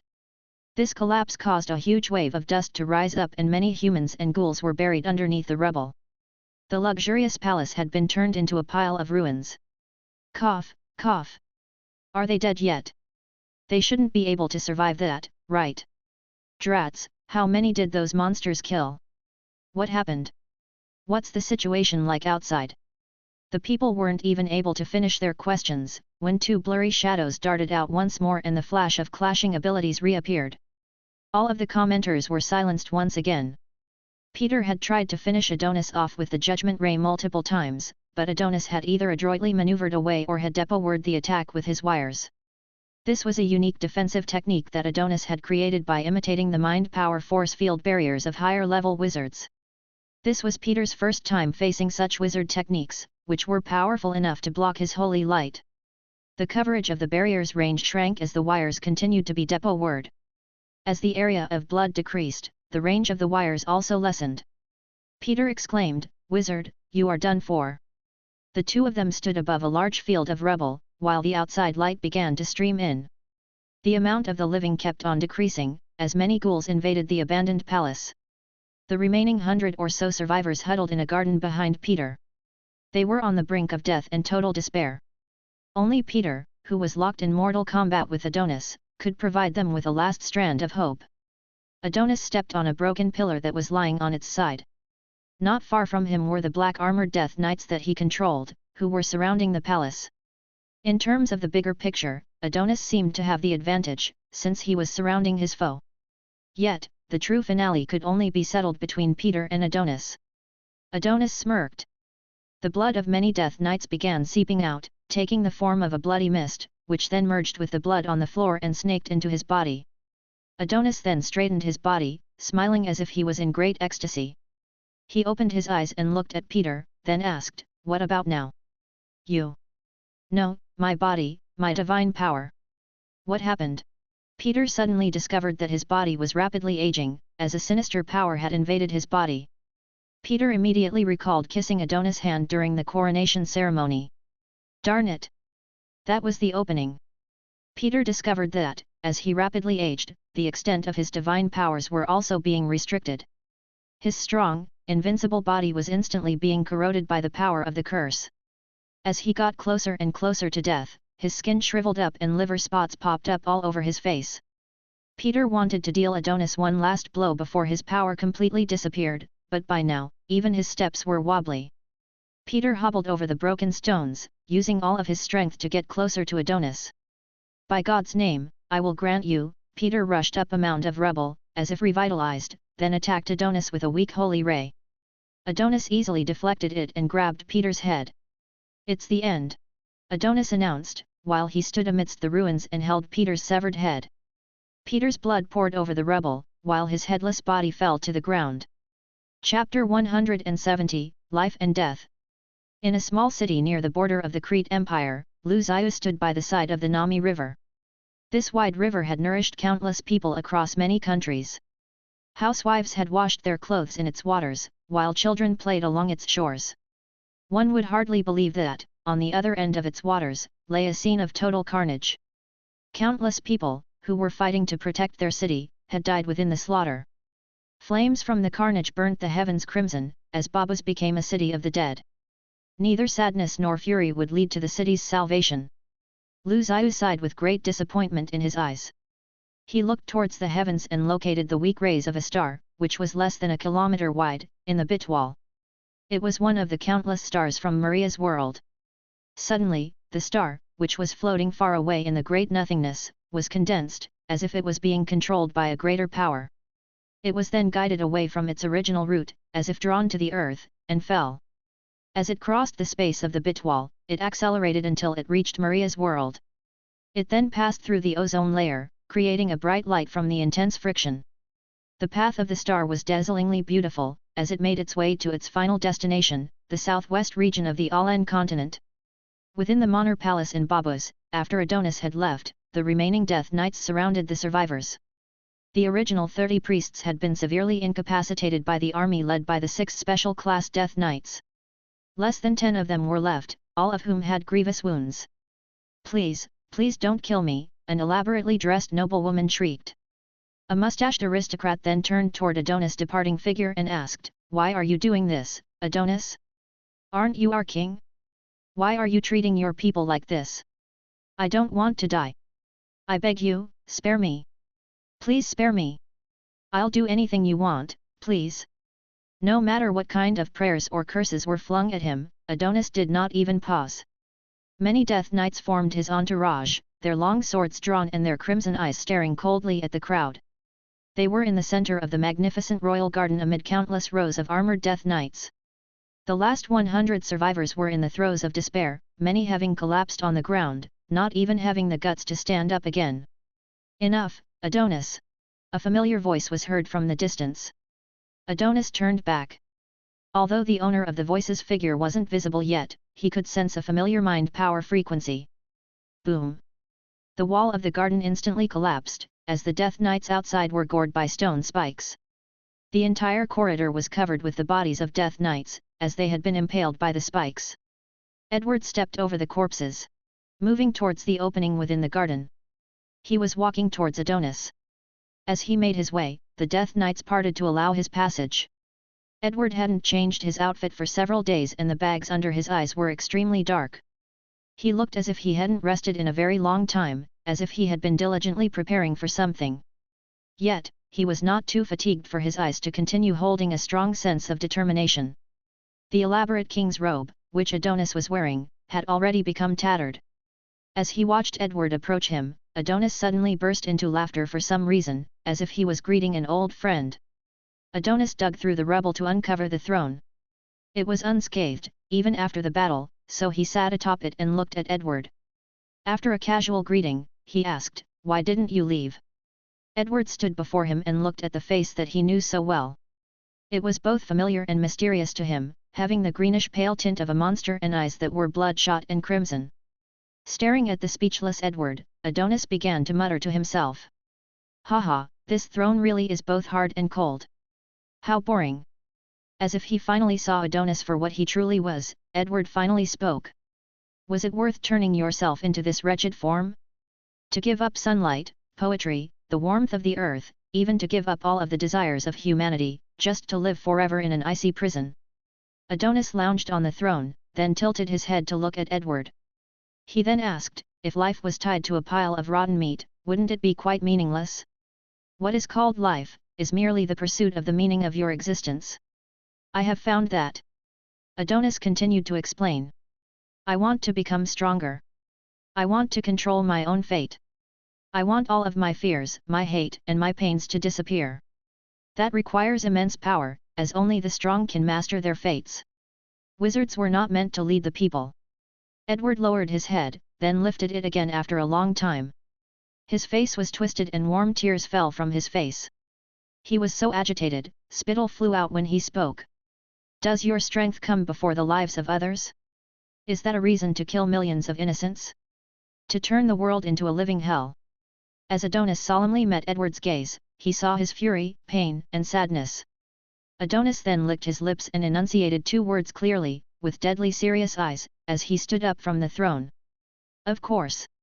Adonis looked toward the survivors and the Death Knights.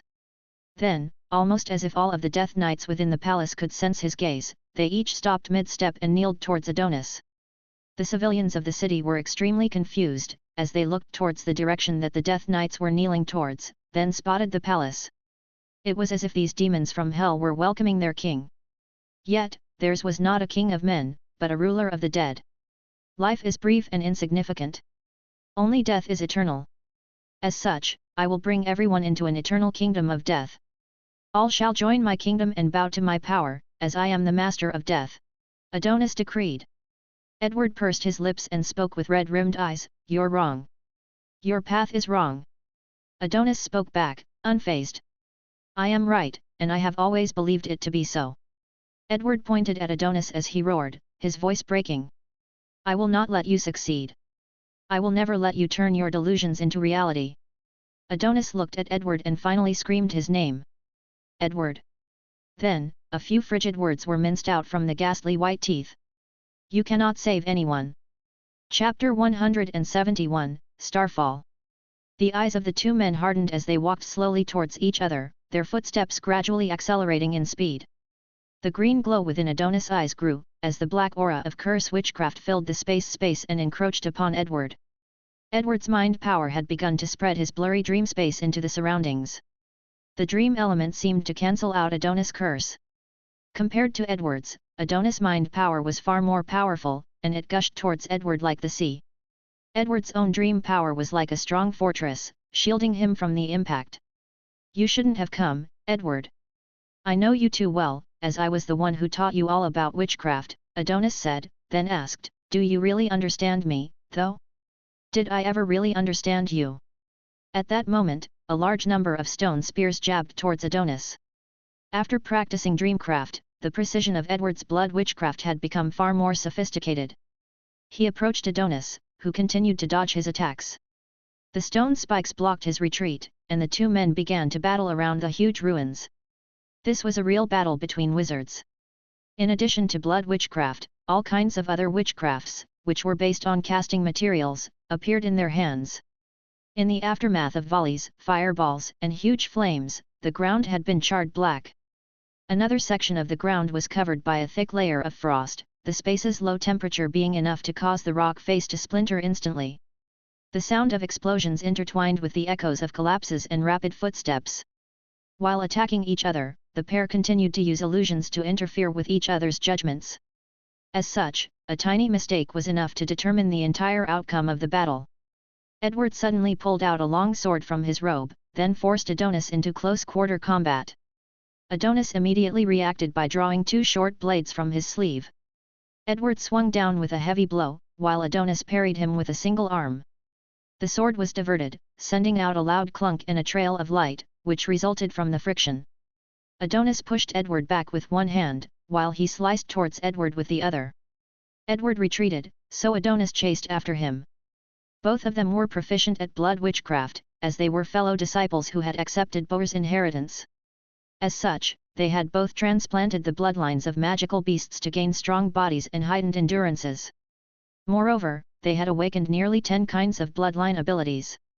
These abilities were not necessarily the strongest, but they were chosen to match each other as perfect combos.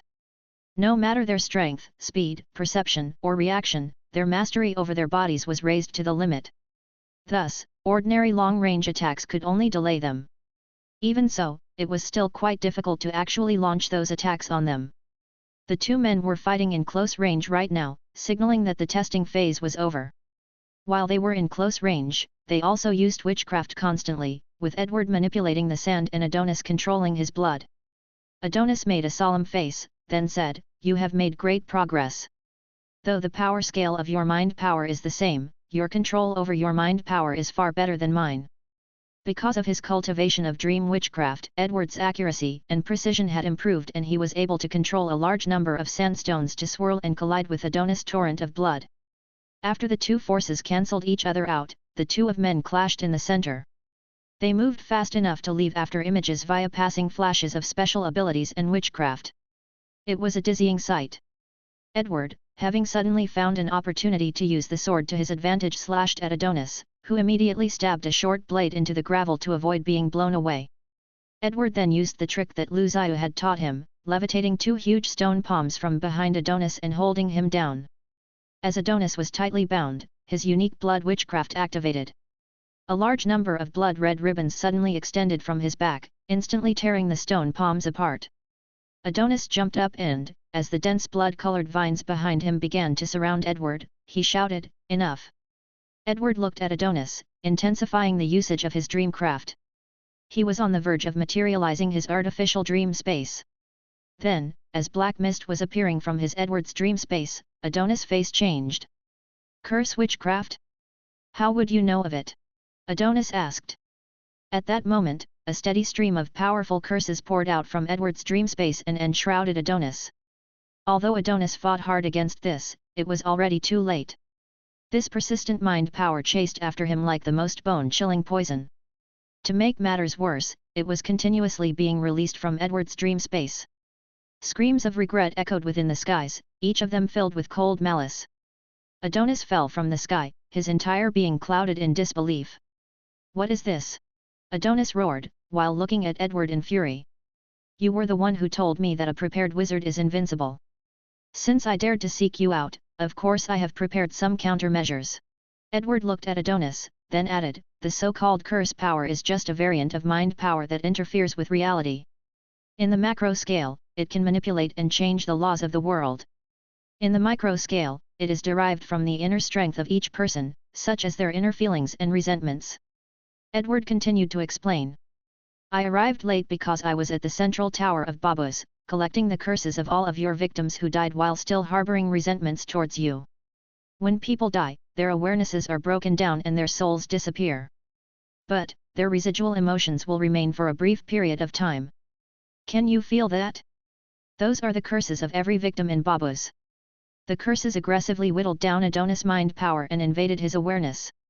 Adonis heard the anger and resentment of over 1,000,000 vengeful souls in his head. This hatred and resentment was aimed at him alone. Adonis felt his own awareness dissipating, while his control over his body faded. His mind power and awareness were also being polluted and destroyed. Adonis felt his death approaching. Strangely, this made him suddenly become calm. As he got closer to death, he seemed to even surge with a sense of delight. "So this is death. Ah, death! How beautiful! This is true eternity." Adonis stood within the ruins, ranting like a madman. He was filled with a sense of morbid appreciation of the death and destruction around him, as his body was being eroded by the curse. Then, as his awareness could no longer withstand it, he gradually collapsed. The mythical cells of the mortuus magna died and his flesh began to follow suit. Adonis did not seem to care, however, as he was immersed in his own world. He held his hands high and looked through his fingers at a fireball descending from the sky. It was heading straight for the city of Babus. The fireball radiated intense heat and had a long tail that left a trail of rolling black smoke in its wake. The huge fireball continued to fall and got closer and closer. Soon, it covered the entire sky above Babus. The huge shadow obscured the sun's rays and caused Babus to descend into total darkness. This phenomenon wasn't a fireball, but a huge star. It was an ancient star that had fallen from the sky to accompany Adonis' death, as if it was some sort of celebration of his destruction. Adonis seemed to go completely insane at that moment, letting out a maniacal laugh. "I found it! This is the feeling and the true meaning of death. It's beautiful and lovely. Ha ha ha, it's truly beautiful." The power of the curse spread all over Adonis, causing his flesh and blood to disappear, leaving only bones. All of the death knights and ghouls in Babus also ceased to exist. As Adonis' awareness completely dissipated, his power over the mortuus magna also disappeared. The death knights within the palace fell like dominoes and the thousands of troops of the undead legion fell to the ground as true corpses. All the ghouls lost their abilities, as the control over them had now disappeared. They fell to the ground, then followed Adonis in death. Not a single person cheered for the defeat of Adonis' undead army. This was Babus was still sitting in the darkness, quivering in fear. As everyone raised their heads and looked at the fireball towering over Babus, they saw that it was heading straight for them. Chapter 172, Salvation from the Gods. The star fell from the sky in a beautiful arc, descended millions of miles. The arc of light in the sky was as beautiful as it was shocking. As it rapidly approached Babus, it grew bigger and bigger. All of the people saw the burning flame and the star hidden inside the flame, which were both beautiful and deadly. This tremendous power completely exceeded everyone's imagination. Although it was stunning, there was an eerie destruction hidden within the beauty. They had just escaped Adonis' undead army, only to see this dangerous scene before them. All of them fell to their knees, many hiding their faces and crying in despair. All of the surrounding streets were burning. Many people fell to the ground, terrified by the descending asteroid. Even though they were petrified, they seemed to have accepted their destiny. A large number of believers of the Church of Light kissed the silver coins they wore around their necks, while silently reciting prayers. This is a punishment from God for our sins. God, I repent for my sins, please forgive me and allow me to enter your kingdom. Many of them could not accept this cruel turn of events and descended into a state of crazed lunacy. One such old man stripped off his top and exposed his thin ribs. He then ran down the ruined streets, which were littered with corpses, like an orangutan, laughing and crying in hysterics. Houses burned in the backdrop as he ran. He then extended his arms and faced the asteroid at the city gate. Dead. Ha ha ha. Everyone is dead. We're all going to die. All of us. This is not a punishment, this is fate, fate. It is the destiny that God has ordained. His sharp and frenzied voice was heard all around, causing a sense of desolation and despair to well up in the hearts of many at the scene. These people fell to the ground in tears after hearing his hopeless rant. Within the palace, the surviving aristocrats had yet to recover from their elation upon hearing of Adonis' death, when they discovered this new existential threat. Some fell down, as their knees had given way, while others cursed in anger. Even more cried and screamed. Finally, they all settled down and the priests began to sing hymns. They then began to repent for their past sins and reminisce about their lives. Edward was holding Adonis' body, while he stared at the asteroid.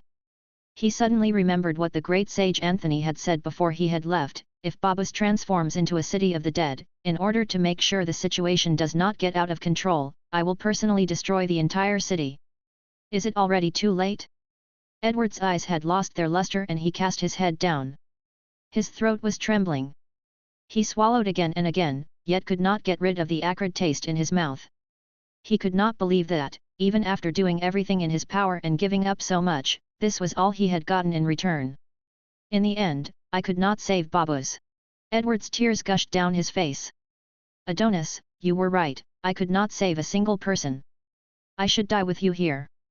Edward held Adonis' corpse and straightened the crown on Adonis' head, then stood in the middle of the palace to welcome his last moments with everyone else.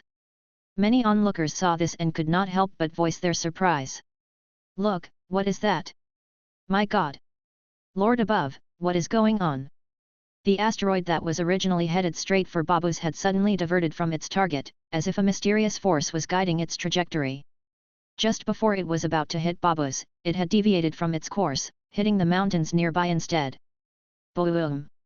The earth quaked and the impact of the huge asteroid instantly vaporized everything within dozens of kilometers of ground zero, setting off a violent chain of explosions that reached ever further away. Countless trees and mountain ranges were destroyed and smoke and ash were blown in all directions as the flash blinded all of the bystanders. The violent impact even affected Babus, as half of its lakes evaporated into mist from the impact. A lot of lake water then fell back into the city like rain, dousing many burning houses. Everyone looked into the distance at the scene. The shock numbed them for a while, until they were finally overwhelmed by a sense of relief and joy.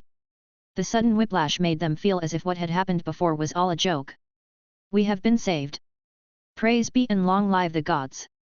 This was a warning from God and his salvation. Everything belongs to the gods. Our sins have been redeemed.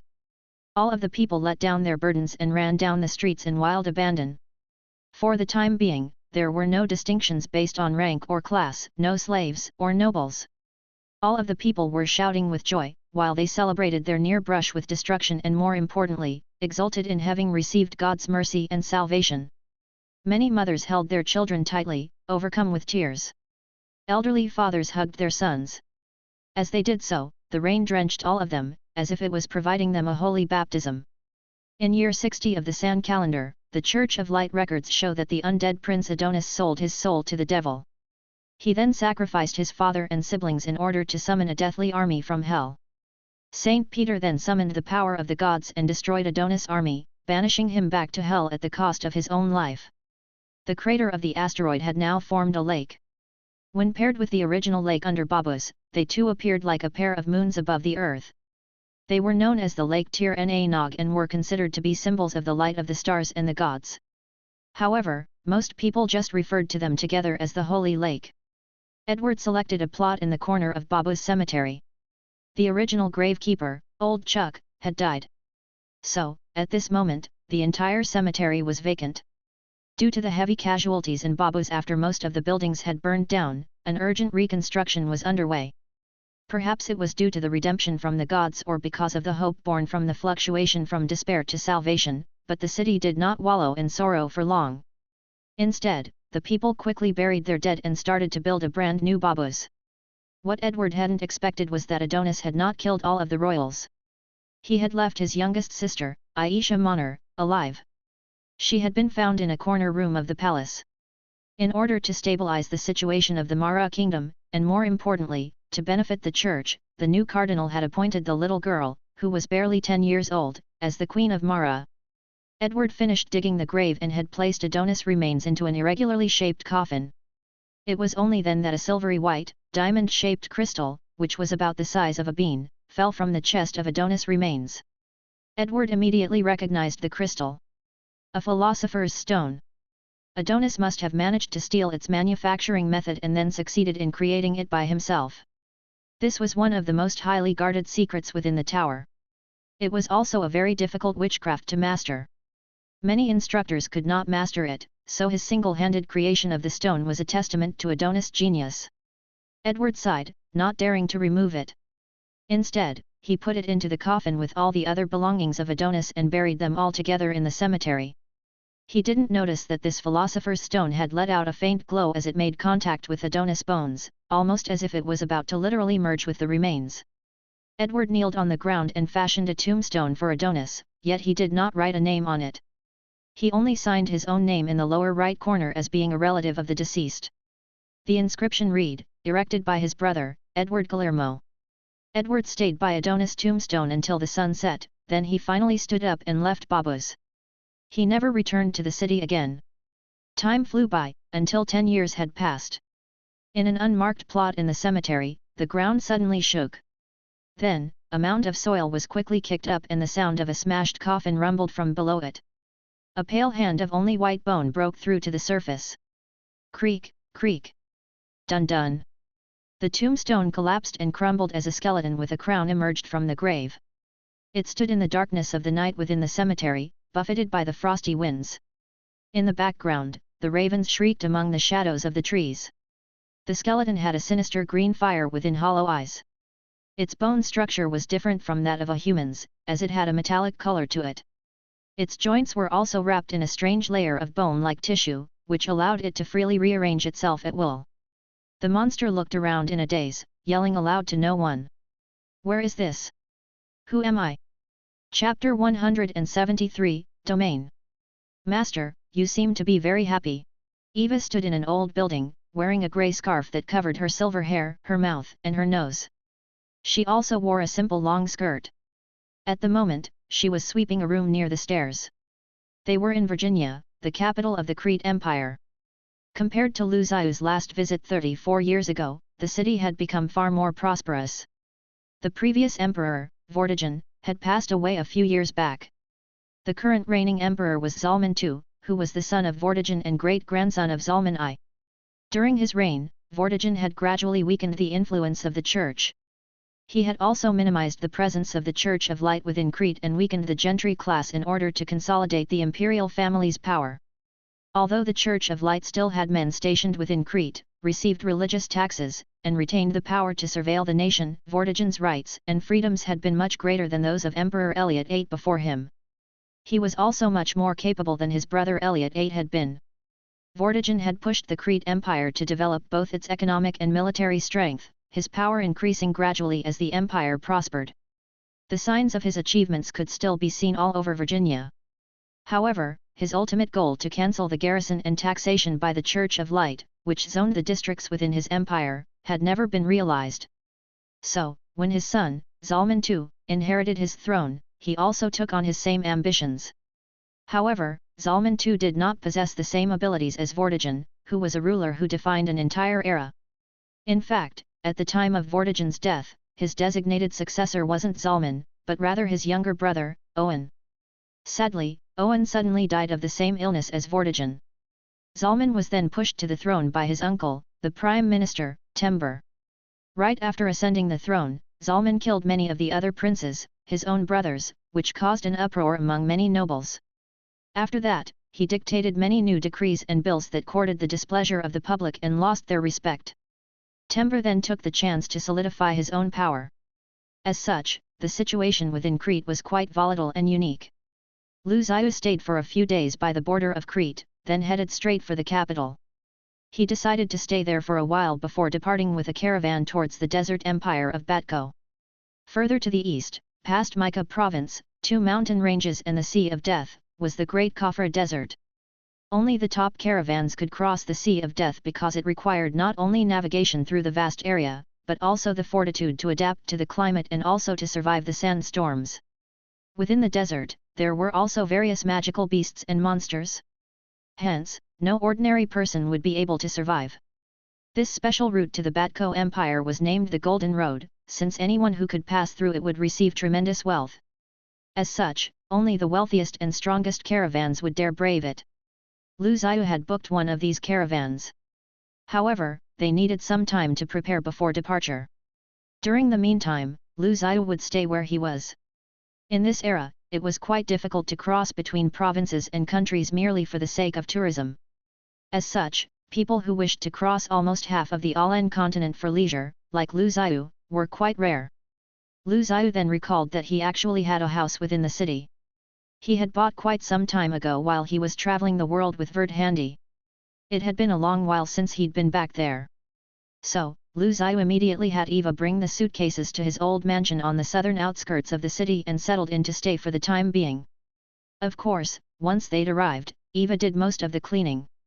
Zhiyu started enthusiastically working in the study, drawing blueprint after blueprint. The entire desk was soon covered in his notes and ideas. The kingdom of God in the skies, Gaia, was not only God's kingdom, but it was also Zhiyu's sub-brain. The stronger it got, the more his calculation abilities would improve. Every time he came up with an idea, he would forward it to Gaia, which would process the likelihood of its success and projected progress rate. Zhiyu had been working on his mid-level mythical creature template in order to break through as a level 8 mythical wizard. As mid-level mythical creatures possessed metal list cells, with stronger and better rounded abilities, this placed them on a different tier compared to low-level mythical creatures. This difference is made even clearer by their ability to absorb stronger ability templates, which then allows each of their cells to process a larger amount of information. Zhiyu had been considering several designs for the template. To improve upon the original single or multiple special abilities possessed by low-level mythical creatures, he was aiming to develop complex and dynamic skill sets that would allow a higher degree of control. Also, as the current low-level mythical creatures could only affect some of the atoms, he wanted to allow for his new design to affect wider areas and control entire zones with their mind power. Domain? This was Zhiyu's initial thought after observing the battle between Edward and Adonis through Gaia. He found that the battle between the two seemed to be less of a competition of techniques and more of a fight to control each other's domains. They had continuously invaded each other's mind power control range and probed these domains for weaknesses in order to land that one fatal hit. Wasn't this sort of ability equivalent to having achieved the mastery over the movements of atoms within an entire domain? If so, it could be honed to allow the formation of a personalized dominion, where all of the atoms would be free to manipulate. Zhiyu's dream space was also moving towards the direction of being a domain, yet he felt that, at present, it was merely a dimension of information and awareness. It was the mid-level mythical life forms that would be able to control atomic laws within the physical realm. At this point, Zhiyu was bursting with excitement. He had been stuck for quite a long time, so this tiny breakthrough was tremendous. As Zhiyu was beyond himself with delight, he was interrupted by Eva, who was cleaning the room. Zhiyu looked at Eva and suddenly remembered that she was a metallic life form. Her brain was completely made of metallic cells, so unlike regular life forms, she naturally had the disposition to ascend to level 8 mythical status. Yet, she had not undergone any witchcraft training, nor did she possess mind power. However, to Lu Zhiyu, those were not big issues. Lu Zhiyu immediately stepped towards Eva, who was standing below the stairs. He smirked deviously at her and asked, "Eva, do you want the power of God?" Eva stared at Lu Zhiyu in confusion. Her innocent eyes could not detect his ill intentions, so she quickly replied, asking, "The power of God? Is it useful? Can you eat it?" "Oh right, Eva doesn't need to eat." This was not the answer Lu Zhiyu had expected. Chapter 174, Freezing Time. Lu Zhiyu knew that atoms could exist as gases, liquids, or solids. Generally speaking, simple molecular control concerned only the movement of those atoms. A much more difficult task would be the manipulation of the atom's internal rotations and vibrations, which could occur in various patterns. Those complex manipulations were still too hard to realize as of yet. Even mid-level mythical creatures did not have that capability, since the rotation and vibration inside molecules occurred simultaneously in a linked and inseparable process. So suppose a user has complete control over all molecules. That would grant the user the ability to stop all molecules from moving. So, practically speaking, if the motion of an ordinary life form was frozen, wouldn't that be the same as freezing it in time? Lu Zhiyu thought to himself about the possibility of creating a temporally static pseudo-domain based on this hypothesis. At the same time, he also thought about a design for a phase change ability, which would allow the change between solids, liquids, and gases. After he finished the first template, allowing the incomplete ability to stop motion, Lu Zhiyu named it the time freeze domain. However, it would not yet allow a true mastery over time, since he still wasn't able to freely modify the laws of physics as he wished. To complete this ability, Lu Zhiyu would have to gain total control over all atoms and the 62 elementary particles. But, even without God's omnipotent grasp over time manipulation, at this point, with this ability, a level 8 mythical wizard should be able to exert some degree of control over the laws of space. By using this mythical template, a wizard would be able to modify the laws of time within their own domain. Metallic life forms truly are quite impressive. Lu Zhiyu looked in front of him. Eva was using her mind power to make a large number of silver coins dance before them. He curled up by the windowsill, soaking up the warmth of the sun as he watched her demonstrate the new abilities that she had just learned. Eva was wearing a long black dress, and her short, silver hair was blowing messily in the air. A row of silver coins was dancing delicately in the air, trailing behind Eva's dainty figure. He wasn't sure if this monstrous learning ability was a strength that was common to all metallic life forms or if Eva was just particularly gifted due to the modified metallic cells that he had inserted within her. Certainly, her awareness was far stronger than any ordinary person's. With just a little guidance, Eva was already on par with level 4 wizards who had been training for decades. This discovery of her brilliance was almost as unnerving as when Lu Zhiyu had found Seiken and his spontaneous generation of a soul though brute strength. Yet, even though Eva demonstrated promise, the weakness of metallic life forms in general was their incapability of spawning through natural means. It was far more difficult for this process to occur naturally, at least when compared to carbon-based life forms. Even Lu Zhiyu's creation of Eva was based, in part, on some level of luck. This luck had been necessary, even though he had a cheat-level mind power ability to process information. After watching Eva complete her dance with an elven grace, Lu Zhiyu couldn't help but clap in admiration, declaring, "It's beautiful and amazing. How wonderful!" Eva bowed to Lu Zhiyu and replied, "If Master desires it, I will perform again for him at any time. No hurry. In the past few days, you have extracted enough mana from the magic network for your awareness to transform into mind power. Now, you are at a very critical juncture. You must completely merge your mind power and awareness. This is an important step within level 4. Then, Lu Zhiyu suddenly stood up. He took out a fist-sized, silvery white, and diamond-shaped crystal from his chest area. The crystal had a light transparency to it and looked as if there were mountains and clouds contained within it. It was almost as if there were countless magnificent scenes and secrets sealed inside it. The crystal also generated a deep sense of desire within the hearts of all who observed it. These qualities became even more prominent when a light was shone upon the crystal. The refraction of the light rays created countless shadows that covered the surroundings with a layer of silver and white illumination, which gave out soothing waves like a pulsing and life-filled ocean.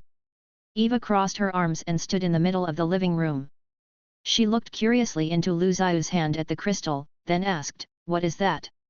Lu Ziyu replied, "A philosopher's stone. It is something level 4 wizards must use in order to break through." Lu Ziyu looked at Eva, the corners of his mouth curling up and his eyes dancing. "Even if you break through level 4, you will still be far from a mid-level mythical creature. You will not receive immortality either. But, as a metallic life form, you should have no problem with mastering some of the domain control abilities soon." Eva looked at Lu Ziyu and said obediently, "I will do anything, as long as it is useful to master. I am your possession." Lu Ziyu replied, "You would have reached this step in the future anyways. Evolution does not stagnate. It always moves forward. Eva, you are the first metallic life form that I have made, so you have been born with an almost eternal life and superior capabilities for evolution. Of course, I also have my own selfish motives in pushing you toward this path, as I hope that you can stay with me forever as my assistant on my long journey to explore evolution." Eva's eyes showed a glimmer of light as she nodded, then said, "I am more than willing to do this." The level up went very smoothly. The mind power stabilizing formation, which was drawn on the ground, streamlined Eva's mind power as the philosopher's stone glowed and floated in the air. Lu Ziyu's mind power could sense Eva's mind power as it diffused like rays of light and poured into the philosopher's stone. Her awareness and mind power stimulated the powers inside the philosopher's stone. Finally, after all of her mind power had been activated, it poured back into her brain. The original metallic cells then eroded and synthesized into mythical metallic cells. Lu Ziyu stood in front of her and watched the mind power flow into her witchcraft space. He then branded the time freeze domain template into Eva's metallic cells. Immediately, all of the metallic cells began to assimilate with the life template into each of her mythical cells. From that moment onward, Eva possessed the time freeze domain, which could already be called a godly power. Eva had officially become an existence that could interfere with the laws of God as naturally as she could breathe. When Eva opened her eyes, a violent light shone out of her jewel-like eyes. It shone through the room and created a powerful force field that instantly covered the entire courtyard. Thump! With a crisp sound, 2 exquisite clocks appeared in front of her pupils. They were both fixed at 0, as the moment that the force field appeared, everything in the space had stopped moving. The mosquitoes, the flies, the worms on the ground, the birds in the sky, all of them stopped moving, as if they had been frozen by the clocks. A frog in the backyard had just leapt into the air, and the splashes it left were now frozen specks of ice in the air. Everything was motionless. The wind in the sky, the flow of the air, every single movement from molecules had halted, as if all beings were in a snapshot. Tick-tock! The clocks suddenly began to move. After a slight stutter, they began to move faster and faster. The water in cups began to evaporate and all of the birds and beasts died instantaneously, then began to decompose immediately. All sorts of objects, including the furniture, the stone walls, the gold and silver tableware and the candlesticks, began to destabilize as well. Lu Ziyu tapped Eva's shoulder, urging her, "Wake up." Eva finally regained her bearings and stared at Lu Ziyu and everything around them. If Lu Ziyu hadn't stopped her, the clock would have rotated clockwise and she would have accelerated the time inside the space. Then, everything inside the space would have been destroyed. Eva looked at Lu Ziyu, completely at a loss. What was that power? The corners of Lu Ziyu's mouth crinkled. The time freeze domain. Chapter 175, The Ambassador from the Holy Civil Empire. Eva was picking out Lu Ziyu's clothes. She chose a light red pullover with a belt, which she then paired with a white undershirt, white trousers, and black boots. It was a very popular style in the capital. Eva then brought him breakfast. Though Lu Ziyu had no real physical need for food, the habit of eating had remained with him, so he continued the ritual regardless. "Master, where are you going today?" "The National Library again?" Eva asked, while she poured him a glass of wine. The National Library was the largest library in the city of Nia. As such, it had collected some books within the last few years that Lu Ziyu hadn't yet seen. This was why Eva had assumed that he might be heading there. "Not today. Let's join the fun in the streets instead," he replied. The streets within the city were very lively. This was because the ambassador from the Orc nation, the Holy Civil Empire, was coming to meet the Crete Empire Emperor Zalman II. This would be the first diplomatic meeting held between the Crete Empire and the Holy Civil Empire. It would also be the first diplomatic meeting between human and orc countries in many years. The meetings were intended to help the two sides ease the tension between their races, so everyone present was in a great and hopeful mood. Since the formal exchanges between their countries had been almost non-existent, trade had only been carried out privately by individuals. As such, both sides wished to improve the situation by negotiating a series of border trade regulations, as well as a series of bilateral cooperation initiatives. At the same time, the Holy Civil Empire was struggling to combat the orc slave trade. This time, the ambassador had come with the added goals of having the Crete Empire ban orc slavery in exchange for the return of a large number of enslaved orcs. However, this goal would affect the profits of many stakeholders in both the Crete Empire and the Holy Civil Empire. A small minority of the orc nobility also engaged in the slave trade by secretly trafficking some of the weaker orc ethnic groups to the humans. As such, these slave traders had amassed a large fortune by making a huge enterprise. It's also worth noting that, at the same time, many human slaves were also imported into the land of the orcs. Added to all of this, the upper echelon of the Crete Empire intended to establish diplomatic relations with the Holy Civil Empire in order to exert further pressure upon the Church of Light for more concessions and compromises on their part. As this was the first diplomatic meeting between the humans and the Orc Kingdom, there was naturally a large amount of interest. The Holy Civil Empire was a powerful dynasty, as it was the first ruling power to unite all of the orcs in the northern Alan continent. A large number of civilians stood on the streets, awaiting the arrival of the ambassador and the meeting with King Zalman II. In the early morning, the gates of the city had opened early, and the crowds had immediately streamed into the streets. People were everywhere, in the streets and alleys, and on the houses and roofs. Many women huddled together, shouting down from their perches above street level.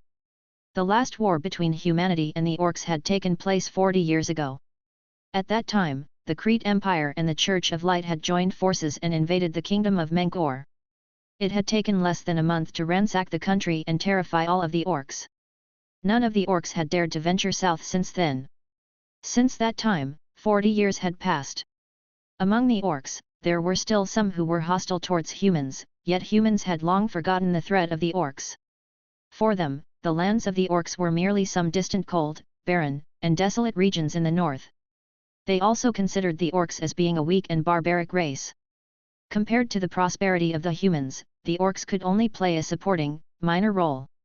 This arrogance and contempt was present in the hearts of all the members of the Crete Empire. This time, they were not here to witness the arrival of the ambassador, but to see a vassal nation pay tribute. They had long forgotten that the orcs were an intelligent race that had formed city-states long before humanity had even heard of civilization.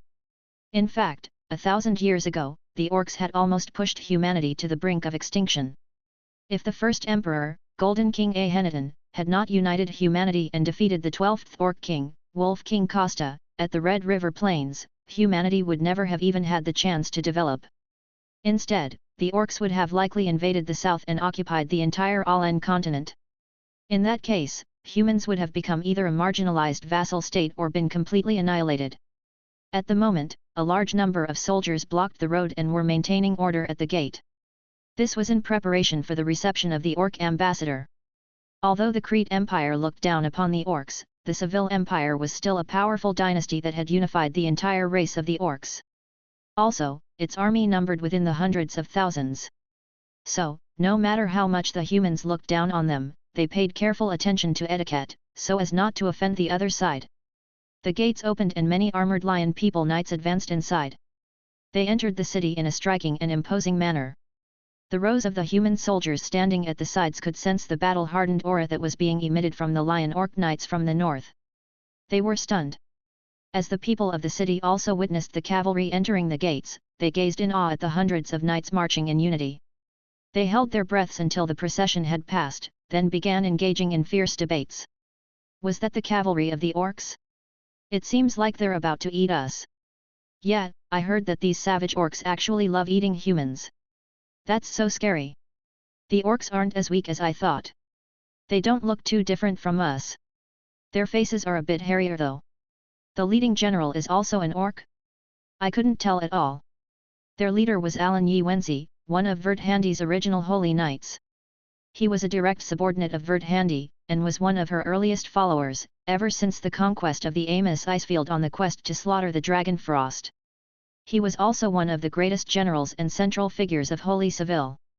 Moreover, unlike Verdhandi's other holy knights, Alan Yi Wensi was a human being. As such, he had a very unique position within the upper echelons of the orcs. He was chosen this time precisely because of his status as a human being and his illustrious career. By sending a high-ranking official like him to Crete, Holy Seville was demonstrating its commitment to building a relationship between the two countries. Chapter 176, Return of the Devil. Lu Zhiyu and Eva stood in the crowd and watched the brown-haired middle-aged knight pass by on the king's road. There was an air of gravitas and dignity about him as he headed to the palace. As the group traveled along, the crowd surged forward, trying to catch a glimpse of the legendary holy knights and the famed Northland cavalry. "Master, do you know the person at the front?" Though everyone else was watching the cavalry and the holy knights, Eva's focus was on Lu Zhiyu's suddenly changed facial expression. Lu Zhiyu tilted his head and looked at Eva. "You know me very well. Did you guess by looking at my expression?" Eva nodded. Master is usually always smiling. However, when something is on your mind, or you are reminiscing about something from the past, you tend to have a placid expression. Know your face. Lu Zhiyu wasn't too happy to hear her words. I smile from my heart, so it sounds I seem insincere in your opinion. Eva didn't speak, her silence basically affirming this notion. Lu Zhiyu then rolled his eyes and said, "I have met him once before. At that time, he was just a very young boy, but..." Lu Zhiyu's words trailed off, then he was silent for a long time, while watching Alan Yi Wensi pass by. Alan Yi Wensi did not lower his gaze or notice the two. Lu Zhiyu looked on as Alan Yi Wensi headed towards the palace, then he finally spoke. "Looks like the Crete Empire will be thrown into a flurry," he said. Lu Zhiyu had met Alan Yi Wensi, while he was a guard for Elias' merchant caravan. Elias had taken pity on him, hiring him when he was less than 20 years of age and had a face that seemed worn far beyond his years. Now that the man had become middle-aged, he seemed sharper and more reserved than ever. The owner of the caravan, Lu Zhiyu's old friend Elias, had long since died. Since then, Alan Yi Wensi had become a holy knight of the Orcs' Holy Seville Empire and the commander of the Northern Army. He also just happened to be one of the leading figures of the land of the Orcs. Moreover, Alan Yi Wensi was the youngest son of Count Yi Wensi, the former Prime Minister of Crete Empire. Count Yi Wensi was once an influential figure of the Crete Empire during the reign of Elliot VII. After the ascension of Elliot VIII, he had been promoted and given a generous pension. During the entire reign of Elliot VIII, he had been the Prime Minister of Crete and stood among the top powers of the Crete Empire. However, he had participated in the gathering of nobles and launched a conspiracy against the Church of Light. In the end, he had been made a scapegoat, being sold out by Duke Vortigern. After the coup, Duke Vortigern successfully took over as the emperor, while Count Yi Wensi followed Emperor Elliot VIII into death. Most of Yi Wensi family was also slaughtered, with only 2 of Yi Wensi's sons surviving. The older son, Pazak, died in an accident in the Empire of the Orc, which left only the young Alan Yi Wensi to carry on the family legacy. Alan Yi Wensi had often dreamed of returning to his home city, as Nia was where he had grown up. Yet, at the same time, this place was the origin of his nightmares, the reason why he woke up in horror amid so many sleepless nights. Looking at Nia, he was flooded with memories. Since his childhood days spent there, many decades had passed. Countless buildings had undergone renovations. The difference was immense.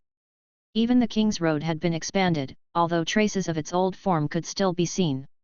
Alan Yi Wensi had thought about his return many times, but he had never thought that he would return to the Crete Empire as an ambassador of the Orcs. Right now, he felt like a complete outsider, as he was not representing the humans, but the Orcs' empire. The Holy Knight leading the Orcs doesn't seem to be an Orc. I heard that the ambassador is a human. How is that possible? How could a human being become a dog of the Orcs? Why else? For the sake of power. Some people would even sell their parents for power, so why would it be strange to sell out to the Orcs? After finally arriving at the palace, Alan Yi Wensi dismounted amid the fierce murmurings of the crowd. His eyes were filled with a sinister darkness as he looked upon the magnificent palace hall and the prosperity of the kingdom. The faces of all of his slaughtered relatives appeared before him, the bloody faces of his father, uncle, aunt, mother, and brother. He had never forgotten the grievances that the Crete Empire had dealt upon House Yi Wensi under the rule of Emperor Vortigern and the persecution from the Church of Light. Alan Yi Wensi remembered clearly how Vortigern had ascended the throne by stepping over the dead bodies of his family, and how the Knights of Light had hounded his mother and brother, forcing them to flee to the lands of the orcs. Finally, he could not forget how his mother gave up her life in order to save him and his brother. Each memory was like a knife stabbing into his heart. In fact, these acts of injustice were the driving forces for his continuous advancement. He had been working hard for decades, awaiting this very moment. As he crossed the King's Road, Alan Yi Wensi's mouth curled up. His head lowered as he remembered the deaths of his mother and brother. His brother had uttered these last words before he had perished: "When I return, darkness will hang over the entire Crete Empire. The earth will be torn apart, and blood and fire will stain the heavens." The closer he got to the palace, the more genuine the smile on Alan Yi Wensi's face became. His mount was stopped at the palace entrance, where the Prime Minister of the Crete Empire, Tember, stood waiting to personally receive him at the top of the palace steps. Alan waved his hand, and all of the knights dismounted neatly in sync. At the same time, Alan took off his gloves and walked up the steps to greet the waiting Prime Minister Tember. "Hello, Lord Holy Knight Alan, His Majesty is waiting for you." Tember was a fat middle-aged man, but he was charismatic and polite. Alan Yi Wensi looked at Tember and recognized immediately that he was the real power behind the current Crete Empire. In fact, it was already commonly said that he had more power in the Crete Empire than even Emperor Zalman II himself. "Duke Tember. Our Holy Civil Empire came here bearing the flag of friendship. We hope to resolve the trade dispute and thus end the friction between our two countries. This is a win-win situation for both of us. As such, we hope to get the full support of the Duke," Alan said, while he shook Tember's hand. Duke Tember replied calmly. "Of course, His Majesty also hopes to be a friend of the Holy Civil Empire. He will be hosting a banquet for you tonight. We hope that you will attend." Alan Yi Wensi nodded happily. "I would be very honored." "Great, the Emperor is waiting inside," Tember said. Chapter 177, Canal and Slavery. Crack. "Hurry up, we're approaching the deadline. If you can't finish by the end of this month, you'll be used to fill the canals as sacrifices to the gods. Work faster." As the guards yelled menacingly from above them, the scorching sun was hitting a large number of shackled slaves at the foot of the mountain. They were digging stones and carving out a canal under relentless whippings. Thousands of slaves were working on this incomplete river canal day and night. It was a grand canal, the construction on which had been started 3 years ago. At that time, the Crete Empire had gathered nearly 200,000 slaves from all over to use for free labor. The Grand Canal stretched from the south of Crete and led all the way to the Red River Plains. Ever since the beginning of its construction, it was doomed to be a river made of blood and tears, as it was the flesh and blood of countless slaves that fueled the huge project. The bodies of slaves were littered along every stretch the road within the construction site. It was as if the blood and tears of these hundreds of thousands of slaves had stained its every corner. This was also the largest man-made project in the history of the Alan continent. It was created under the auspices of Prime Minister Tember. Once completed, it would connect the southern Nami River with the Red River in the north, then pass through Crete. The 3 major lakes in the territory would then form an essential transportation route that would link the northern and southern regions of the Crete Empire. Salt City, which was located not too far from the Red River Plains, was also enveloped within the scope of this canal, as it was the largest salt-producing area in the central and northern regions. In fact, it was a natural salt field. As all living beings required both water and salt, if the migration patterns and settlements of the ancient tribes were tracked, it would be clear that they had migrated along both the sources of fresh water and the salt production areas. After all, without salt, it would have been too difficult for them to survive. Hence, since ancient times, salt has been seen as a necessity for survival, making it like a true currency, comparable to gold. The Red River Plains were the largest natural salt field in the middle of the continent. Since ancient times, the orcs and the humans had launched repeated wars and massacres, fighting over control of the salt field. As such, the ownership of the Red River Plains changed constantly throughout history. It could even be said that the war between Golden King Ahenneten and the Wolf King Costa had stemmed from the conflict over this area. The establishment of the canal was due, in part, to the geographical location of Salt City and the increasing demand for salt in the Crete Empire. The original salt transportation route spanned several thousand miles, so even if the Crete Empire specially built roads for transporting salt, they could not satisfy the needs of the entire empire. For this reason, many business-minded merchants began to transport salt for a living. However, even then, they still could not meet the growing demand. After decades of peace, the population of the Crete Empire grew exponentially, finally exceeding 15 million. However, the Crete Empire still had no major salt production sites besides Salt City. In order to meet the growing demand for salt and increase the connection between the northern and southern regions of the Crete Empire, thus developing commerce and trade, Duke Tember issued a project to build the canal. At the same time, in order to win popularity with the people of Crete and most of the nobles, Tember released the bloody and inhuman Orc Slavery Bill. Originally, a large number of half-orcs had resided within the empire. After the emperor and the prime minister signed the bill, all of them became slaves. As a result of the bill, hundreds of thousands of orcs inside the Crete Empire went from living within a negative environment of rejection and suppression to being held captive as slaves, having all of their freedom and rights stripped from them overnight. As this occurred, a large number of those orcs were shipped straight away to the construction site of the canal. These slaves were brought in with ropes and shackles. Day after day, they built the project that would bring happiness and development to the humans of the Crete Empire. Yet no one would remember the tears and misery of these orc slaves. No one had ever thought that their happy and stable lives had actually been built upon the pain and sacrifice of others. The humans were drunk on the glory of their own lives, unaware that every drop in their feasting cups was stained with the blood of the slaves. Horkins was a hard worker from a family of cat half-orcs. At his tender age, he should be at home helping his mother do farm work. Instead, 3 years ago, after Tember had signed the Orcs' Slave Bill, earth-shaking changes had occurred in Horkins' world. He was sent to build the canal with his father and younger brother, while his mother and younger sister were sent to other places to serve as slaves of the Crete Empire. 2 years ago, Horkins' father had died because his aged body couldn't keep up with the workload. 6 months ago, Horkins' younger brother was struck in the head by a falling boulder, which killed him instantly. Horkins knew that it would be his turn next.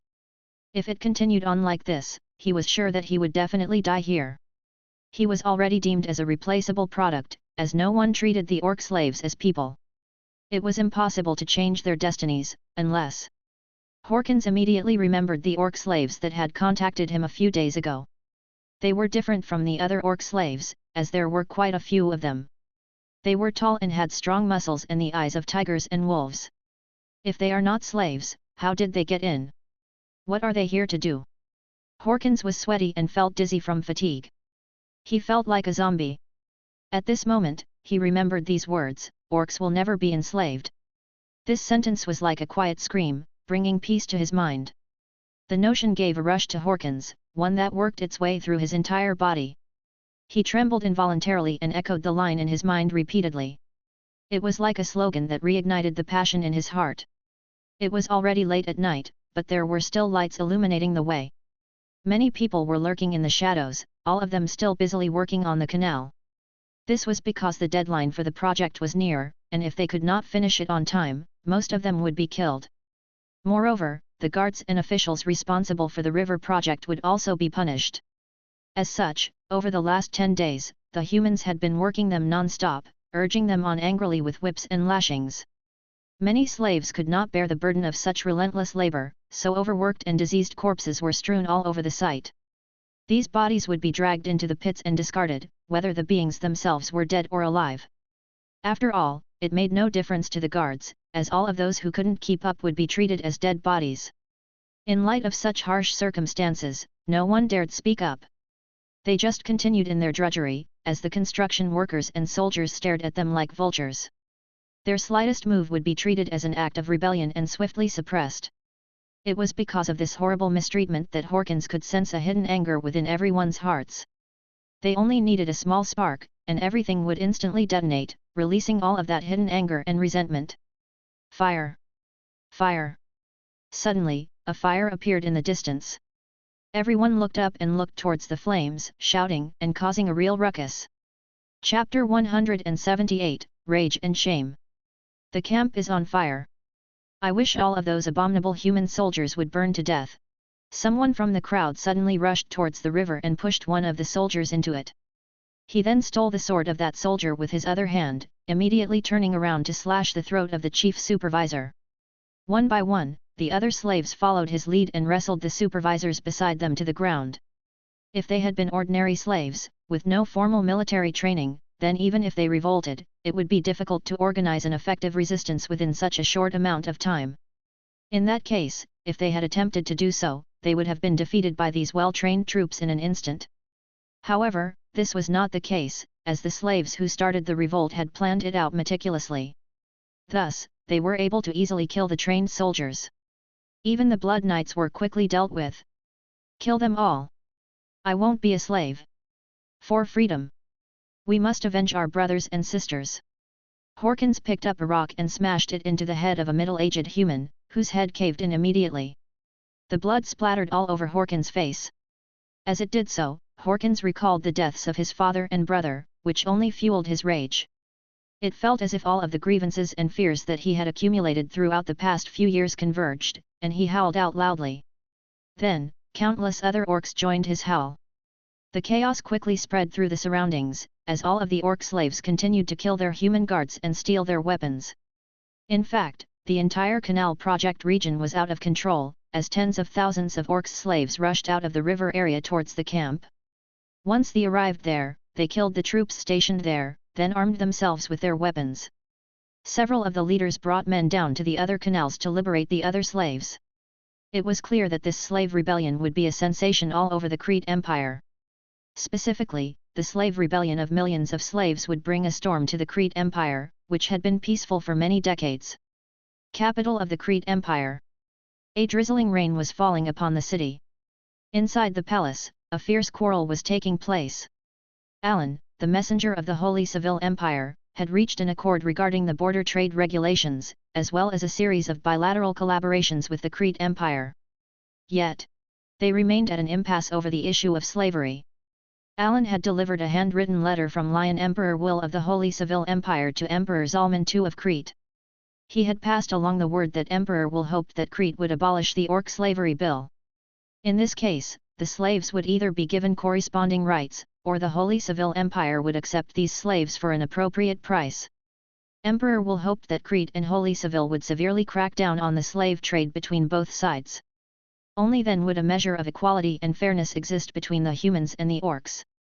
This would also enable the facilitation of smooth trade and fair regulations between the two countries. However, this request was strongly opposed by the nobles of the Crete Empire. Duke Tember, in particular, completely flipped out. He said that, although the other conditions could be fulfilled, this one was absolutely impossible. The reasoning he gave was that the canal investment had been going on for 3 years and involved the interests of many people. In particular, this project was promoted by Prime Minister Tember himself. As a result, he had gained a lot of public support from the nobles and the upper class. Hence, if the Orc slavery bill was abolished, it would deal a severe blow to his authority. As such, it was absolutely impossible for Tember to allow the passage of Alan's proposal. This was why Tember had voiced such vehement opposition to it. Alan stood in the middle of the hall, which had long tables that were filled with Crete's nobles on both sides. Emperor Zalman II sat on the throne, like a statue. He was idly watching the dispute between the Prime Minister and Alan. The friendly scene of peace and harmony was gone. Clearly, the Emperor was almost a complete puppet in Duke Tember's hands. As the aristocrats on the sides were having hushed discussions, Alan pointed at Duke Tember, agitated. He then said, "My apologies, Duke, but in order to cooperate with the Crete Empire, we must have a guarantee that every orc in the Crete Empire will receive fair and equitable rights." He paused for a moment, then continued. "As I can't see any trace of goodwill in your orc slavery bill, it appears that you are simply using orcs as slaves, treating them as mere property or goods. Furthermore, within the Crete Empire, there are all sorts of measures that discriminate against orcs. As such, we can only cooperate when we are all on an even playing field." Duke Tember completely tore off his amicable mask and arrogantly ripped Emperor Will's letter to shreds. He then disrespectfully tossed the pieces onto the ground, saying, "Sorry, I don't think you know where you stand." Duke Tember then turned and looked around, spreading out his hands. Humans are the lords of this land. You orcs are just some barbarians on the borders. In fact, you are weak races that are unworthy of even our consideration. Duke Tember looked at Alan, then added, did you forget how our iron steeds crossed the Red River Plains and destroyed the kingdom of Menkor? The fire in the capital of Menkor burned for 3 days and 3 nights. We golly went through your lands, while your people cowered like pigs. He gave him a withering look, then continued his tirade. The weak are not worthy of discussing equality with us. We have shown you our generosity and toleration, however, you are ignoring our goodwill. Report back to your emperor, then hopefully he will be able to face reality. When Duke Tember finished speaking, the nobles on both sides roared with laughter. They were looking at Alan as if he was a clown, all of them snickering among themselves. How dare the orcs try to impose conditions upon us? Yes, we have already been so magnanimous, but these animals actually want more. If they annoy us, we can always slaughter our way into their lands again. Chapter 179, Overcast Clouds. All of the people around Alan laughed wildly, while Duke Tember stepped on the letter that his master had written in his own hand. They all held their bellies and jeered at Alan. Alan was furious. As he unsheathed his long sword, a white light flashed across Duke Tember's body. The marble floor was instantly split like tofu, a crack over 10 meters in length opening on the ground. The scene suddenly became silent, as Duke Tember felt a chill creep upon him. He fell to the ground, unable to stand up for a long time. Several people immediately shouted in unison, "Protect the Duke!" At that moment, a large number of soldiers rushed in and surrounded Alan. As they did so, Alan sheathed his sword inside its scabbard and exclaimed, "I am a holy knight of the Holy Civil Empire. As such, I represent not only the Emperor, but also the gods. His Highness obtains his powers from the gods. If you dare insult the authority of my king, you will be smited by the gods." Alan looked at the soldiers around him, then demanded, "What do you want to do?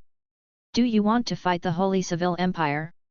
Hundreds of thousands of our troops are currently stationed in the northern border." At this time, Emperor Zalman II stood up and said, "Let it go." Duke Tember stood up, stared at Alan, then finally said, "Return." Alan turned around and walked down the steps of the palace, surrounded by the elite knights. Later that same evening, Alan immediately took his elite guards and fled the city before the gate closed. Dark days followed, as the capital was barraged with wet weather. It drizzled for several days. Amid the deluge, a merchant caravan with a rose insignia approached the city. The caravan was quite large, and upon entering the city, it went directly to a dilapidated old castle in the South District. This castle was originally the ancestral home of an old noble family. The home had been sold to the merchants after the family had fallen on hard times, and had thus become their main base ever since. There were many elderly and women taking care of it, while the men conducted business outside. A large number of armed young men immediately unloaded the caravan's goods and entered the castle. The entire caravan held nearly 100 people in it. As it was such a large envoy, men and women of all ages came to watch. "Be careful to not let it get wet, you little daredevils. These goods are worth more than 10 of your lives. Hey you! Be careful!" Among the shouts of the caravan's workers, Zhiyu found the leader of the merchants. He was a large man, who looked somewhat shifty. His image did not fit the impression given off by the team's rose insignia. However, when Zhiyu handed him a letter and a few gold coins, he smiled and agreed to let them accompany the caravan. Zhiyu's goal was to travel to the desert empire Batko, while observing the local customs along the way. He also wanted to let Eva gain actual experience beyond the textbook knowledge in her head. Zhiyu thought that this would be more conducive for the development of Eva's wisdom and education. Currently, although she was quite intelligent, Eva had a tendency to do some very stupid things because of her lack of common sense. You must travel around and gain more life experience to become wiser. That's what I did with Vert Handi, and she became the emperor of the Holy Civil Empire. Zhiyu said to Eva. The leader of the merchants, after agreeing to allow the pair to join them, said with a wide grin, "We will leave in 3 days. Come over before dawn, and I will arrange a carriage for you, with 2 meals per day." The leader of merchants looked Zhiyu up and down, then commented, "You look like a nobleman or scholar. Why are you going to the Batko Empire? I can tell you this will be a hard and dangerous journey, and it is definitely no place for someone delicate to fool around." Zhiyu laughed. "I am a scholar. I want to go to the Batko Empire to learn about the culture and customs of its people, then bring what I learn back to share with everyone. Also, since I am an awakened blood knight, I think I'll be able to help you." The owner's face brightened immediately upon hearing this. He then said, "That's even better. You are welcome to join our Rosa Bianca caravan. Our merchants are very powerful, as our team belongs to the kingdom of Rosa d'Oro. As such, we can definitely give you a great experience."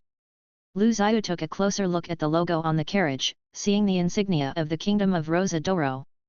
But, after looking around, all he saw were elderly and weak people, as well as a few guards who had undergone only basic training. Although there were many merchants, there was not a single person that had awakened bloodline abilities. Many thoughts began to run through his mind at that moment. How could such an insignificant merchant team be related to the Rosa d'Oro royal family? The leader of the Rosa Bianca merchants did not tell me the full truth, but it doesn't seem to be a complete scam either. Apparently, their merchants had no direct relations with the royal family of the kingdom of Rosa d'Oro. Instead, it was a small team that was operating under the umbrella of the actual Rosa d'Oro royal caravan that had gotten affiliated to the actual team after paying a lump of money. As such, it was not weak, but it was also worlds away from being the actual Rosa d'Oro caravan. Although their use of the Rosa d'Oro royal flag was a flagrant violation of the rules, the insignia was really useful. In many places, no one dared to offend the royal family of the kingdom of Rosa d'Oro, so it saved them a lot of money and also protected them from many dangers. Lu Zhiyu had trouble wrapping his mind around the thought that this unreliable-looking caravan wanted to challenge the gold route, even though the leader of the caravan had apparently once led other merchants through the Sea of Death. Now, he was mustering up his courage to lead his own little team to brave the road to gold and fortune. Despite his past experience, Lu Zhiyu knew that the man had drastically underestimated the dangers of the gold route. After all, just being familiar with the route was not enough, as the dangers and the sandstorms in the Sea of Death were things with which small caravans could not cope. Lu Zhiyu had not imagined that the team that he had just found would be inexperienced, this being their first time braving the route. It was for this reason that he was almost certain that, once the team set out, they would be destined for complete annihilation in the Sea of Death. Lu Zhiyu looked at the large number of the old and weak, who were now living in the dilapidated castle, then turned to look at the sly but well-intentioned big man in front of him. Despite his many misgivings, he agreed to travel with them anyway. "Do not worry, we will protect you and your little girl. Our merchants are the best in the industry." The leader confidently patted Lu Zhiyu's shoulder. Lu Zhiyu couldn't help but smile. "Okay, I believe you." As he was leaving, Lu Zhiyu suddenly remembered something and said, "If you trust my words, then you should try to return the elderly and the very young in this castle back to the kingdom of Rosa d'Oro." "Why?" the leader asked, puzzled. Lu Zhiyu replied, "A war between the orcs and the humans is likely to erupt soon." The man immediately frowned. Even if there was a war, it would not spread here. After all, this is the imperial capital of the Crete Empire, its most impregnable city. Lu Zhiyu said no more, only nodded. He then turned around and left, Eva following close behind him. The brow of the merchant furrowed, as he contemplated Lu Zhiyu's words for a long time. For some reason, Lu Zhiyu was very convincing and had gained his trust easily. Due to the recent state of affairs in the city, as well as some bad news that he had received, the merchant leader began to also have some doubts. Chapter 180, Dream Lord. Open the city gate. In the early hours of the morning, a soldier who had rushed for 3 days and 3 nights on horseback finally arrived at the capital, calling out to be let in. He was allowed inside after showing his credentials. Panting, he handed over a letter from the governor of the northern Urabal province, which was controlled directly by the royal family. The letter was immediately sent to the palace. Apparently, in the middle of the night, all of the top officials of the Crete Empire were notified about the uprising of hundreds of thousands of orcs slaves, as well as the chaos that had ensued in the aftermath. The governor of Urabal quickly mustered thousands of his troops in an attempt to suppress the orcs before they could completely organize, but his men were defeated by the rebel leaders, who led tens of thousands of mutinous slaves. The governor had been killed in the chaos, and as a result, the entire Urabal province had fallen. Emperor Zalman II and Prime Minister Tember had held an emergency meeting overnight, within which, Emperor Zalman II seemed extremely agitated. He kept demanding for troops to be sent out immediately in order to silence the rebellion at Urabal. His urgency could be explained by the fact that the Urabal province was an important source of tax revenue for troop recruitment. In recent days, Emperor Zalman II's power had been severely weakened due to a series of bad political maneuvers on his part. As a result, his uncle, Duke Tember, had seized power, even gaining partial control over the military. In addition, Zalman II's relationships with most of the royal family were strained at best. So, if he lost these royal territories, then he would fall completely out of favor with them. Although it had not been long since the last emperor, Vatagan, had passing away, Zalman II had already destroyed the progress he had made during his reign. However, during the meeting, the Duke of Tember and the other nobles were not as impatient as Zalman II. The way they saw it, this was only a rebellion that had been started by mere slaves. Among these slaves, there was not even a single trained soldier, much less any blood knights. Instead, 200,000 peasants had simply picked up weapons, divided themselves into several factions belonging to different forces, and launched a revolt. In light of this fact, they would only need to send some of their knights to easily suppress them. Moreover, these slaves were not human, but were only some orcs. As such, they would never be able to get any support in the Crete Empire, nor would they get any sympathy from the commoners. Most importantly, the current chaos had not occurred in their territory, as most of the participants of the conference were direct allies of Duke Tember. As such, they were more than happy to see the influence of Emperor Zalman II weakened. At the same time, this matter also dealt a major blow to the prestige of Duke Tember, who immediately began looking for a scapegoat. In actuality, this group wasn't worried about the rebellion of the 200,000 slaves, but rather the attitude of the Empire of Orcs in the north. The diplomat from the Orc Empire had taken a strong stance against Crete, which had ended in discord. Soon after, these slaves began a rebellion, which now posed an unbelievable coincidence. We must first suppress the rebellion initiated by these darn orcs. Yes. No matter what conspiracy the Orc Empire is orchestrating, whether they have sent troops to our empire or not, we must first suppress these slaves.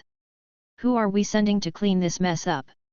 Have the nobles from the nearby territories sent troops? Ask them to annihilate these rebels in the name of His Majesty the Emperor. Amid a wealth of commentary, several documents, which had been signed in the name of the Emperor, were immediately distributed from the capital. Within a day, most of the people in the city had learned of the slave rebellion. I heard that the slaves had rebelled. There were 200,000 of them. They scorched and looted the province of Urabal. The entire Urabal province fell, and even the governor was killed. People continued whispering everywhere, even in pubs and alleyways. They're only mere slaves. The Emperor and Lord Tember have sent troops that will quell the rebellion soon. What about the Orcs Empire? Some time ago, the messenger of the Orcs Empire had asked us to release the Orc slaves, which led to a dispute.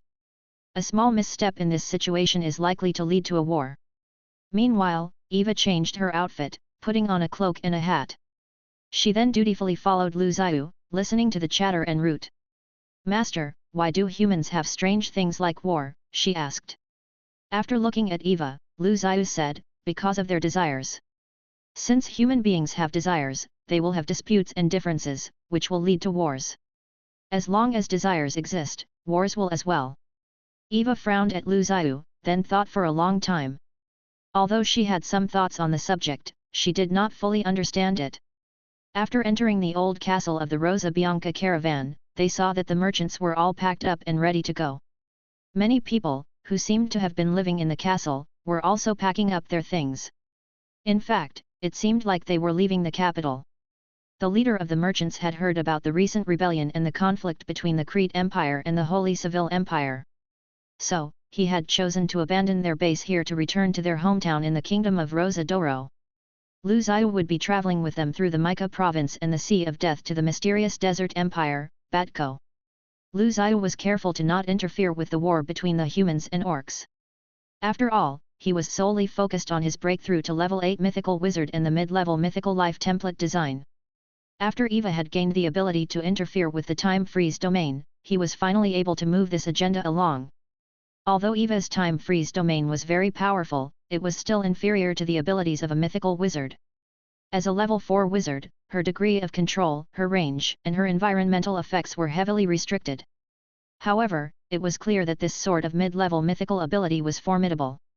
In the range that she could control, all of the special abilities of the other party were completely neutralized. Thus, she was the master and ruler of her domain. For comparison, Lu Zhiyu could utilize the divine kingdom Gaia in the sky to create an impossibly huge domain. Lu Zhiyu was going to upgrade his low-level mythical life template, Dream Control, to a mid-level mythical template. Lu Zhiyu would then combine this area of effect ability with his ability over dream spaces, since they were extremely compatible. In this way, the originally intangible dream space could directly change the real world by interfering with reality and manipulating the laws of the world. This was not the same as the previous dream field, which had been created from his awareness and was based on the information plane. Instead, this one was based on a true interference upon reality. As such, its existence was projected upon reality. Now, Lu Zhiyu's ability was finally both illusory and real. Lu Zhiyu was going to call this ability Dream Projection, and then name the mid-level mythical template Dream Lord. The Dream Lord mythical life template was still based upon the calculations of the sub-brain on Gaia in the Divine Kingdom. This meant that, as soon as the construction of the template was complete, Lu Zhiyu could finally become a level 8 mythical wizard. Chapter 181, The Winds of War. After the decree from the Emperor of Crete, the counts and viscounts of several large territories in the vicinity immediately organized all of the local nobles to gear up and dispatch soldiers. The knights then mounted their war horses and charged together. Under the command of the Emperor, they began their bloody campaign.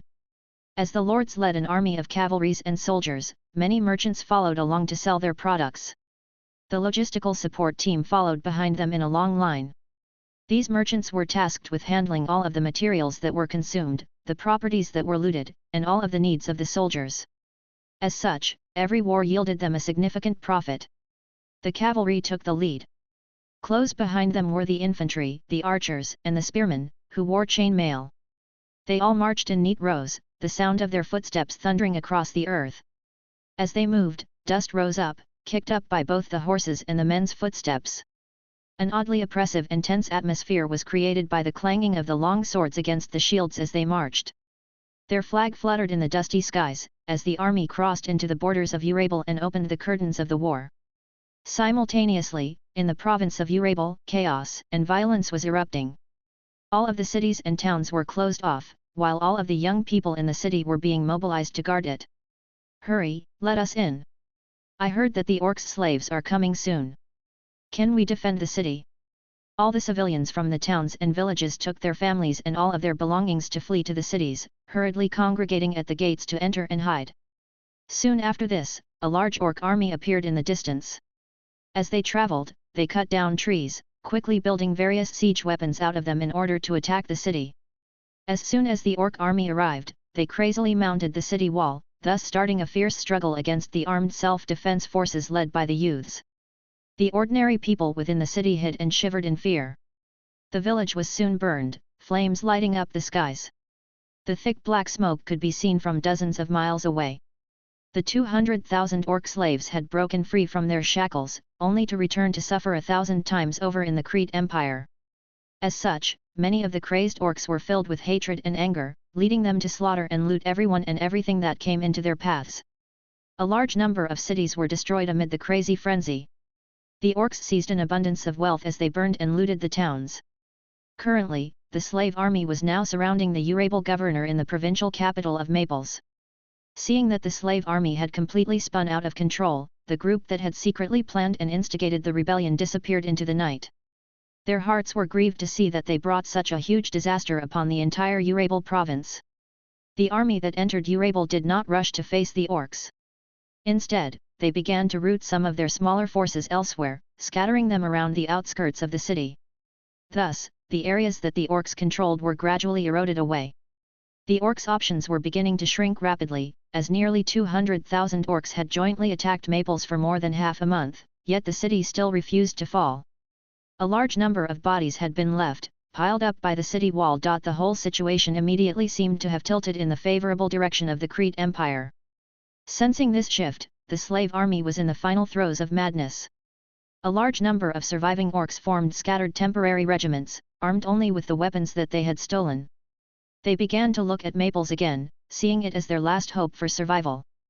They also sent messengers to their home base, the powerful Holy Civil Empire, in search of aid and reinforcements. Meanwhile, back in the Holy Civil Empire, a large number of generals and noble knights in Sarga city were crowded in the palace hall. They were all extremely excited. However, the Emperor Verdhandi was not among them. Do these darn humans think that we are still the same as we were a few decades ago? A wolfman slammed his fist down on the stone table. How dare they humiliate the Emperor this way? We cannot tolerate this. It is time to release the decades of hatred that we have accumulated since the destruction of the kingdom of Mengor. They took the lives of hundreds of thousands of orcs, after all, a leopard man proclaimed. As he spoke, the generals seated around the table all showed a deep hatred in their eyes. The leopard people would never forget the damage that the Crete Empire and the Church of Light had dealt upon their homeland. It's time to decide the fate of the humans and the orcs. Who is the real master of Alan continent? We have to show them how we have changed. We are no longer little powerless beings that they can bully. We are the powerful Holy Civil Empire. A man from Verdhandi's own race, an old lion noble, shouted out, then added, we shall slaughter our way up the entire Red River Plains. This has continued for far too long. It is time to restore the glory of the orcs from the ancient times. Everyone was exuberant. The Holy Civil Empire had long been eager to start a war against humanity, but had only lacked a good enough reason. The suppression of His Majesty the Emperor had finally supplied one. Verdhandi had been thinking about establishing diplomatic relations with the Crete Empire, which would enable them to start trading, to cooperate in maintaining peace, and to suppress the warmongers in the Holy Civil Empire. However, after Alan was sent to the Crete Empire, the situation had completely changed. The arrogance of the Crete Empire, coupled with the sudden rebellion of hundreds of thousands of orc slaves, made the voice of the main war party much more compelling. A large number of Holy civilians were sympathetic to the plight of these orc slaves, and they hoped that the Empire could save their enslaved brethren. As such, they pleaded with the Empire to send troops. Verdhandi stood in the lounge behind the palace hall, where 8 of her personal holy knights were standing by. She had gained control over the entire Holy Civil Empire with their support. The armored knights dared not say a word. They simply sat on the long table in the lounge, gazing at their emperor as she leaned on the window, a troubled expression on her face. Verdhandi wore a skirted armor, with a gorgeous cloak. A crown laid upon her golden hair, which she tied back from her face. Her white skin and soft face were creased in a solemn and dignified expression. Her beautiful golden eyes looked at the clouds in the distances. She knew that she had to make a big decision. Even the emperor would not be able to ignore the voices of so many nobles and civilians in the Holy Civil Empire. She also knew that she could not abandon the hundreds of thousands of orc slaves. However, she also was aware that, if she decided to engage in war, it would mean sacrificing the lives of countless humans and orcs. Chapter 182, The Fall of Maples. Outside the lounge, a rush of footsteps could be heard approaching. The guards tried to stop the intruder, but were forcefully brushed off. Stand down! All of the holy knights stood up immediately, yelling out in unison. They looked at the door in fury. Yet, they relaxed when the armored intruder entered and took off his helmet. As they saw that it was actually a blonde wolf girl with crimson ears, each of the knights fell silent and sat back down. It was Dulmidi. She was already 14 years old. She had grown so much since when Zhiyu had first seen her. She was much taller and more beautiful now, yet she still had a masculine temper, just like Verdhandi had when she was young. Only, Dulmidi was brasher and far more unruly. As soon as Dulmidi came in, she saw Verdhandi standing in front of the window and exclaimed in anger, "Respected father, we should immediately declare war on the Crete Empire. Those who dare to tarnish your glory should all." Verdhandi's slender eyebrows wrinkled as she looked at Dulmidi, then commanded, "Get out. Who allowed you to enter? Take off that armor. It is not yet your turn on the battlefield." The dispute between Dulmidi and Verdhandi ended with Dulmidi's storming out, but during their discourse, Verdhandi had made a decision. As such, she turned and headed out. The holy knights opened the door to the lounge and followed her into the hall, where a large number of holy civil nobles and knights were waiting. Since Verdhandi was clad in her full gown, the holy knights immediately knew that the emperor had made an important decision. All of them stood up in her presence accordingly. Everyone looked up and were chattering as Verdhandi took her seat on the high throne. "Everyone, rally your troops. We are going to welcome our compatriots." Vert-Handi drew the sword of the king behind her back.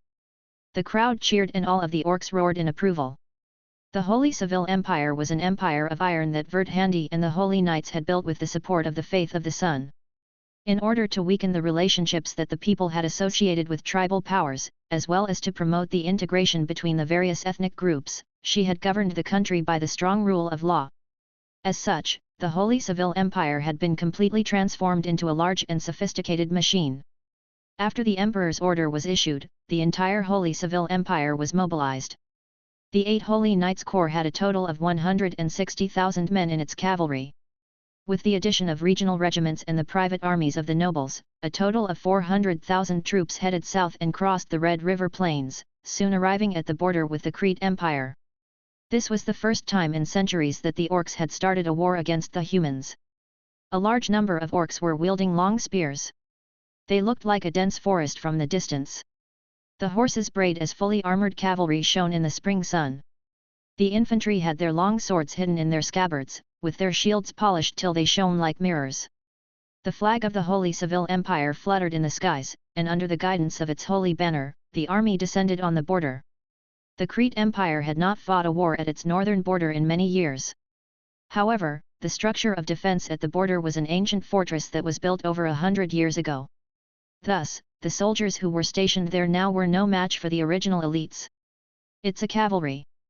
The orcs are attacking. Foghorn sound. The orcs are coming.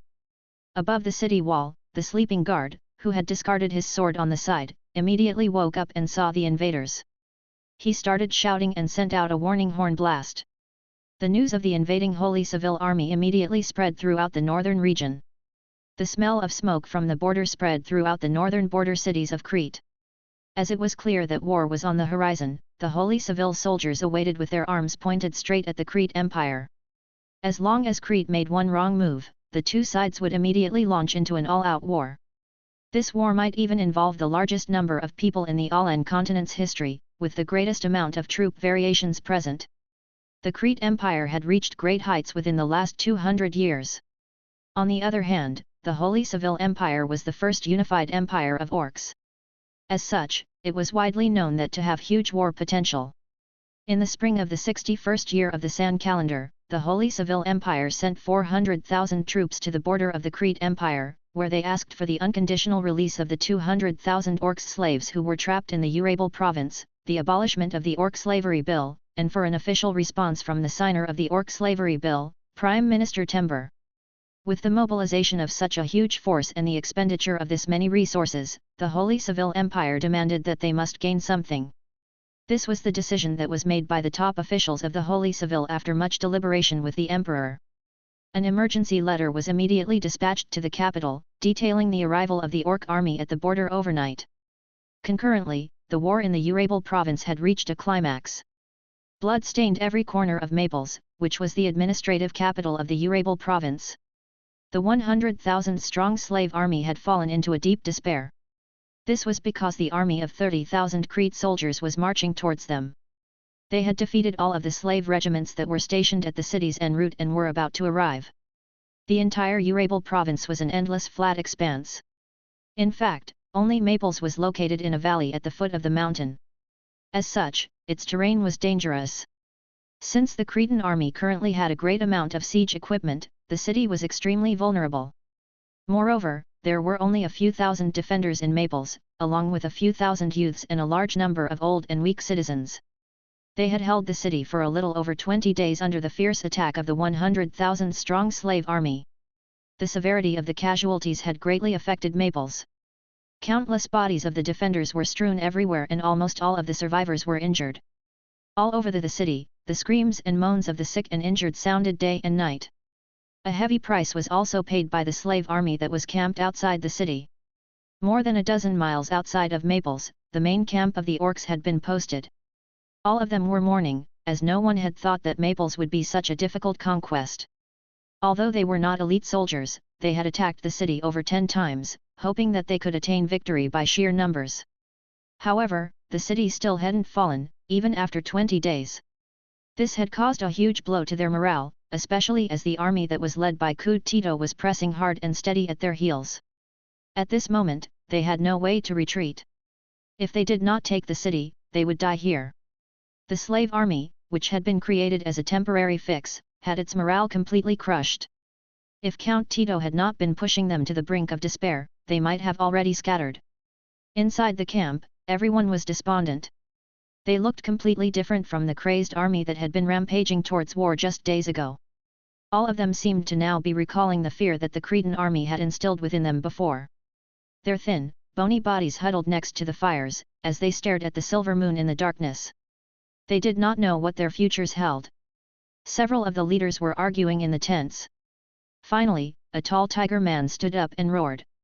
He then said, "The Holy Civil Empire should have received our request for help by now. The Empire will not give up on us. Our Emperor will not abandon us. Right now, we only have one goal, and that is to take down Naples. That is our only chance for survival." The next day, the 100,000 cornered slaves attacked Naples like madmen, leaping upon the siege ladders and descending upon the city. They desperately pushed past the lethal waves of rolling wood and falling rocks, past the flaming oil and boiling water, their comrades falling on all sides. They charged forward like crazed beasts. Naples stood under the assault of the nearly 100,000 slaves. It was like a leaf fluttering in a huge storm. Several orc leaders led the soldiers into the city on the front lines, as both sides engaged in a fierce battle on the wall. As the sun rose, a bright red cloud seemed to cover the top of the city. Blood was splattered everywhere. The Tiger Man was the leader of this carnage. He waved his broadsword, slashing through several soldiers. Then, after his sword pierced through a young human soldier, he pushed his body off the wall.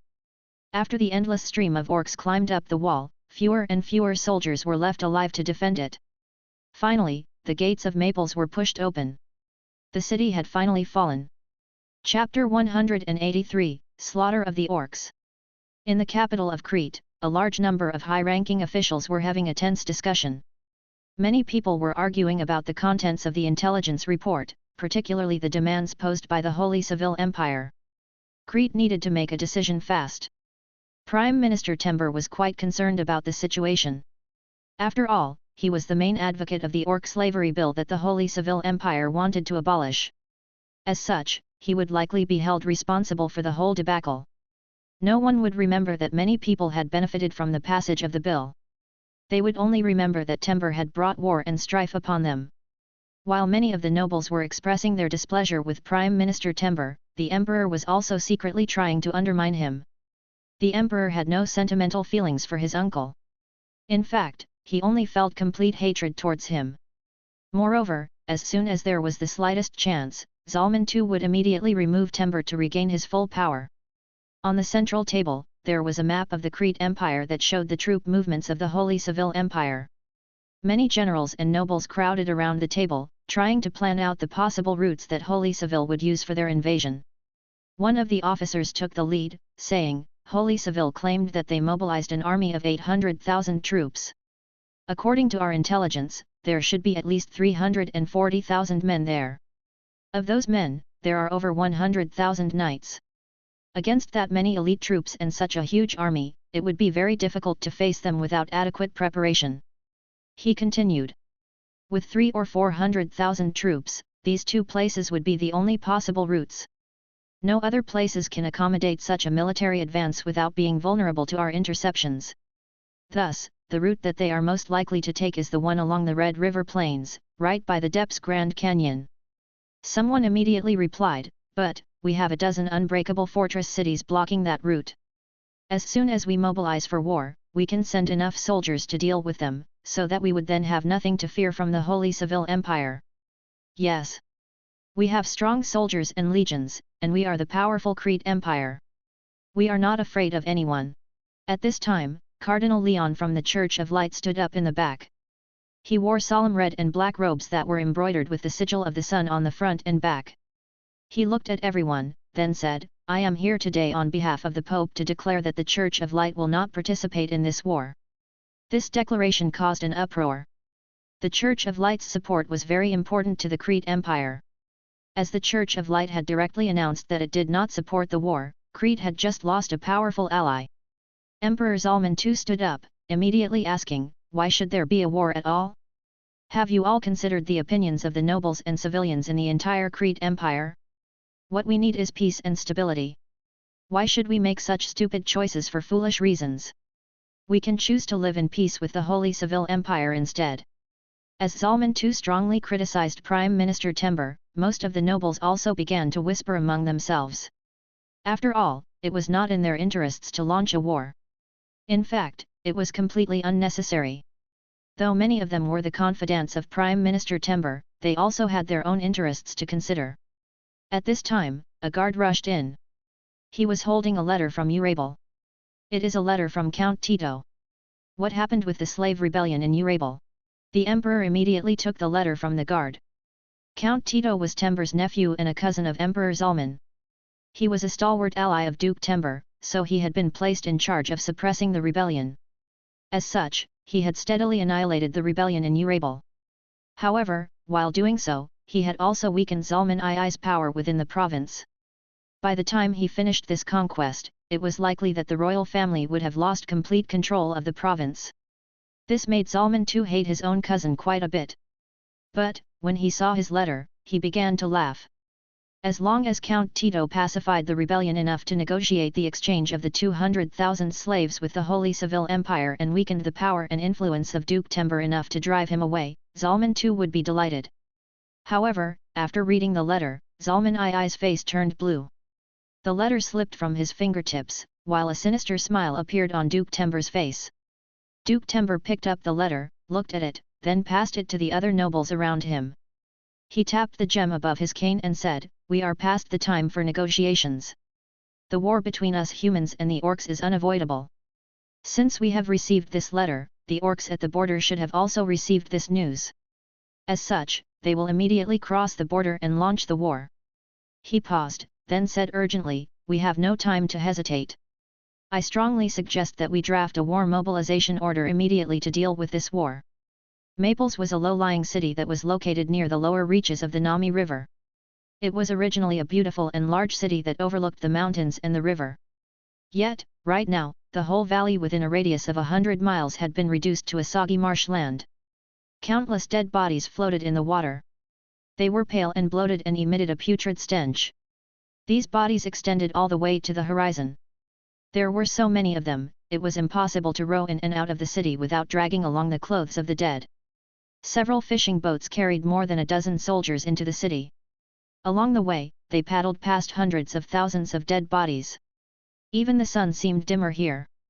It was as if the entire population of Maples had been eradicated. The group stood up and saw the peaks of Maples city wall in the distance. It stood in the center of this vast swamp, surrounded by piles of the dead. There was not a single living soul in sight. The water for the city had been diverted. The city was originally the last stop that was connected to several large lakes that passed through Crete and ended by the Red River. Count Tito had redirected the canal and flooded the entire city, thus drowning all of the orcs that were inside it. Without sacrificing a single one of his men, Count Tito had easily killed more than 100,000 orcs. If they had engaged in direct combat, it would have taken far longer and resulted in far greater casualties. Thus, Count Tito had gotten rid of his enemies with the most expert method. Chapter 184, War and Glory. Above the Red River plains, the soldiers of Holy Civil stood in the setting sun, mourning the dead. Many soldiers were beating their shields with their long swords, as if trying to summon the souls of the departed. A large number of clergy from the faith of the sun and their temple knights were kneeling on the ground. They kissed the sigil on their necks as they prayed in the direction of the sun. They were praying for the forgiveness of the gods, urgently hoping for a response from the divine. Why did they do this? Horkins was wearing the uniform of a Holy Civil soldier, a sleeveless chain armor. He had a shield on his back and a long sword at his waist. As the initiator of the original rebellion, he had garnered considerable respect within the rebel army. But, since the beginning of the rebellion, he knew that they would continue to be pressured by the Crete Empire, so he had negotiated with the other leaders to lead a small number of his own followers away in the dead of the night. They had snuck through the border of Crete to ask for help from the Holy Civil Empire. Then, after Holy Civil began sending troops, he had also volunteered to join them, thus becoming a captain. He then led 10 men and followed the mighty army back to the border. Horkins had hoped to meet his hundreds of thousands of compatriots back in Crete, but they had all been killed, dying at the hands of the Cretan nobility. Horkins recalled each painfully familiar face, while he also thought of his father and younger brother, and of his mother and sister, who were still missing. The memories washed over him like waves, filling Horkins' face with tears. His eyes were bloodshot, too. I will never forgive them. I want them to pay. Horkins slashed his arm with his long sword, then raised his bloody arm into the air with fury. This debt must be paid with blood. The anger within the army was ignited by his act, sending everyone into a fit of roars and battle howls. Each of them raised their weapons and roared in unison, an eye for an eye. All of the holy knights and the nobles were huddled in the command center. All of them looked at Vert-Handi with red-rimmed eyes, hoping for her immediate command to dispatch the troops to hold the Crete Empire accountable for their heinous crimes.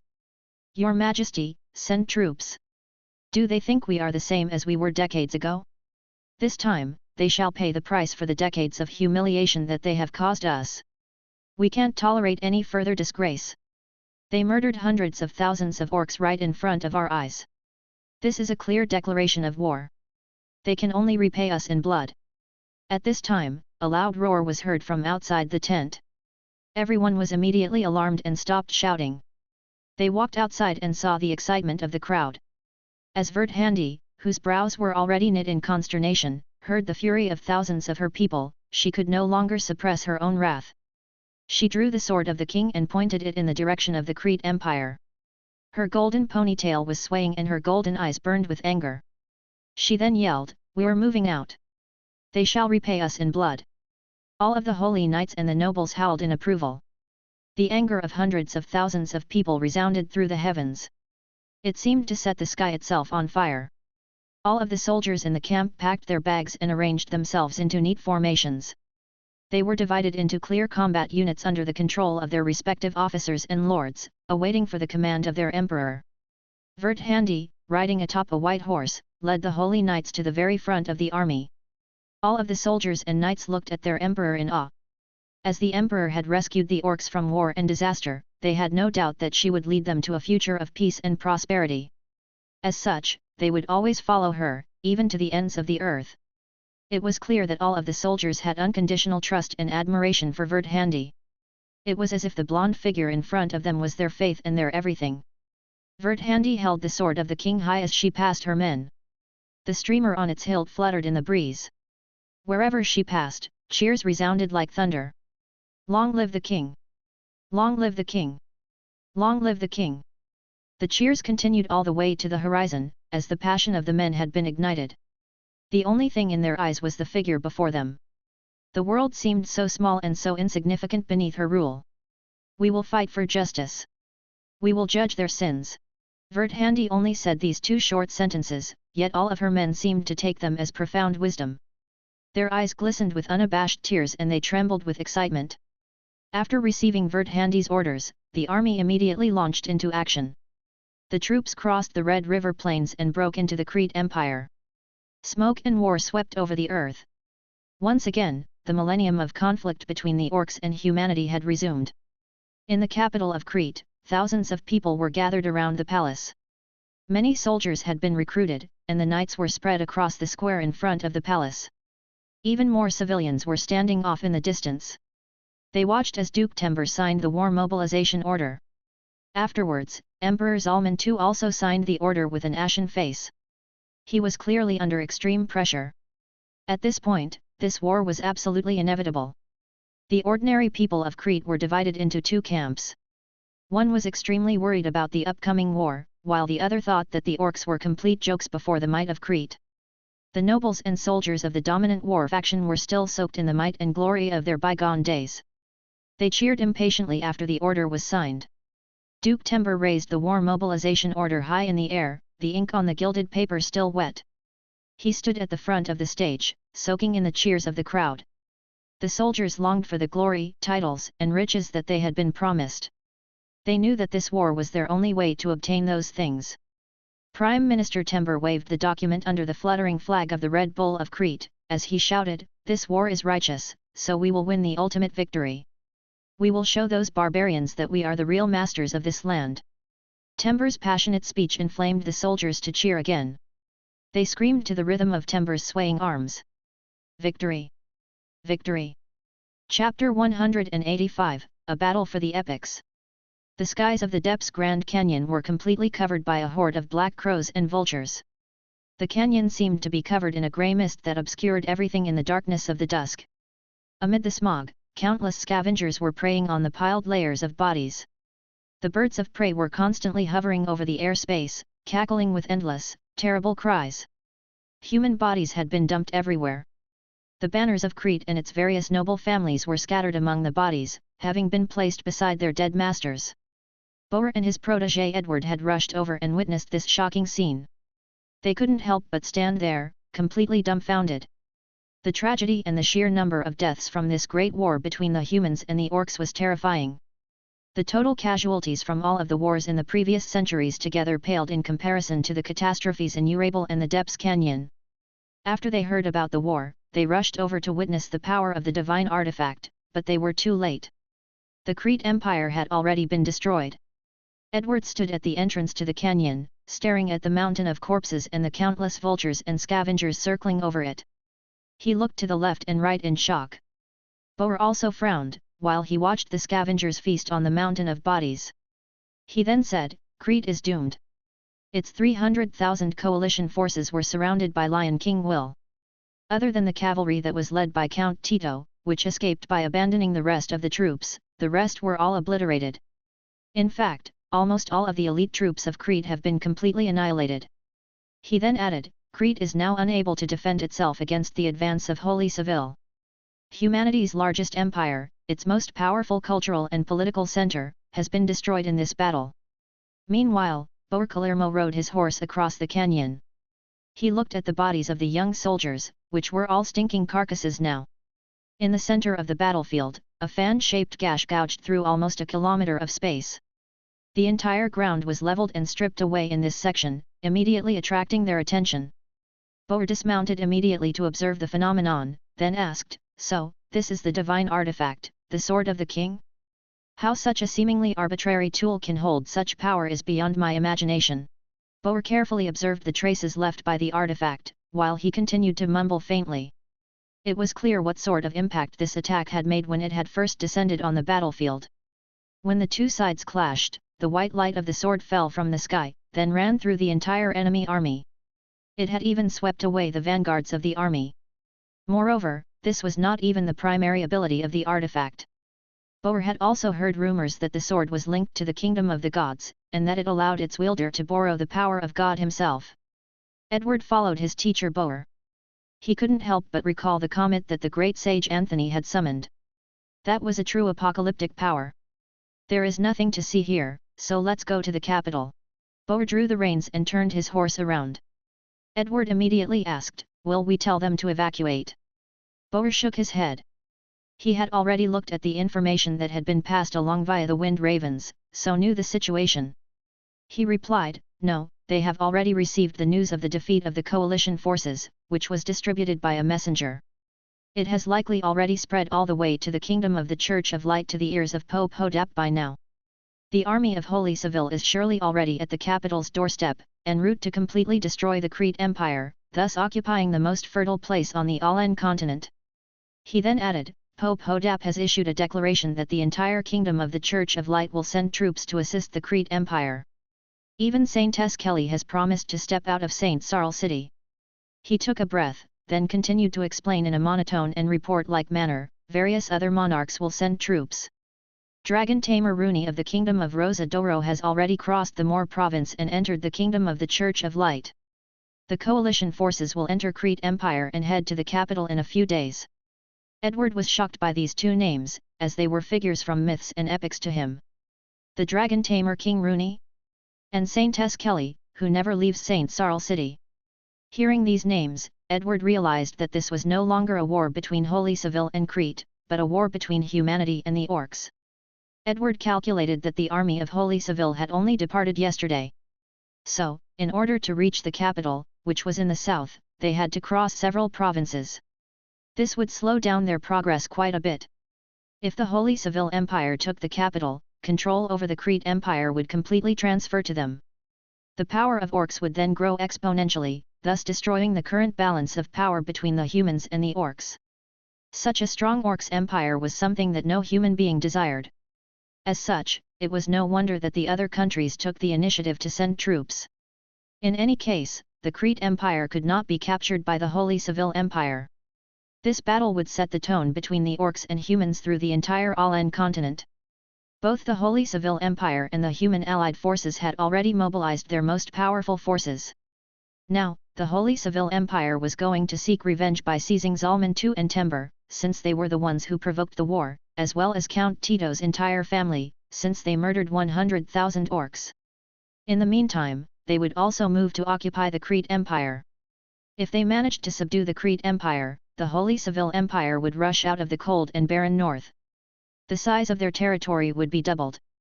After achieving political and religious unity, a vast and unimaginably powerful Orcs empire would appear in the Alan continent.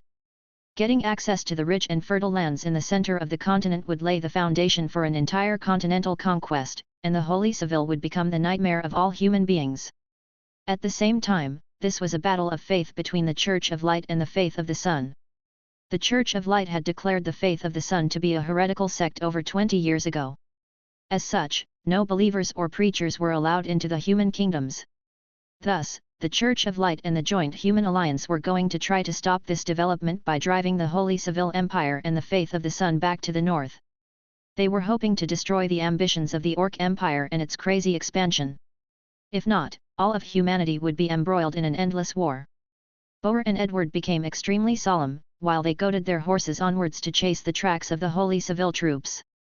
Chapter 186, A Battle for the Epics, 2. Inside St. Sarl City, within the Temple of Light. The church had hired talented artists to paint murals on the walls. These murals were intricately designed and very beautiful. It was as if they depicted the solemn benevolence of the kingdom of God. In fact, the whole temple seemed like it was the center of the kingdom of God, with all of its tall statues and beautiful murals. Standing inside this pure white space, one would feel as if his entire soul was being cleansed. At this moment, a beautiful fairy-like maiden was standing barefoot in front of the statues. She was dressed in a simple, long robe, and she had long black hair and the face of an angel. Her tall stature and feminine grace made her appear to be a specimen of flawless perfection.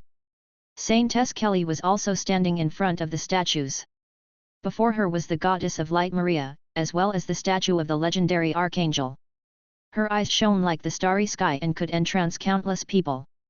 However, at this moment, her starry eyes were focused only on the archangel statue. She had been looking at the statue and praying in the temple for decades. After all, decades seemed like mere days when you spent every moment praying and waiting for a response from God. In the eyes of your excellency, our desires and conflicts must be pitifully laughable. I created a heaven on earth for you. Can you see it? Yet, the ugliness of sin still exists on this holy ground. Salvation can only be received within your kingdom. Saintess Kelly stood alone before the statue, exposing her most inner thoughts, believing wholeheartedly that God could hear her. Kelly had a dream about the idyllic village that Lord Pharos had shown her. She recalled the beautiful town by the mountain slope that he had talked with her about, all while they sat under blue skies. He had then disappeared from her dream. Whenever she recalled that dream, she could not help but tremble. The corners of her mouth would also starting to curl up, while her face would show a rarely seen expression of pure bliss.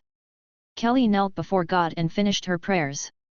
Slowly, she put on the mask of Pharos and walked out through the corridor of white pillars. The doors of the temple slowly opened as she stepped outside. Outside of the temple sat the upper echelons of the Church of Light, including Pope Hodap and all of the cardinals and priests. They were all wearing elaborate robes and waiting respectfully to greet Kelly as God's blood kin on earth. On the platform stood rows upon rows of fully armored knights of light. All of them had swords and shields that were engraved with the sigil of the church. Even some monarchs and guards from surrounding nations were present. Although these rulers and knights may not have been happy with the political interference of the church, their devotion to the faith remained genuine. Many of them were devout believers, so they were fans of Saintess Kelly, as she was the kin and messenger of God. Saintess Kelly stepped into the hall wearing the mask of Pharos. The noisy scene quieted down immediately. The silence throughout the hall was so pervading, you could hear a pin drop. All eyes concentrated intently on Kelly, as if the people present could not wait to kneel at her feet and pray. This was St. Sarl's city, the the city of God's descent. It was also the capital of God's kingdom on earth. Defend the eternal glory of God. In God's name, advance. These words of Kelly's were enough to ignite the passion of the entire city. Everyone cheered and yelled in a frenzy, while they raised their swords and shields. By God's name. Advance. Everything is for the Lord. Move out. Move out. Even the elderly Pope Hodap had joined in the cheering. Hodap was already well past 100 years old. Although he was a master of divine incantations, his innate talent was weak. As such, he had not managed to break through to increase his lifespan. Thus, he was well on his way to returning to God's kingdom. So, the Church had started the preparations for the selection of a new pope. A large number of knights and soldiers flowed out of St. Sarles city, then regrouped with the army outside. They started moving out of St. Sarles and towards Crete, setting off towards the essential battle between humanity and the orcs. The Alliance army and several of the Church's priest corps set out to meet with Holy Civil's army. This was a war between two ideologies and a supernatural face-off between the Church of Light and the Faith of the Sun. The most anticipated battle was between the Saintess of the Church and the Emperor of Holy Civil. This war would show which race God favored, as both were fighting in the name of God and glory. This is also the war that affected the most people on Alan. There were 1 million soldiers who were fighting in the war. This was also the first major military conflict that involved special abilities. As such, the tensions were high as Holy Civil and the Church Alliance army were quickly converging upon the capital of Crete. Within the capital of Crete, although the empire focused its efforts on a cover-up, news that 300,000 elites had died in the Depths Grand Canyon at the hands of Holy Civil had already been leaked. Hundreds of thousands of orcs were headed straight towards them. Originally, Holy Civil was coming for revenge. However, its aims had changed a bit since then. Part of the reason for that was that supplies to Crete had increased greatly after the orc army took over more cities. This led Holy Civil to offer the nobles of Crete two paths. They could either adopt the faith of the Sun to become citizens of the empire, thus receiving equal rights, or Holy Civil would enter the city by force, enslave all of the nobles, and subject the civilians to heavy taxes. All the cities en route had fallen swiftly under Holy Civil's assault. The capital was in chaos and the arrogant Cretans, who looked down upon Holy Civil, were now trembling in fear. Many of the civilians tried to escape. Even the royals abandoned their estates. The highest commanders had split into two parties, one was in favor of reconciliation and the other wanted to surrender. By now, neither Emperor Zalman II nor Prime Minister Tember held any control. They had lost 300,000 elites and the trust of their people. Even the common folk were disparaging their names. Within the city, countless families had lost their sons and husbands, which sent them into deep depressions. As a result, all of the nobles began distancing themselves from them. Suddenly, the Church's army appeared under the leadership of Cardinal Leon. The guards opened the city gates and allowed the robed knights onto the King's Road. They surrounded the Cretan palace and stormed in. They then took control of the city in one night. The cardinal took some knights and stormed the room where the other vigilants were meeting and surrounded them. Tember stood up and looked at Cardinal Leon, asking, "What are you doing?" "This is the royal palace of Crete." Leon kicked Tember and waved an order from the church in the air, terrifying the crowd. He then announced in the name of the church and God, "We are excommunicating Emperor Zalman II. He shall be judged here and now." Leon looked around, watching as the knights behind him moved out. He then added, "Zalman II, Tember, and Tito. You are now under arrest and shall face the judgment of God." The young Emperor Zalman II slid onto the ground from his throne as Tember shrieked. Only Tito, with his blood-stained hands, was peaceful in his surrender. He had always known that retribution would eventually come for him. All three of them were then dragged out, the ruler of the Crete Empire officially changing at that very moment. Chapter 187, A Battle for the Epics, 3. Cardinal Leon had temporarily taken control of all military power in the capital. As such, he directed the guards on the city wall personally. If he had not done so, all of the guards would have been paralyzed by fear. The arrogant Cretans had been completely demoralized by the recent news from Holy Civil. If the cardinal had not brought 20,000 soldiers as reinforcement and personally reassured the people that the Pope and Saintess would send help, the capital would have fallen already. In the last few days, they had received intelligence that the Holy Civil Empire would arrive today. As such, they had taken their weapons to attack the capital. Leon knew that the Human Alliance army was heading over. However, if they could not arrive before the Holy Civil Army, he knew he could not hold this city with less than 100,000 soldiers. Moreover, the other side had the Holy Knights and a divine artifact with a power far beyond common weaponry. So, he knew how terrifying it would be if Saint Kelly personally led the priests into battle. Dong dong dong! The emergency bell sounded. However, it was unnecessary, as all of the guards on the wall could already see the huge army looming on the horizon. They're finally here. So, that is the army of Holy Civil. Lion King Will is coming. That legendary king of the orcs, who was chosen by God to wield the sword of the king. All of the people on the city walls were looking at the black dots on the horizon. Many knights were carrying banners with countless infantry following behind them. The lines stretched as far as the eye could see. The enemies were like waves in the ocean, covering all of the earth with dense formations of pointed spears that gleamed in the sunlight. Many of them held flags denoting the various militias and families within the orc nation. The flags fluttered in the wind menacingly. The most eye-catching flag was the flag of the Emperor. It depicted a golden lion on a scarlet flag and it was flown high above the others.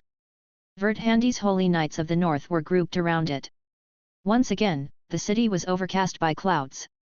Even though this was just another cloudy day, the citizens in the capital felt personally forsaken by God. Neither light nor warmth reached them and they found the oppressive atmosphere to be suffocating. Cardinal Leon stood on the city wall, clothed in red and gold. He had a battle scar on his face that emitted an air of authority and intimidation. But right now, even he felt a deep sense of uncertainty. Emperor of the Holy Civil Empire, Wularan Bel. Someone in the crowd shouted, as the sound of hooves stampeding from afar and the screams of the war horses traveled across the plains. As the hundreds of thousands of soldiers descended, they generated a massive dust storm. No one had ever seen such a terrifying scene before, including Cardinal Leon. No one believed that the troops within the city would be able to defend against this attack. As all of the elites were killed in the Depths Grand Canyon, other than the reinforcements from the church, the soldiers were new recruits. After witnessing the march of the hundreds of thousands of enemy war veterans, the recruits' knees were weak and shaking. One young man, who had just donned his armor for the first time, said despondently, "We're all going to die here." A middle-aged soldier kissed the ornament on his chest and said, "God have mercy." A teenager, who had yet to grow a beard, dropped onto his knees and clutched his head as he repeated to himself, "Don't be scared. Don't be scared." Cardinal Leon sighed. It seemed the human reinforcements would not make it on time. As the Cardinal of the Church of Light and the highest commander within Crete right now, he could not retreat. After all, he was the defender and representative of his faith, so he could only die here fighting the infidels. Leon drew his sword and roared, "For God!" Across the wall, all of the soldiers of the church drew their swords and also screamed, "For God!" The atmosphere then stabilized, as most of the troops accepted their impending deaths and reignited their faiths. The rest of the troops also settled down, gaining immeasurable courage from their religious beliefs. Just as everyone braced for the attack, the army in the distance stopped. The defenders became confused for a moment, but then they heard noise coming from the other side. "What is that?" "It's the reinforcements. They're here. The Knights of the Church of Light and the allies of the human country. There are the allied nations, the Kingdom of the Church of Light, the Kingdom Rosa d'Oro, and the Duchy of Creer." On the horizon, troops carrying flags with the insignia of the sun had just appeared. Countless human knights finally rushed over, while the huge army appeared by the southern hills. The Holy Civil Army had also seen the incoming human army, which is why they had stopped. As the capital was situated on the largest plateau within Crete, it was on a very flat area. As such, you could see armies coming in from all directions. No one thought that both armies would arrive at the exact same time. The human allied army had barely made it in time to stop the advance of Holy Civil. "Our allies are here. The reinforcements from the church have arrived. Her Holiness has led the army outside the city. We are saved." When the guards within the capital received this news, all of them were so relieved, they burst into tears. Many of them cheered as they walked outside. All of the soldiers hugged each other and thanked the Lord, the Church, and the Saintess. Outside the city, both sides now amounted to over 1 million troops. At this moment, on the Sumerian plains, the armies on both sides were marching towards each other. Standing on the city wall, everyone felt excitement coursing through their veins. They were watching the birth of a legend. The people were beyond themselves, exclaiming loudly. Are they going to fight? This will be a war that will become the stuff of legends. We are witnessing the creation of history. Fight! Fight! Many knights from the church corps within the city wanted to open the gates, so that they could go out and join the human allied army under the banner of the Saintess. They felt ready to fight the barbarians and the infidels. Chapter 188, A Battle for the Epics, 4. The commander of the allied coalition wishes for an audience. A cavalry arrived under the banner of Verdhandi and bowed to her. We accept. Verdhandi wore a pure white cloak with a silver-skirted armor. Countless knights and soldiers of the Holy Civil Empire gathered around her. The entire scene resembled a mythical epic. The two sides glared at each other, as dark clouds loomed in the sky. The wind above the plains blew and screamed, causing the battle flag to wave rigorously. Then, the horn sounded, signaling the beginning of the war. The two sides faced off around the city. The neutral zone in the center divided the forces for several kilometers. They looked at each other across the horizon, while their forces spread out across the hillsides. Within the oppressing atmosphere, people could not help but swallow hard as they held their weapons and shields. The number of troops had now become meaningless. In the middle of the two sides, dozens of cavalry units rushed out. Their long cloaks that dragged behind them fluttered like banners. Their horses neighed as they continued to accelerate and gallop towards the center of the battlefield. Verdhandi pulled back on her reins and waved her hand. Immediately, the cavalry pulled to a stop. Under the watchful gazes of both armies, the Saintess of the human army and the supreme commander of the Holy Civil Empire met. The two women eyed each other. This was the first time they had met in person. The Saintess Kelly wore a human-styled armor under her scarlet gold-rimmed cloak. The sigil of the sun was engraved on the white mask, which covered Saintess Kelly's face and made her look quite mysterious. So, you are Her Holiness, Saintess Kelly of the Church of Light. Verdhandi clutched the reins tight, while she looked at the mask on Saintess Kelly's face. She immediately recognized it as the legendary divine artifact, the Mask of Pharos. Saintess Kelly looked at Verdhandi's face and the sword of the king at her waist, then said, Emperor Will Aranbel of Holy Civil Empire? You look different than what I imagined. Verdhandi frowned, then looked at Saintess Kelly and said, I hope you can retreat. This matter is between the Holy Civil Empire and the Crete Empire. You don't have to be involved. Saintess Kelly shook her head. No, this is not just a matter between you and the Crete Empire. You have done enough.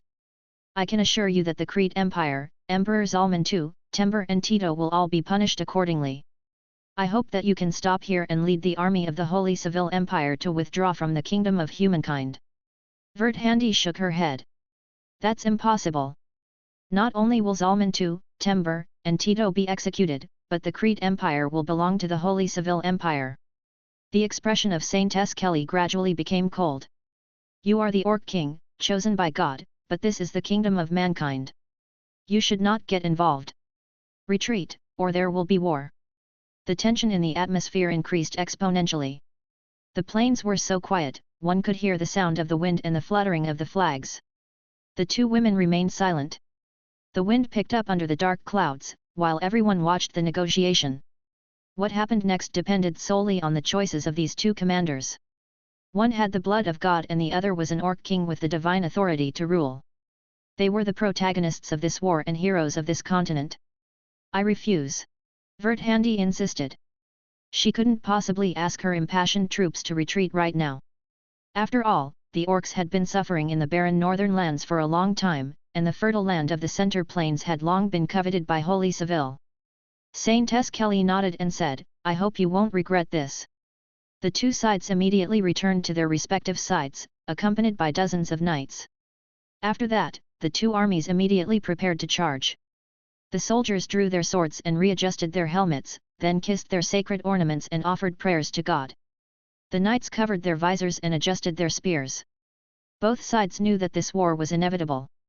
One could see a myriad of expressions on these soldiers' faces, ranging from passion and fear to fanaticism and piety. Regardless of whether they were orcs or humans, no one knew if they would survive or how this war would end. After all of the preparations were made, both armies charged forward. A wild stampede ensued, the thundering of the horses' hooves feeling like the very continent beneath their feet was being torn asunder. Thus began the biggest war that Alan had ever seen. For God. In the name of God. Defend God's glory. Both sides uttered their battle cries as the enemy side approached. All of their eyes filled with murderous intent as the two sides collided. The cavalry was positioned at the front, and many knights fell from their horses or got wounded while riding upon their steeds. The long spears interspersed with each other, while flesh and blood flew everywhere. The infantry then caught up and made a second wave attack. Their round shields smashed against the enemy's square shields, while battle axes and the broadswords interlaced. Whenever any of the soldiers was cut down, others rushed up to fill the space.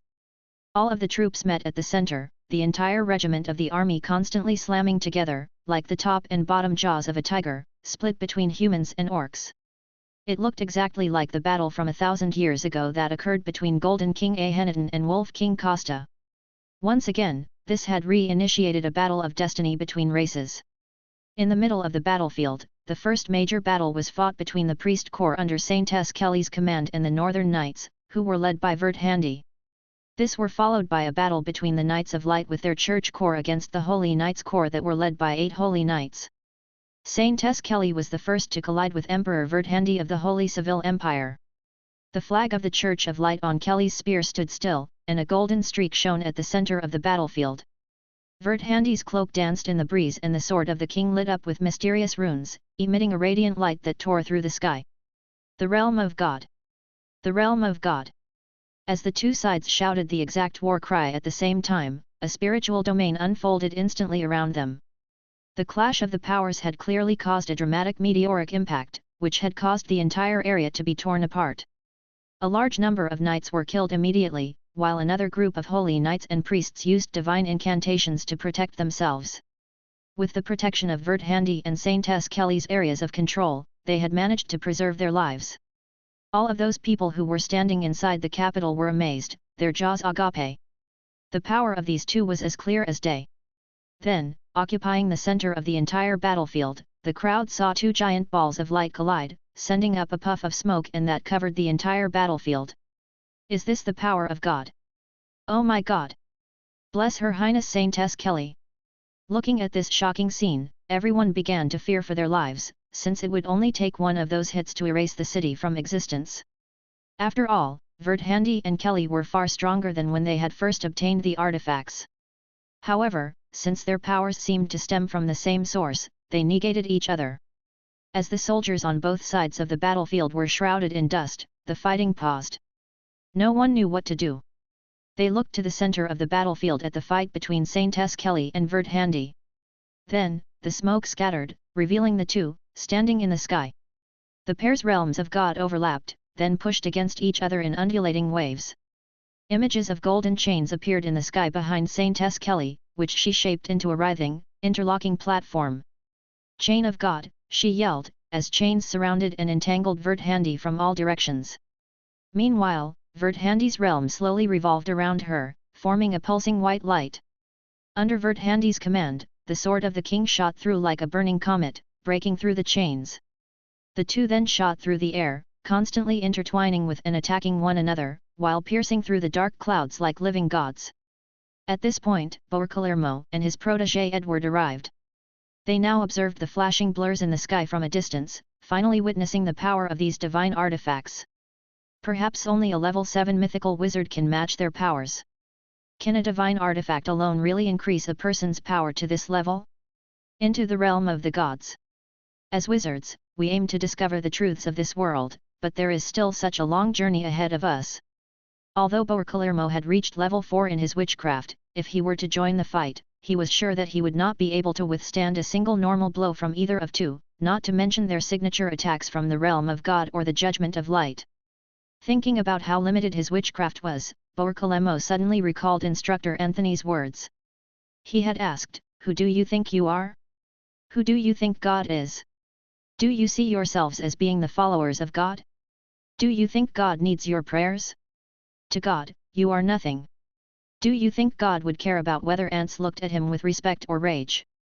Bor sighed and lowered his head, then mumbled, "We have a long way to go on the path to the truth." In the skies, the powers of the gods criss-crossed as they lit up the earth. The clanging of the chains echoed as the sword of the king continued to clash with them.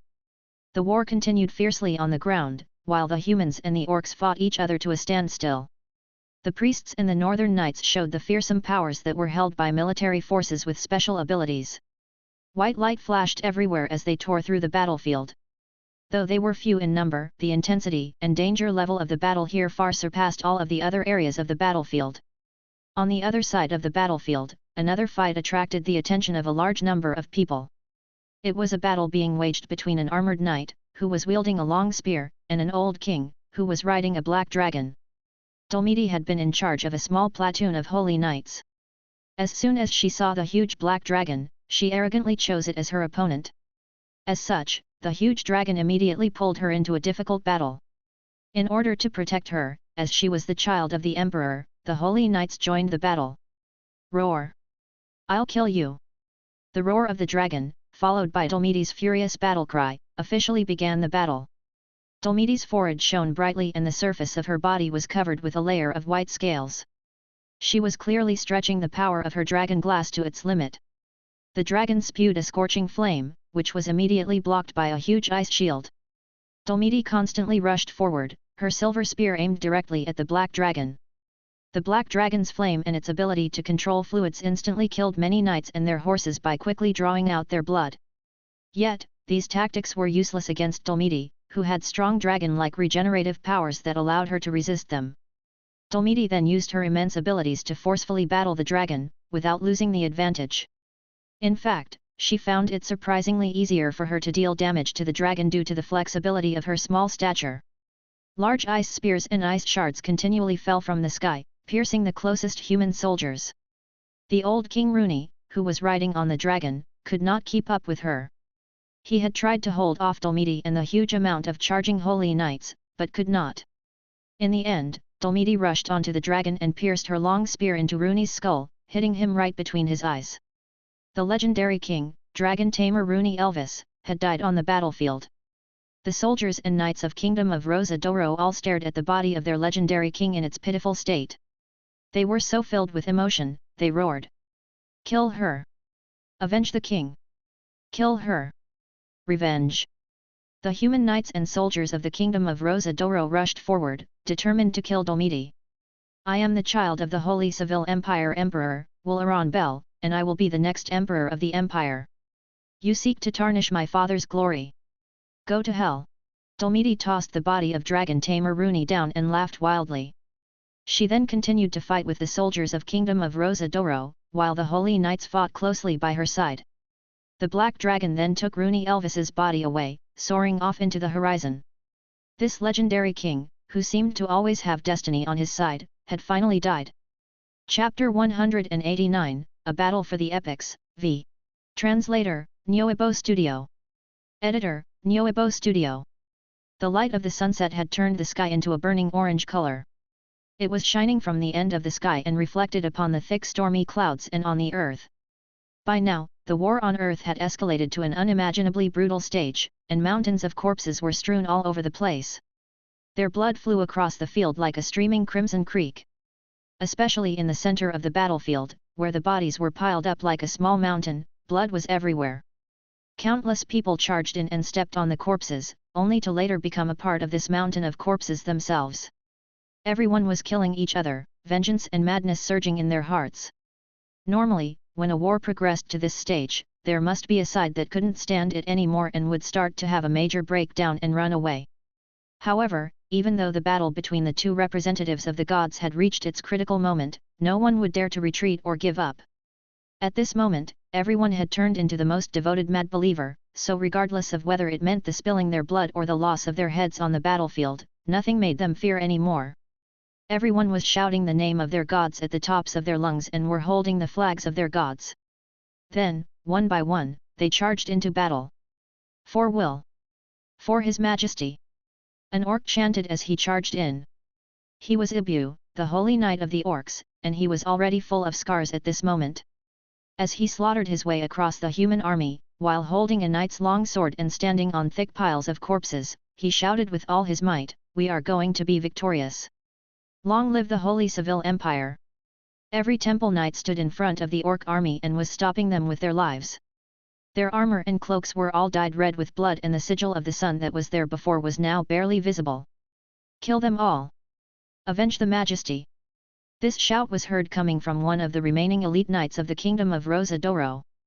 The royal guard of Verdhandi had been gradually separated and eliminated during the charge. The last remaining few were still chanting all together, for the honor of Northland cavalry. In the sky, Verdhandi and Saintess Kelly were both covered in blood.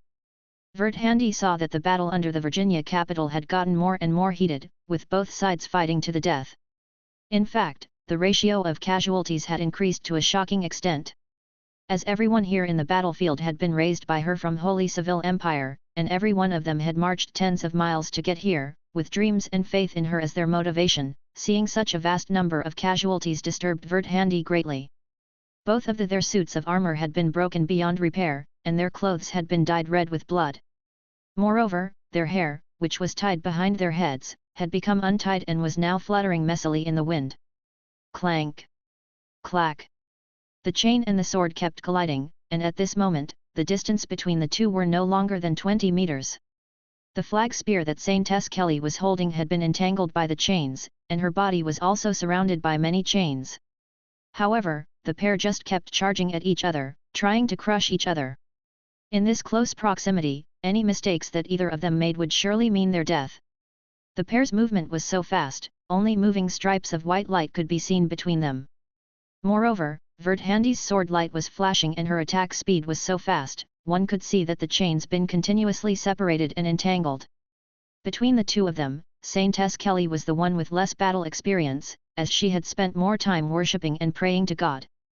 Therefore, compared to Verdhandi, who had always been focused on conquering, while traveling around the world on her horse, Saintess Kelly's experience was pitifully little. Now, this difference in experience was pushing her closer to the danger zone. Moreover, because of Saintess Kelly's continuous usage of divine incantation in the realm of God, she had almost reached her limits.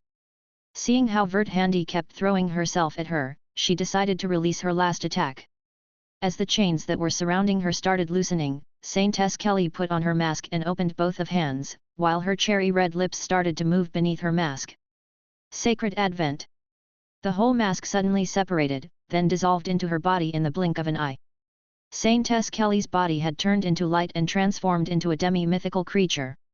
Moreover, that creature had inherited a part of its ability of Zhiyu. In this form, she could even borrow the power of Zhiyu from his divine kingdom. Meanwhile, a giant shape appeared in the sky. Then, a large wing spread out behind Saintess Kelly. It was as if the sky was raining down rays of light, and a blinding light was shining like the sun.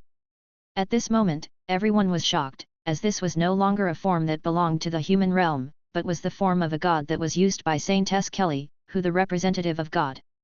This phenomenon had all of the believers who were fortunate enough to witness it tearing up. Oh God! God is coming! Oh my God! Bless us! Victory to the humans! All the peasants within Virginia also saw the giant shape in the sky, and every one of them fell on their knees. In their eyes, she was no longer a deity on earth, but an angel of God from the sky. Even Borcalermo and Edward were shaking in excitement. Borcalermo looked up to Saintess Kelly in her current form, and he was so shocked, his face was twitching. So, this is the mythical creature form? It is the very one that the teacher taught us about, the form that surpassed the limitation of the human realm. He exclaimed. Edward didn't catch a bit of what his teacher had said, but was only mindlessly wondering at the presence of Saintess Kelly, with his mouth opened wide. He then mummed, mythical, God's form. Amid all of the dazzling lights, Saintess Kelly made her first appearance. Her divinely pure face was like the angel of God. As the giant wings of light moved around her, an endless amount of extraordinary power followed. Then, Saintess Kelly extended her slender finger and pointed towards Verdhandi. Divine judgment! She yelled. Then, an intense light, just like a sword of God, swung from the sky, suddenly surging on her hand and continuously enlarging until it formed a pillar of intense light that was heading straight towards Verdhandi. The surging light from the pillar shook intensely and straight away pierced the sky. Now, even Verdhandi could sense the threat of death when facing this attack. It was as if she was receiving a punishment straight from God. This completed surpassed the limit of what any ordinary person could ever imagine. At that moment, the sword of the king started to dissolve on its own, rushing into her body. She could feel the same feeling that she had felt when she was first given the sword of the king by Lu Zhiyu. It was as if the old man's voice started to ripple in her ear once again: humble, justice, mercy, heroic, fair, sacrifice, honor, spirit. Vert-Handi, are you willing to accept the sword of the king and become a true ruler, protecting all of the people who need protection? All of a sudden, countless shapes of swords rushed out of her body, forming her unique realm of God, while a long shape was also extending from behind her. The demi-mythical creature form of Vert-Handi was an illuminating long sword in her hand. Vert-Handi's realm of God resisted valiantly against the divine judgment attack from Saintess Kelly and was pushing up against the current of power. All that was remaining in Vert-Handi's body were her battle instincts and her desperate wish to end this war. As the sword flashed, before Saintess Kelly could even react, her realm of God had been torn and the sword had pierced through her chest. Saintess Kelly was so stunned by the sight of Vert-Handi's divine sword piercing through her chest, her mind went completely blank. Chapter 190, A Battle for the Epics, End. How could this be? Has my mission already been completed? As Saintess Kelly's angel form was slowly fading, her wings of light were retracting bit by bit. Finally, they broke down into tiny pieces of feathers, then completely faded away. As for Vert-Handi, her realm of God had been deactivated as well, and she was tightly holding the sword of the king that had just pierced through Saintess Kelly's chest. As Saintess Kelly looked towards Vert-Handi, she had a sad smile on her beautiful face. She then immediately turned pale, and blood was leaking out from the corner of her mouth. Maybe, you are the one who is more beloved by God. Saintess Kelly then suddenly smiled a smile that was full of happiness, then looked up into the sky and wondered aloud, Lord Pharos, am I coming back to your kingdom now? This representative of the gods, who had single-handedly raised the Church of the Light to its peak, then slowly closed her eyes, drew her last breath. The mask of Pharos was separated from her body and was dropping down from the sky along with her. At this moment, all of the conflicts on earth suddenly stopped, as everyone was stunned by this scene in the sky. No one could believe that this legend on earth, the purest of all humans, had just fallen in this battle. The entire human force had just lost their will to continue the battle. In this battlefield that was covered with flesh and blood, everyone was badly injured. However, no one even cared about their own well-beings anymore. They just looked blankly into the sky and felt as if their faith had been broken. The soldiers in the center of the battlefield all felt like they had lost all their strength, lowering their long swords and shields. It was as if their faiths had been destroyed, and they all fell on their knees and cried out in agony and regret. The Saintess. She's dead. How could this be? I can't believe this. No way. Why am I here, then? What was the purpose of this slaughter and war? While this was happening, dozens of miles away from the battlefield, Lu Zhiyu was taking a nap in a horse-drawn carriage, as it was already nighttime in the eastern part of the world. An unsettling feeling suddenly came across his mind, which caused him to wake him up in a cold sweat. Lu Zhiyu quickly stormed out of the carriage and looked towards the west, his face full of denial. He suddenly felt like he was completely surrounded by nothing but loneliness. Underneath the city of Virginia, the Sumerian plain seemed dark and depressing. Add to that the doomsday-like battlefield, and it looked like a scene straight out of a mythical legend. At the exact moment that Saintess Kelly's body was dropping down from the sky, along with the mask of Pharos, the clouds suddenly cleared, leaving only a holy light that was shining down on Saintess Kelly's body. Suddenly, as everyone lifted their heads up and looked at the sky, a ginormous projection of a divine kingdom appeared on the top of the clouds. The clouds separated and covered that entire edgeless kingdom. This blinding light brightened up not only the kingdom, but the whole world. Bong! The sound of the bell from the kingdom above spread across whole world. Countless people rushed outside of their houses, forming a sea of people in the street, all of them looking up at the projection of the kingdom in the sky. The crisp bell continued to ring, as if it was announcing something big or welcoming someone special. The divine kingdom. The kingdom of the gods is arriving upon the earth. O Lord, so is this your kingdom? Whether it was believer from the Church of Light or the faith of the Sun, they all kneeled and were singing and praying together. Underneath the city of Virginia, everyone had dropped their weapons and gotten down on the ground at the same time, while in the city, everyone walked out of their houses, taking to the streets and praising the gods. Amid the ringing of the bell, the gate of the divine kingdom was slowly opening. It was so huge, only a very small portion of its bottom half could be seen. As it was now held within that ray of holy light, Saintess Kelly's body began to become radiant once more. Her scars had slowly disappeared, and as her body slowly faded, a holy spirit walked out of it. The spirit was wearing a pure white robe. Her clever eyes opened once again and were looking at the stairs that led to the gate. The staircase then miraculously extended, slowly stretching down from within the kingdom above to appear directly before her feet. Meanwhile, the mask of Pharos and the sword of the king had also dissolved into particles of light and had slowly been absorbed into the gate of the divine kingdom. While Saintess Kelly was stepping up the staircase to the divine kingdom, her beautiful and sacred face beamed with a smile that was full of happiness. As she was walking up towards the sky, with every step she took, the staircase shortened. Within the divine kingdom, the angels were singing and rushing out, eager to greet her with laughter and joy. She slowly walked up above the clouds, then finally reached the divine kingdom. Everyone opened their eyes wide and craned their necks, trying to see what the inside of the divine kingdom looked like, but no matter how hard they tried, all they could see was Saintess Kelly being welcomed by thousands of angels at the entrance. The moment Saintess Kelly entered divine kingdom, the gate that had filled up the entire sky slowly closed and completely vanished, along with the rest of the world below. In the spring of the 61st year of the San calendar, a crusade took place in the Sumerian plain. After Saintess Kelly fell in the battlefield, the divine kingdom arrived to welcome her ascension into eternal life and joy. The gods were angered by the war that had been triggered by the mortals. Therefore, they took the sword of the king and the mask of Pharos back from the ungrateful beings. As for the army of the Holy Civil Empire and the alliance of the humans, as both sides had suffered extreme losses, they had signed a peace treaty between the humans and the orcs under the city of Virginia's authority. Soon after that, the Holy Civil Empire's forces had retreated from the Crete Empire, and the remaining forces followed Lion King Will Aranbel to return to the Northland once again. In the same year, the Crete Empire had dissolved, as the Church of Light had lost its ability to control the empire and the central province was once again separated. The establishment of small nations and the uprising of the royal families had made the province fall into chaos. Meanwhile, a large number of orc slaves and orc tribes had started entering the central province, making this province a bit of a special region. Chapter 191, Level 8 Mythical Wizard. Above the clouds, although there was no sun, dazzling lights shone from the pale blue sky, reaching every corner of the divine kingdom. A crowd of onlookers gazed in awe as Saintess Kelly slowly ascended above the kingdom in a holy white robe. Many prayers were being offered, as the onlookers lowered their heads in respect and devotion. The god's body looked down and gazed at Saintess Kelly, as Lu Ziyu's mind instantly connected to the sub-brain of the divine kingdom, his consciousness now appearing inside of it. Saintess Kelly looked up at the god's body of Lu Ziyu, but could only see the giant seats that were levitating and orbiting around the sky, like small islands.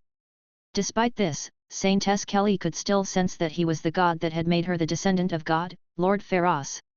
This had been the second time they had encountered each other, as the last time was in her dream. Saintess Kelly had thought of this moment countless times, wondering what she would say and so on. But now, all she had in her mind was a feeling of complete peace. Besides, simply being near him would already be an honor that could never be surpassed by anything else. Lu Ziyu was sizing up Saintess Kelly, as she was the first believer to ascend to the divine kingdom in spiritual form. Today's situation was unexpected, as normally, to climb up to the god's seats, level 7 had to first be reached, thus completely transforming the individual into their mythical creature form. The sudden death of Saintess Kelly had completely interrupted this plan, but since Lu Ziyu was no real god, he had to not be too controlling and unbending. After all, only gods could control everything, especially fate. By my name, you are now the leader of all of the angels. You must guide the ascended ones to the divine kingdom and guard the gate. Lu Ziyu pointed his giant finger that was condensed by light towards her forehead. Your will is my everything, she eagerly agreed. The light of the divine kingdom quickly condensed around Saintess Kelly's body, then transformed her into a holy angel form, as she was now in charge of a part of the divine kingdom's authorities, as well as the gate of the divine kingdom. Most importantly, through the control of these authorities, Saintess Kelly could now strengthen her soul. Lu Ziyu hoped that she could one day reach the gods' seats by herself, thus being able to take on partial authority over Maria's worlds. This meant that she would be helping him maintain and run Maria's world, while also strengthening his divine kingdom. As for now, this leader of the angels' position was merely a stepping stone. Saintess Kelly flapped her wings and orbited once around Lu Ziyu's god's seat, then stood in front of his god's body, staring into his eyes. As Lu Ziyu nodded at her, a joyful smile blossomed on her face. She was the first angel in the kingdom of Lu Ziyu, and she was also the embryonic form of the angel, making her the level 7 mythical creature that Lu Ziyu had envisioned from the beginning. Once Gaia improved even more, these angels would even have the chance to be reborn into brand new forms. Meanwhile, the whole inner part of the divine kingdom of Gaia was also undergoing some changes. Lu Ziyu's middle-tier mythical creature template, the Lord of Dreams, had finally been completed. Also, after the death of many priests, temple knights, and a few saints, their ascensions had further strengthened and improved the divine kingdom. Now that the kingdom had its first generation of archangel, Saintess Kelly, who possessed a complete soul that would enable her to assist Lu Ziyu in managing and protecting the divine kingdom, the mind power scale of the divine kingdom had reached near 10,000. The mythical metallic cells of the Lord of Dreams had been constantly replacing the original Gaia, as it was also constantly consuming the silver moon, wanting to modify the entire silver moon with metallic cells. According to Lu Ziyu's calculation, it would take about 1,000 years before Gaia could consume the whole moon and replace the silver moon in its current form. By then, Gaia would become a giant object, floating in between the sky of Maria's world and the Bitwall, just like a moon. However, when that time comes, it will be an even more unbelievable task for Lu Ziyu to transform the entire silver moon into its mythical creature form by enhancing the metallic cells within it. This was because the current divine kingdom of Gaia only had a very small portion mythical metallic cells. To be able to consume the whole silver moon, then have it undergo metallification to prepare it for use in the completion of the divine kingdom, that is too astronomical. Lu Ziyu had his doubts, but was determined to stay positive. Currently, the process of replacing the old template with the new one had been underway in the inner part of the divine kingdom of Gaia. The ability to project the divine kingdom before, meaning projecting the kingdom across the sky above the Ela continent, was made possible by the power of the new template, the Lord of Dreams. Even though most of it was unreal, Lu Ziyu could feel that it could already influence the material world. Once his mind power scale had reached a high enough level and the divine kingdom had become strong enough, he could even summon the true divine kingdom into the material world. Moreover, with this progression, Lu Ziyu's divine kingdom, as well as the hypothesized divine system, had been improved drastically. In the future, the Lord of Dreams would drastically improve the divine incantation of the temple knights and the priests. Unlike before, they could only simply borrow part of the power given by Lu Ziyu's deified cell template to channel simple healing, the judgment of light, and other minor abilities that were brought by the dreams. If they were faithful enough, they could then directly link to the divine kingdom and project some strong abilities to it in order to aid them in battle. They could even summon the gate of the divine kingdom or some strong prayers into the material world. As the replacing processes came to an end, the entirety of Gaia was illuminated with an intense light, and with the power of projection, it overshadowed a large region of the silver moon. If one were to look at the silver moon from the Earth at that moment, they could see that it had slowly changed from a crescent moon to a full moon. This meant that Lu Ziyu had advanced from level 7 to become a level 8 mythical wizard. Chapter 192, Sea of Death. Sea of Death, Great Khafra Desert. The Great Khafra Desert was at the edge of the core region that belonged to the Crete Empire. It was also a borderline between it and the legendary Batco Empire. 100 years ago, the existence of the Batco Empire was just a legend to the humans that were living in the southern and the western parts of the world. The Desert Empire in the legend was full of mysteries. According to legend, people in the Batco Empire lived in the desert. Many people in the central province thought that, as they were living in such a poor and lifeless land, they had to have a special bloodline that enabled them to survive. It was during this time that the talented and genius first Emperor Yip-Ima Batco had assimilated his tribe and clan into the surrounding smaller tribes, infusing them with power. Under Yip's command, they conquered and united the whole Batco area, then built this huge nation, which is now known as the current Batco Empire. However, the Batco Empire had been decaying for over a century. This was no real surprise, as it was only natural that an empire that was maintained and controlled by tribes and bloodlines would decline as generations passed. As such, the emperor was no longer capable of holding the entire empire together. During this time, many tribes had risen up and declared their independence and were starting to refuse to follow the king's orders. They even stopped paying taxes. Soon after this, the city of Fans from the Tut dynasty invaded the Batco Empire. The Tut dynasty was an alliance of cities, the city of Fans being the most powerful of them all. In the 46th year of the San calendar, an alliance was formed by the city of Fans, which had been killing and robbing their way, pillaging all the way up to the political center of Batco, the city of Babur. In a short period of time, they took over the city, officially marking the end of the Batco Empire. They burnt down the palace, killed the last emperor, and took everything from the city. The death of Batco's royal family and the loss of the city of Babur had spelled the end of the dynasty of the Desert Empire. The Batco area had now returned to being governed by tribes and families. The tribes constantly fought and killed each other, fighting over the limited sources of water and farmland. The chaos and conflict soon spread across the entire area. Meanwhile, as the Church of Light had just started their own uprising, there were many other religions being formed. Since these newer religions were isolated and harshly suppressed by the Church of Light, the believers of these new religions had gradually escaped from the central province in the west, fleeing to the Batco area and other exotic nations in the south.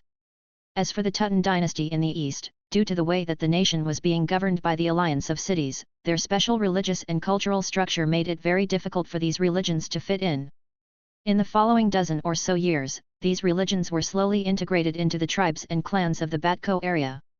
In fact, religion was the only thing that had seemed to bloom in this poor land, as people began to crave something to believe in even more when faced with suffering and disastrous conditions. As such, many temples were erected, which added an unique dynamic to the area.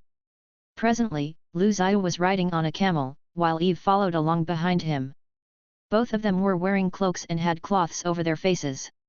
The desert was not completely lifeless, as they would occasionally see cactus and shrubs appearing, some of which were actually special landmarks that the traveling merchants used for navigation. Everyone in their group was spiritless. Back when they had just entered the desert, some of the people had found the surroundings new and refreshing and were constantly asking questions. However, that newness had now faded, and the entire group was just moving forward like mindless drones now, having fallen into a dead silence. As of now, Zhiyu and the Rosa Bianca merchants had already been in the desert for a month. If Zhiyu hadn't found an oasis with the special water-finding method that he read from a book, they would surely have died of dehydration and exhaustion in the Sea of Death already. Fortunately, aside from encountering a magical sand snake beast that kept attacking them, plus a guards being stung by a scorpion, they hadn't encountered any real dangers. As for Zhiyu and Eva, they had been treated with the utmost respect. In fact, many of the people from the group thought that this couple was as pretty as a painting. However, as the journey progressed, everyone was reaching their limits. It also didn't help matters that all that they could see the whole day was just an endless amount of sand. At first, one was drawn in by the unique beauty of the desert. Yet now, all they could feel was fear and terror. Every step they took, their feet sunk down into the sand. Then, as they would try to extract their feet from the sand, the movement of lifting their feet up and down made their feelings of heaviness and lethargy even worse. Many of them soon drifted into daydreams of delusions and despair. Where are we? How long will it take before we can get out of this desert? Why does this place feel so familiar? Are we walking in circles? Everyone felt sweat trickling out of every pore in their bodies. They were so exhausted, anyone could pass out at any moment. In fact, a few of them were already showing symptoms of heat stroke. However, at this moment, someone started screaming. This was because a strange noise had just been heard, coming from the rear of the flank. They looked towards that direction, only to see that a yellow dust had covered the sky. What's more, it now rushed towards their direction, like a monster with an open mouth. What is that? Someone asked. Sandstorm, someone else shouted in reply. Chapter 193, Another Group of Merchants. The arrival of the sandstorm scared a lot of the horses, which bolted. This turned the entire group into a chaotic mess, as many people were running away to escape the affected region. Do not run away. Everyone, stay calm. Stop them. Do not panic. Grumman, the owner of the merchants, shouted as he attempted to stop the runaways. It was an extremely foolish idea to try to escape the massive sandstorms, anyway. After all, one's escaping aimlessly would only lead to his getting lost and ultimately dying in the storm. While Zhiyu was hurrying the camels along, he said to Grumman, "We need to find some cover, anything that can shield us from the wind." Grumman nodded and shouted, "You're right. We need to find something like that. Let's head this way, then once we get over the sand dunes, we should be able to find a hiding place. Follow us, do not fall behind. Everyone, look around yourselves, do not fall behind. As Grumman and his guards shouted out orders, the merchants immediately headed in the opposite direction of the sandstorm. However, it didn't take long before the storm caught up to them and the whole group was swallowed by the yellow storm. Everyone covered their noses and ears faces with cloths, while the wind and the sand swallowed the whole world. The yellow sandstorm took over all of the visible space, making them all feel like their ears had been placed next to a roaring sound machine.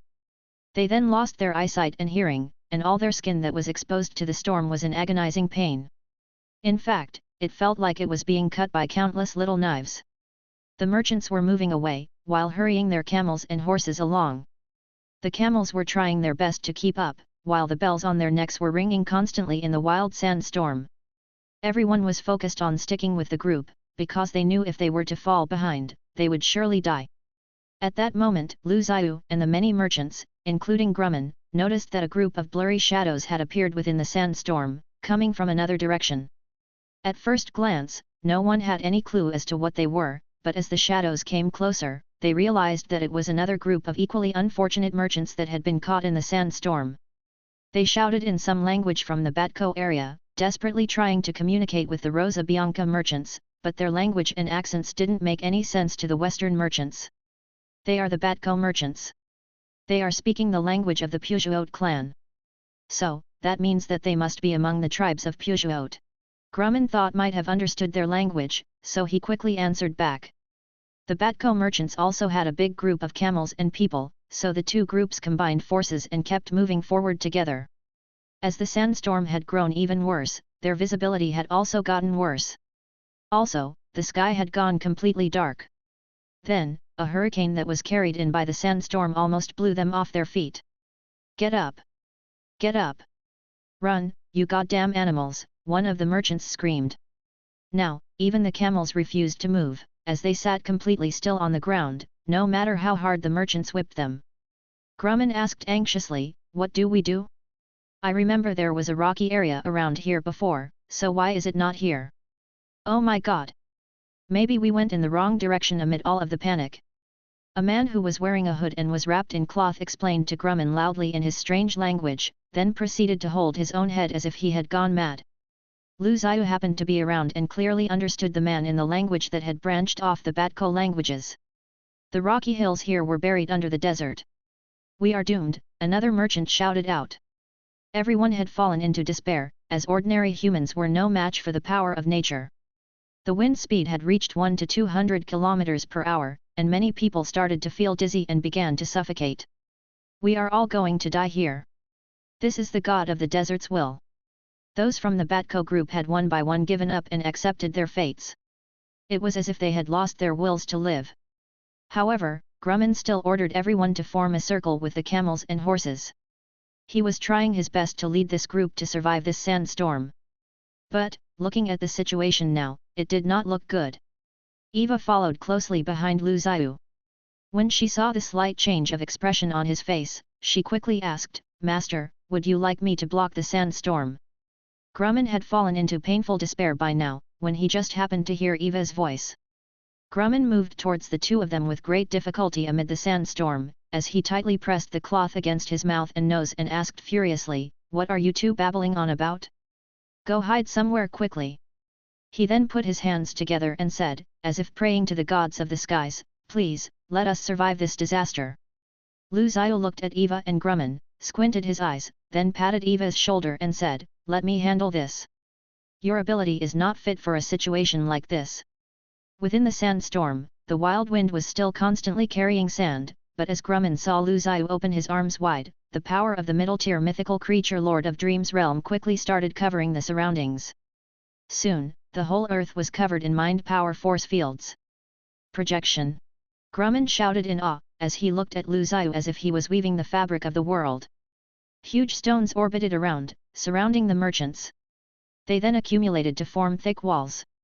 The sandstorm had been blocked, as the stone walls were erected and the harsh sand and wind that was torturing everyone could not penetrate them.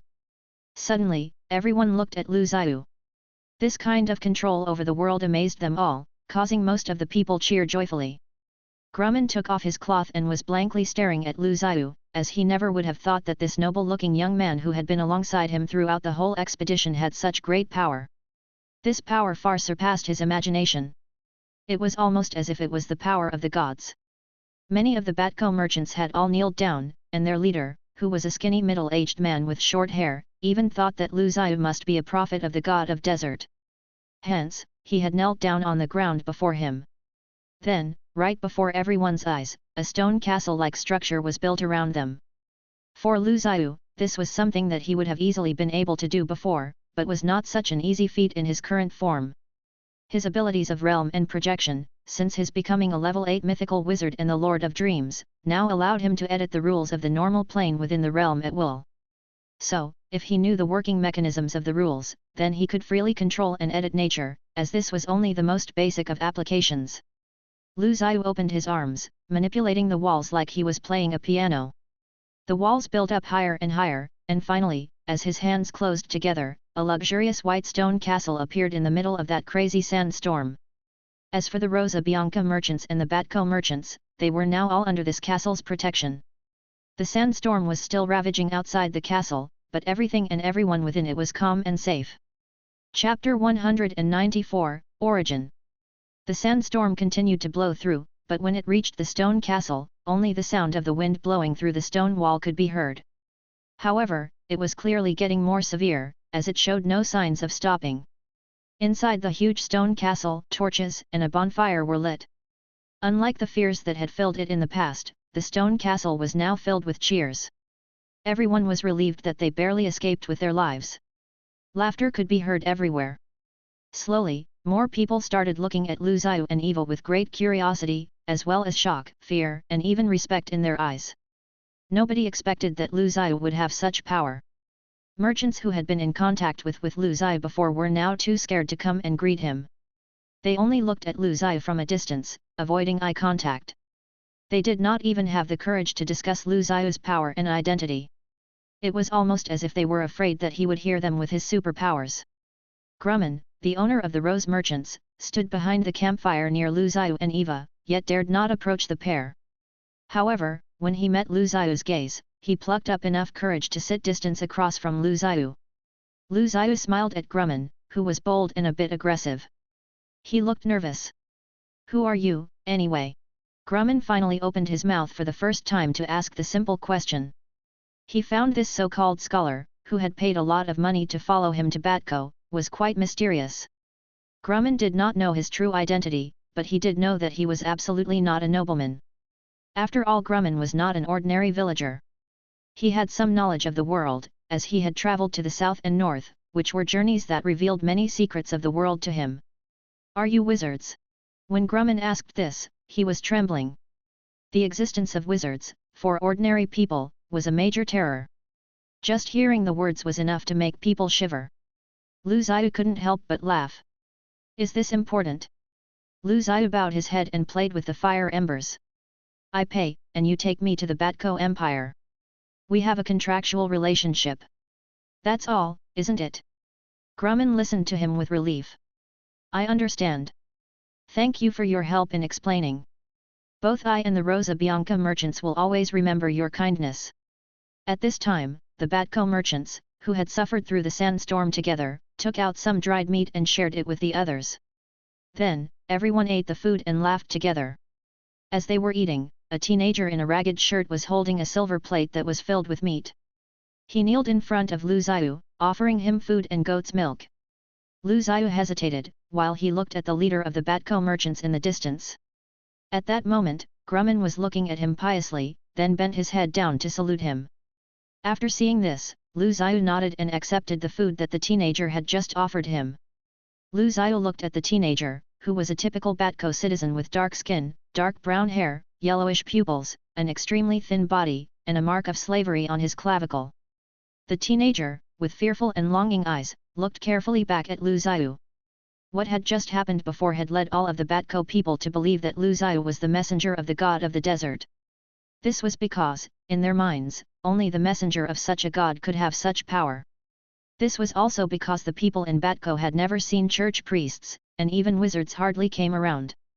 So, when they see magical beasts that have extraordinary powers, they believe that they were sent as punishment, living disasters that were brought by the gods. Lu Zhiyu asked the boy, "What's your name?" The teenager heard Lu Zhiyu, then pointed anxiously to his ears and mouth. Only then did Lu Zhiyu discover that the teenager was deaf and mute. "Don't move. Just relax." Lu Zhiyu looked at the teenager and put his hand over his ears. The teenager's back muscles tightened up immediately, as he was too nervous to move. Lu Zhiyu was using the body modification technique, which was the first witchcraft that he had created, as well as the first witchcraft of the blood wizards. The whole structure of the teenager's brain immediately appeared in Lu Zhiyu's awareness, while the teenager closed his eyes. At this time, everyone around Lu Zhiyu was watching him with this deaf and mute person. They did not understand what Lu Zhiyu was doing. When Lu Zhiyu released his hand, the teenager immediately felt that something shocking. It was something that he had never felt since his birth, and it was pouring into his head constantly. It was sound, wonderful sound. People's voices, the sounds of the flames cracking, and even the sound of the wind rushed into his consciousness. All of these sounds were so beautiful, he could not help but tremble. The teenager opened his eyes and looked around him. All of the voices kept coming into his ears. He stood up in the middle of the castle. It seemed as if the whole world was spinning around him, its myriad sounds constantly in his ears. "Ah! I hear." The teenager constantly adjusted his voice until he could finally say a complete sentence. Everyone began talking at once, as they were amazed at what they had just witnessed. For the ordinary people of this era, being deaf and mute was considered as a punishment from the gods that could not be cured. Watching Lu Zhiyu cure the teenaged slave was like watching someone break God's curse on them. The Rosa Bianca merchants and the Batco merchants immediately knelt on the ground and saluted Lu Zhiyu. The young man just looked at Lu Zhiyu in amazement, not knowing what to say. He was not very tall, so he only reached Lu Zhiyu's shoulders. At the moment, his eyes were filled with tears. In his view, Lu Zhiyu was the incarnation of the gods, the one who had come and rescued him from hell. After wiping away the tears on his face, the young man knelt on the ground to kiss Lu Zhiyu's boots. He then stuck his head to the ground respectfully. This was the most pious courtesy that could be shown. "My name is Kedasuz," the teenager said. Chapter 195, Rumor in Pujuot. The wind lasted for most of the night, only stopping when the sun was about to rise. It took more than a month for Lu Zhiyu and the Rosa Bianca merchants to leave the sandy and deadly quiet of the Great Khafra Desert to reach the Batco border. Once they arrived, they saw small oases, large palm-like jujube trees, and numerous Batco people. The men and women here either wore simple clothes, such as long gowns that were made with whole pieces of skin, or blouses with short sleeves and long skirts. Some of their unique clothing even exposed their thighs and belly buttons. When the Rosa Bianca merchants rode their camels through these small oases and villages, the hot women with bare thighs flirted with the merchants. As the women approached them, the guards all straightened their backs and puffed out their chests, as these beautiful women made them want to strut their stuff. Lu Zhiyu quietly observed the people in Batco. Compared with the people in the Western world, the people in Batco had much darker skin. Most of them were also very lean. In fact, there were hardly any fat people there. This was not only due to the lack of food, but it was also because most of the people were not rich enough to be able to buy food, even if it was available. When Lu Zhiyu had designed their race, he gave them different gifts from the West. In addition to those differences, long-term isolation from the West had also resulted in there being a very different race from the Crete Empire, the Golden Rose Kingdom, and the Mara Kingdom. "Look, it's Pujuot. We Pujuots are the largest tribe in this area. We have a large area for keeping cows, and we rule the place where the Hashi River flows. Hence, we are the strongest." Ankh pointed to the city in the distance. The city walls were made of yellow earth, and the buildings in the city were made with a mixture of earth and stone. Some of the large buildings had been built with stone, while the houses of ordinary people were built with simple earth. The Batco Empire had a unique architectural style. As such, there were few Western-inspired wooden houses here. Ankh was a slim middle-aged man with short hair. He was a nobleman in Pujuot. Most of the merchants that he led were soldiers, while the rest were slaves. As the group of merchants went into the city of Pujuot, a large number of pedestrians and camels were walking along the street. On both sides of the street, there were also many peddlers, all of whom were selling pots, gold and silverware, fruits and salt. Today was the monthly market day, so the city was very busy. Everywhere, the sound of bargaining could be heard. Here we are. We will do business here, then go to the next city. After that, we return to the Church of Light. Do you want to come back with us? Grumman asked Lu Zhiyu. Lu Zhiyu got off of his horse and stroked its neck while letting it drink some water. No, I just may stay here for a long time. Lu Zhiyu found himself somewhat fond of the unique culture here. He now preferred to be around a crowd rather than doing experiments in the laboratory alone. Even looking at the bustling city, he felt instantly comfortable. Compared with being called a god, Lu Zhiyu much preferred to be called the explorer of life evolution. His plan was to gradually complete the divine system here, improve the level 8 mythological wizards, and intermediate the mythical creatures and the Lord of Dreams powers. In addition, Lu Zhiyu wanted to work with Eva to improve mechanical alchemy. Back in the Wizard Tower's library, Pyros had collected a lot of ideas about the new generation of wizards and new witchcraft. Lu Zhiyu would often read through these materials. Although they were mainly about low-level wizards, some of the fantastic ideas and creations always gave Lu Zhiyu unexpected inspiration.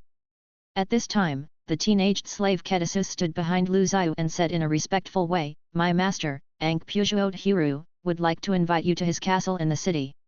Ever since he had known of Lu Zhiyu, Ankh both feared and revered him. As such, he dared not speak to Lu Zhiyu ever. This was why he had relied on Kedisus to deliver his message. Pujuot was his surname, Hulu was his fiefdom, which was located in a small village in Pujuot. Lu Zhiyu turned his head and looked at Ankh, who immediately bowed to Lu Zhiyu. Then, he spoke to Lu Zhiyu for the first time. "Honorable Messenger of God, I hope that you can accept my hospitality. It would be a great honor." Lu Zhiyu thought about it, then nodded. There was ecstasy on Ankh's face, as everyone in Pujuot believed in the god of the desert and worshipped the ancestors of the other gods. In Pujuot, there were many temples. The priests in these temples had great power in the city. In Pujuot, the tribal leaders, priests and nobles formed the special ruling authority. "Thank you. Everything is ready," Ankh said. Ankh's earth castle was similar to Crete's castle, but was much shorter, having only 3 floors.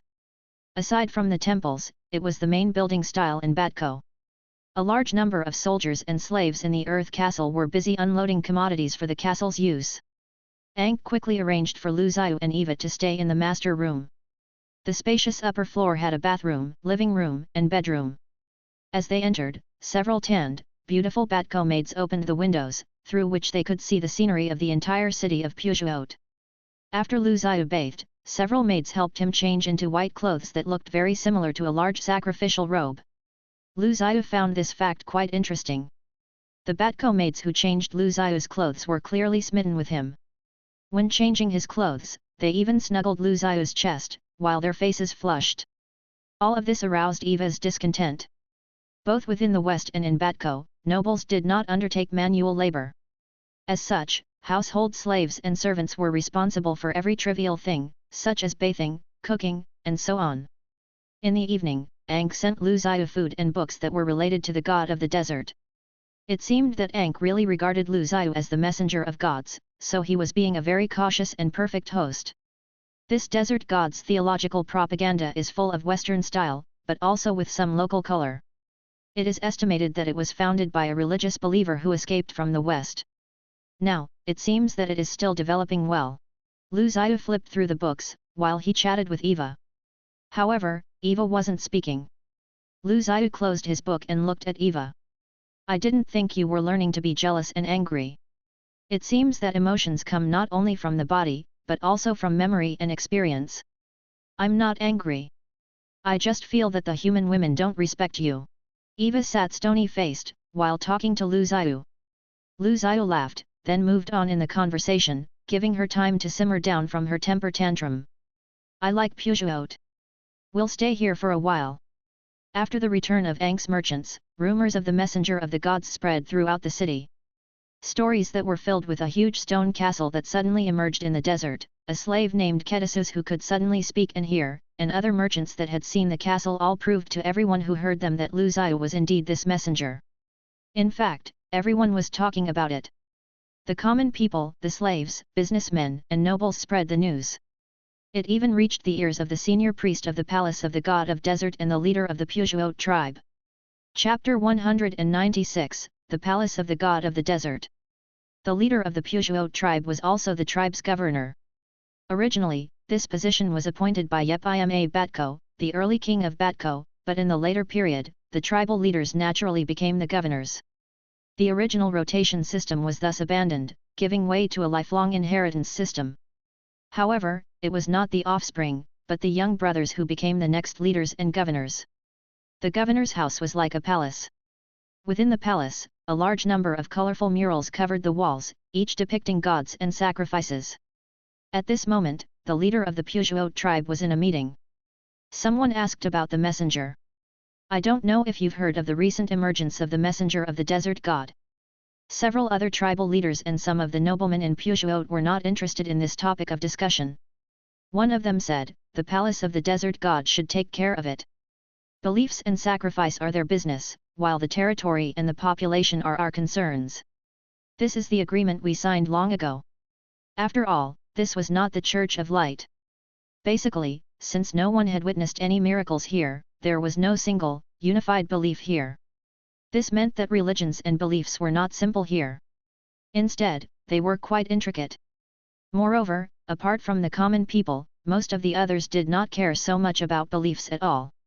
Someone else in the room piped up, but that was a miracle. He clearly had the power of God. After a long debate, the governor said, let the high priest deal with it. As for whether he really is the messenger of the gods, they will find that out. The palace of the desert god was luxurious, and it occupied several times the amount of space that the governor's house did. The palace was situated in the south, and its tall stone pillars were engraved with monsters, beast heads, and human bodies. There were also rows of kneeling statues that lined the aisles inside the palace. The grand gate was inlaid with dazzling jade and gemstones. There was also a statue inside. The statue depicted a monster, which had a human body and hair like countless snakes intertwined. This was the legendary god of the desert statue. If Zhiyu came to see it, he would feel that it was someone with whom he was already familiar. This was because the statue monster looked exactly the same as the monster that he had created earlier, Medusa. Although Batko was originally rich in gold, after hundreds of years of mining, not much gold remained. However, this tall statue was made of gold, which only made it more priceless. From the luxurious style of the palace, one could tell how much manpower, material resources, and money had been spent to build and furnish it. Sadly, most of the resources that were used for the palace came from a large number of greedy priests, who would take a large amount of money from the lower class people every year. Those poor, faithful, and underfed people gave everything they had to them, which was how this palace had become so ornate and posh. Now, in the side lounge of the palace, Haddon, the high priest, was in a rage. Rumors were circulating in the city that were very threatening to him. Supposedly, a messenger of God had come along. As such, Haddon's authority to host sacrifices and explain the will of God would be severely threatened. If the lower class people and nobles in Pujut believed this so-called messenger, it would greatly limit his power as the high priest. What made High Priest Haddon even angrier was that, not only were the common people believing in the power of this liar, but a large number of nobles were also buying into the hoax. Even inside the palace, some priests secretly went to the messenger's residence to pray. As these various legends continued to spread throughout the city, more and more people began to believe them. If the whole city believed that it was true, Haddon would be in an awful fix. Damn that liar! I am the only spokesman of the gods, the one who was chosen by the god of the desert. Only I can represent the authority of God. That fellow is just a blasphemer. It's the evil god who sent him here to try to divide us. Haddon was really having a fit now.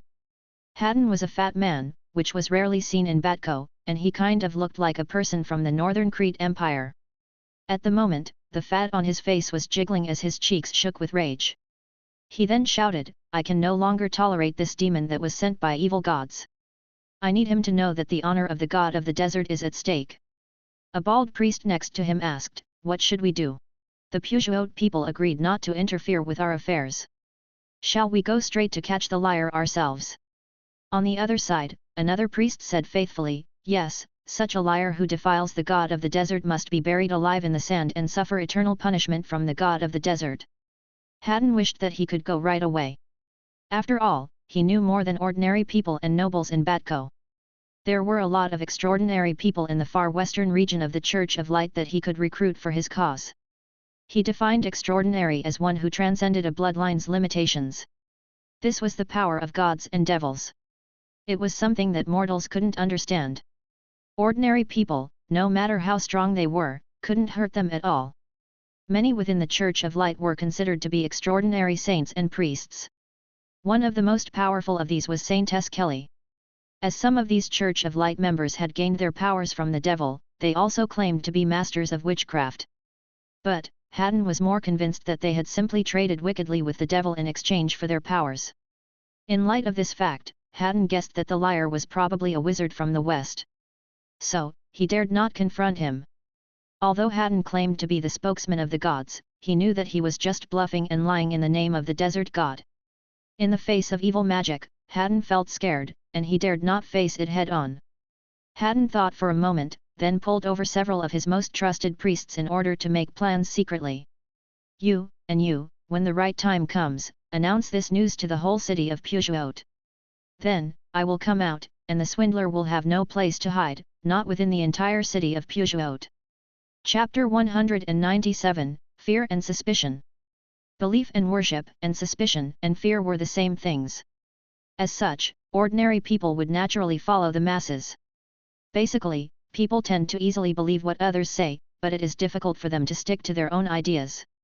A few days ago, when Lu Zhiyu stood near the window, he could see a large number of people coming towards him, including nobles and wealthy businessmen. When they arrived, they knelt down and wanted to get a blessing from him, but were stopped by Ankh. A few days later, the pilgrim-like believers dispersed like smoke. Not only that, those people who had respected Lu Zhiyu so much were now suspicious of him. Many people were discussing Lu Zhiyu in secret, most of their conversations being highly unfavorable. On the third floor of the castle, Lu Zhiyu flipped through the books that he had been brought. He marked certain pages and highlighted others. The structural drawing on the book was Eva's body structure. Lu Zhiyu made many notes about important data and things in need of attention. Lu Zhiyu had been wanting to further improve Eva's metal alchemic life form for some time now. As she was the first super metal alchemic life form, her model obviously had its weak points. Lu Zhiyu also wanted to know the requirements for the formation of alchemic life forms, as well as for the formation of awareness and wisdom in the brain of metal cells. This was because Lu Zhiyu had never succeeded again after initially making Eva. Eva was sitting quietly beside Lu Zhiyu. If there was nothing to take care of, she would not move. Eva suddenly without being asked a question, which was rare for her. Master, don't you care about them? They are speaking ill of you in private. Lu Zhiyu simply bowed his head and said, don't bother yourself about them. They are just ordinary people who are following other people and believing gossip. Eva then said, Kedisus came to me yesterday and told me to be careful. There are rumors circulating in the city that do not bode well for you. It is likely that someone will do something bad to you. But, at least he and his master, Ankh, still believe in you unconditionally. Lu Zhiyu raised his head and asked, why do they believe in me? I didn't tell them who I was or where I came from. Lu Zhiyu paused, looked out of the window and said, as for what happened in the city, don't worry. At least they are about to do something finally. Within the following few days, many strange incidents happened in the city. Many people were killed.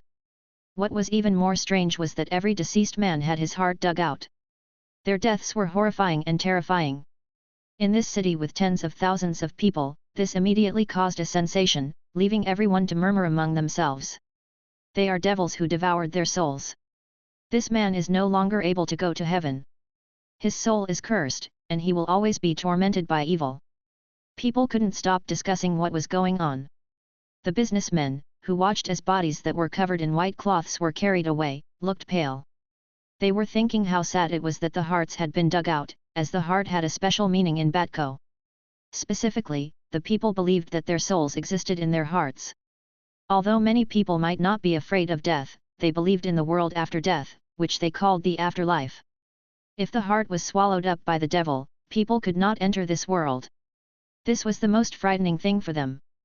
At this time, neither the common people nor the nobles dared go outside at all. Rumors about monsters and endless dark evils spread rapidly throughout the city. It is the evil being who ate their hearts. The monster is still in town. It's staring at everyone, and soon it will devour you, or maybe me. We have to kill this monster. Some people took this opportunity to spread all kinds of ill-intentioned remarks, which only heightened the panic. Why hasn't this happened before? In the streets and alleys, many people asked this same question. Immediately, someone seemed to know what had happened. It's the man. All of these things only started happening when he came. Then, a series of unfavorable remarks about Lu Zhiyu spread throughout the city. Yes, he has been hiding in the castle and refuses to come out. He must have a secret. He's making evil plans. He's been sent here by evil gods. At this time, the priests of the palace came and preached to the people. One of the priests said, "The great god of the desert has sent down an oracle." He told his spokesman on earth, High Priest Haddon, that this man was not a messenger of gods, but a blasphemer of gods. The square where they were at was crowded with people. After the priest's speech, even more rumors started to circulate in the city, instantly being accepted as truth in all of the people's minds. People who were already fearful immediately felt as if they had been fooled by Lu Zhiyu, and anger surged into everyone's hearts. That servant of the evil god was sent by the pagans. He will only bring disaster and death to us. This is only the first step of his abominable plan. If we can't stop him, the city of Pujuot will be ruined. All of our souls will fall into the abyss and suffer eternal torture. The roar of one of the priests ignited fury in everyone's hearts. The crowd on the square was enraged. Many families of the victims came out and shouted, "Burn the evil god's servant! He must be punished! Yes, kill him! May the god of the desert bless us! We are not afraid! Expel the evil villain!" Everyone held their fists high. They all had red eyes, as if they were all being controlled by something beyond this world. "Here comes the High Priest, Lord Haddon," one priest announced. At this time, Haddon, accompanied by a large number of priests, walked out of the palace. As Haddon came among the crowd, the entire square immediately became quiet. "God told me that this villain will bring us disaster." Haddon spoke with a loud voice that could be heard throughout the square. "We must get rid of him. Only by getting rid of him can we then return to our peaceful and happy lives. Then, the glory of God will shine on us again." Haddon held up his golden scepter, his facial fat shaking. "I am God's spokesman on earth. In the name of God, let's go punish him. Kill him!" All of the people in the square roared with Haddon, "In the name of God." The people then turned and swarmed the streets, heading straight for the castle where Lu Zhiyu lived. As every household had a weapon, each person approached the palace, armed and angry. These people were like angry hooligans. Everyone was steaming mad and headed straight for their target, which was Lu Zhiyu. Chapter 198, Heavenly Palace. Oh no! The priests of the desert palace were stirring up people in the city, inciting them to kill you. As Kedisus had run to the palace from a distance, he was out of breath when he arrived to warn Lu Zhiyu. Lu Zhiyu put down his quill pen and saw Kedisus kneeling at the door. After saluting him, Kedisus looked up at Lu Zhiyu and said in a hurry, "Aang sent me to you to let you know that he has arranged a way for you to escape. Follow me now please." Now that everyone believes Haddon, there is no time to waste. However, you can rest assured that Aang and I have absolute trust in you still. Lu Zhiyu did not seem worried. "Don't worry." Lu Zhiyu didn't care too much about this new piece of news, neither did Eva. So, Kedisus could only kneel outside the door. In contrast, all of the other people inside the castle were in a panic. After getting the news, they all ran out of the castle immediately. The maids accidentally smashed the pots that they had been holding, as they were in such a hurry to run away. The slaves hid in the cellar in the backyard. After all of the chaos, there were only 3 people left, Lu Zhiyu, Eva and Kedisus. Soon, a large number of angry Pujuot people poured into the castle. Many of the people outside surrounded it. It was almost as if they were afraid that the evil guy inside might escape by some dark magic. Thousands of agitated people filled the broad streets outside, all of them shouting, "Kill him!" Under the command of several priests, people kicked down the wooden castle gate and broke into the castle. Those hiding in the dark trembled as they were listening to the roars. The people who broke in came straight to the center of the castle, which was exactly where Lu Zhiyu was. Kedisus was very nervous at the moment. He was guarding the door that led to Lu Zhiyu's room, holding a spear that had been hanging on the wall.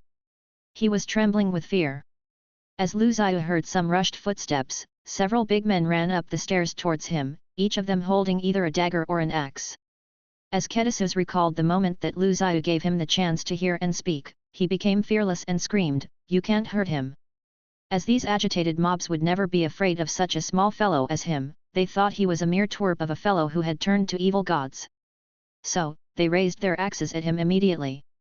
As the young slave rushed towards the group of men, a big man kicked him to the ground and pointed his sword at him. "That's it. I'm dead." Kedisus had only one thought in his mind at the moment. It was too late for him to escape.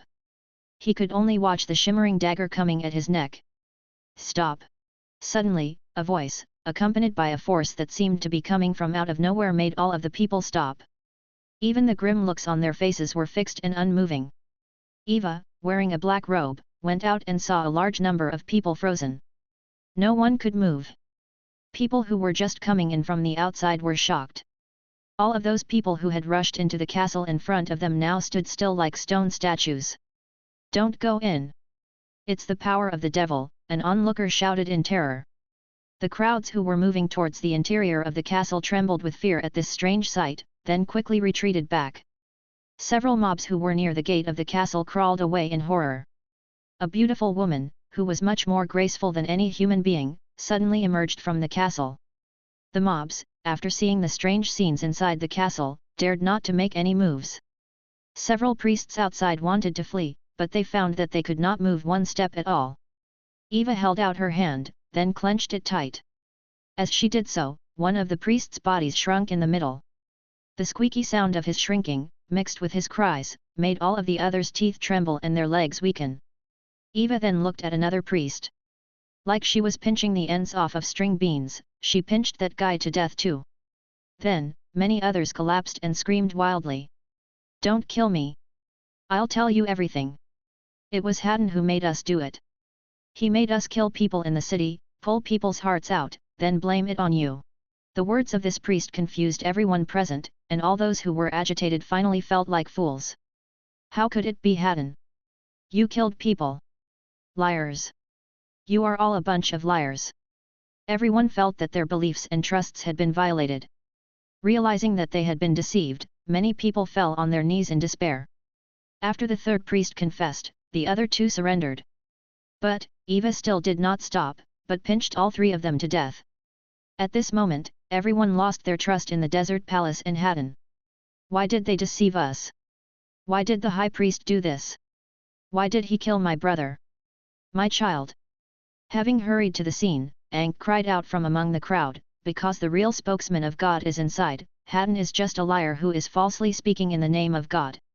Ankh pointed inside the castle, then said, "Look, that's the power of God. Can Haddon build a huge castle overnight in the Sea of Death? Can Haddon cause Kedisus to hear and speak? Can he save me and my merchants from the sandstorm? No. Only the messenger of God can do such things." As Ankh's words were very convincing, everyone once again looked inside the castle, as if they had found meaning to their lives again. Then, they immediately cursed Haddon.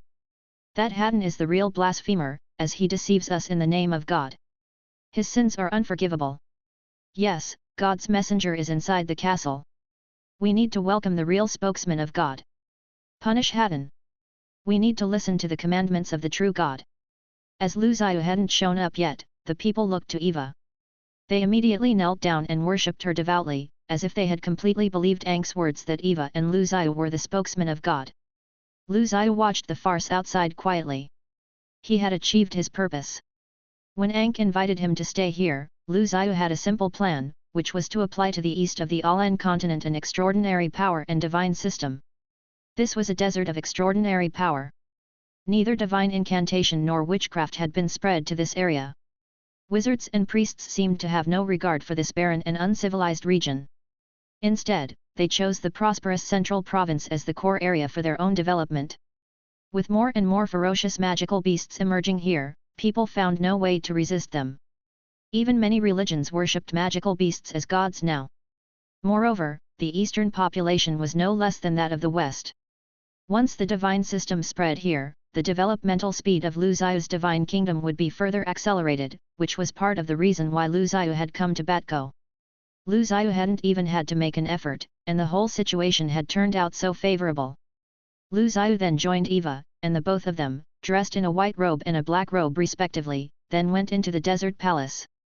Amid all of the confusion, the clueless high priest Haddon had not yet figured out why he was suddenly surrounded by the same people that he had just incited to kill Lu Ziyu. Haddon wanted to escape, but he was caught by the angry people and sentenced to the cruelest criminal punishment in Pujuot. He was cast alive, made into a kneeling bronze statue and placed in front of the palace. Then, Lu Ziyu, who had been previously denounced as the villain of evil gods, was greeted respectfully by the nobles, the tribal leaders, and the remaining priests of the desert palace in the city. Lu Ziyu then became the spokesman of God on earth. He soon had hundreds of thousands of followers. Then, Ankh was chosen by Lu Ziyu to be the new high priest of the palace. In year 62 of the Holy Calendar, the desert palace was renamed the Heavenly Palace, and Randile, who was called the God of Gods, ruled over all of the gods. A polytheistic sect now dominated Batko, and its unique belief system was vastly different from the Church of Light on the west coast of the Sea of Death and the Orcs Church of Light in the northern part of the Alan continent. Chapter 199, The Emergence of Dream Wizards. Within the Wizard Tower, a large number of wizard apprentices were in a hall on the second floor. Everyone was talking with each other. There were many former apprentices who had graduated from the Wizard Tower that were sitting in the back seats. They had now become wizard staff members or mentors. Edward stood in front of the stage to speak. Although he was young, he had already completed his courses in the tower, thus graduating from the tower to become a wizard. In fact, just a few days ago, he had successfully achieved level 4. But even so, he was still not quite qualified to stand here. This time was a rare exception, as he was giving speech on behalf of the master of the tower, Boer. The speech was to focus on some of his pioneering discoveries and progresses that were likely to pave an exciting new path for future wizards. Today, I stand here to talk about the idea that, in the future, there will be a new generation of wizards, the Dream Wizards. Most of what I'm going to talk about today comes from the teachings of Anthony, the founder of the Wizard Tower. Anthony's notes say that the origin of dreamcraft can be traced back to the divine incantation. It is related to the rules of origin and mind power interference in reality. Like the Philosopher's Stone, it relates to the mystery of mind power. He took a breath, then continued. Since the end of the war between the orcs and the humans, wizards have once again come into contact with priests and holy knights. Their divine incantations have developed, becoming more complex and flexible. They can now call up divine creatures and even powerful saints who have passed away. Priests, though they look weak, have great fighting power. They can actually interfere with reality via illusions, thus being able to cause harm to our bodies and kill us. As he watched the audience's eyes widen, he continued. Their divine incantations are only becoming more and more powerful. In fact, they are not even inferior to our blood witchcraft. Also, the Church of Light, after the end of the war between the humans and the orcs, though it lost its artifacts and its beloved saintess, didn't decline. Hence, in the face of such power, we are still at a disadvantage. Edward gave some examples of this in order to illustrate the possibilities of dreamcraft, which immediately aroused the interests of a large number of wizards. As Edward was very young, even though he had earned some reputation among the students, in the eyes of most of the older wizards, he was only an apprentice with some gifts. Most of the wizards who come here were just curious about the so-called new witchcraft, and they had also come out of respect for Boer. As such, Edward was also under a lot of pressure to impress them.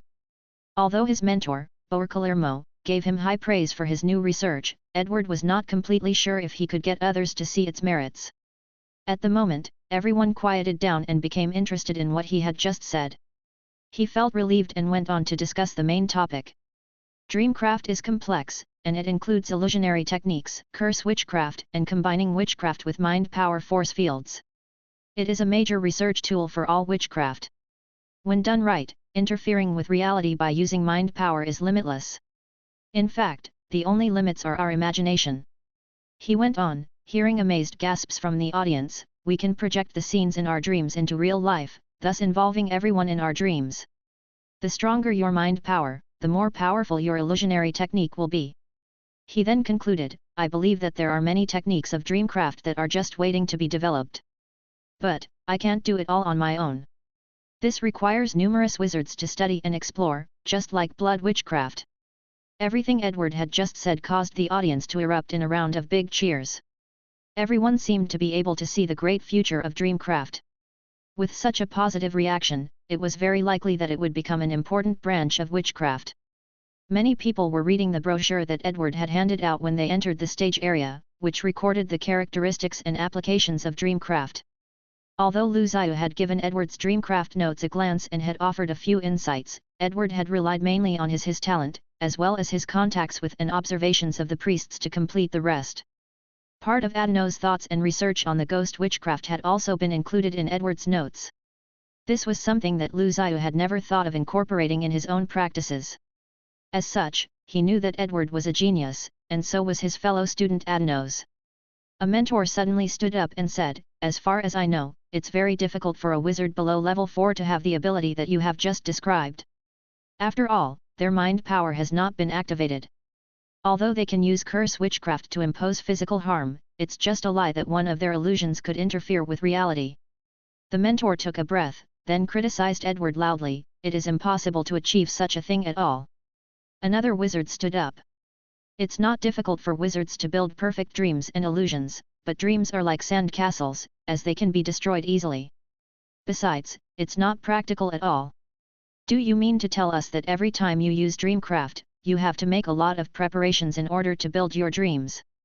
Many wizards immediately started to find loopholes in Edward's premise. After all, this was the wizard tower where wisdom and knowledge was held above all. As such, any imprecise idea would not be recognized or accepted. But, Edward didn't panic. He waited for all of them to express their opinions, then picked up a silver crystal that was the size of a bean. Here's the key. As Edward raised the crystal, he immediately attracted the attention of everyone present. Some could not recognize what it was, but several of the mentors stood up and turned to look at Boer. The Philosopher's Stone. That's the Philosopher's Stone.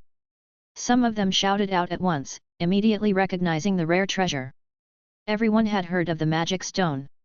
For the wizards, it was holy.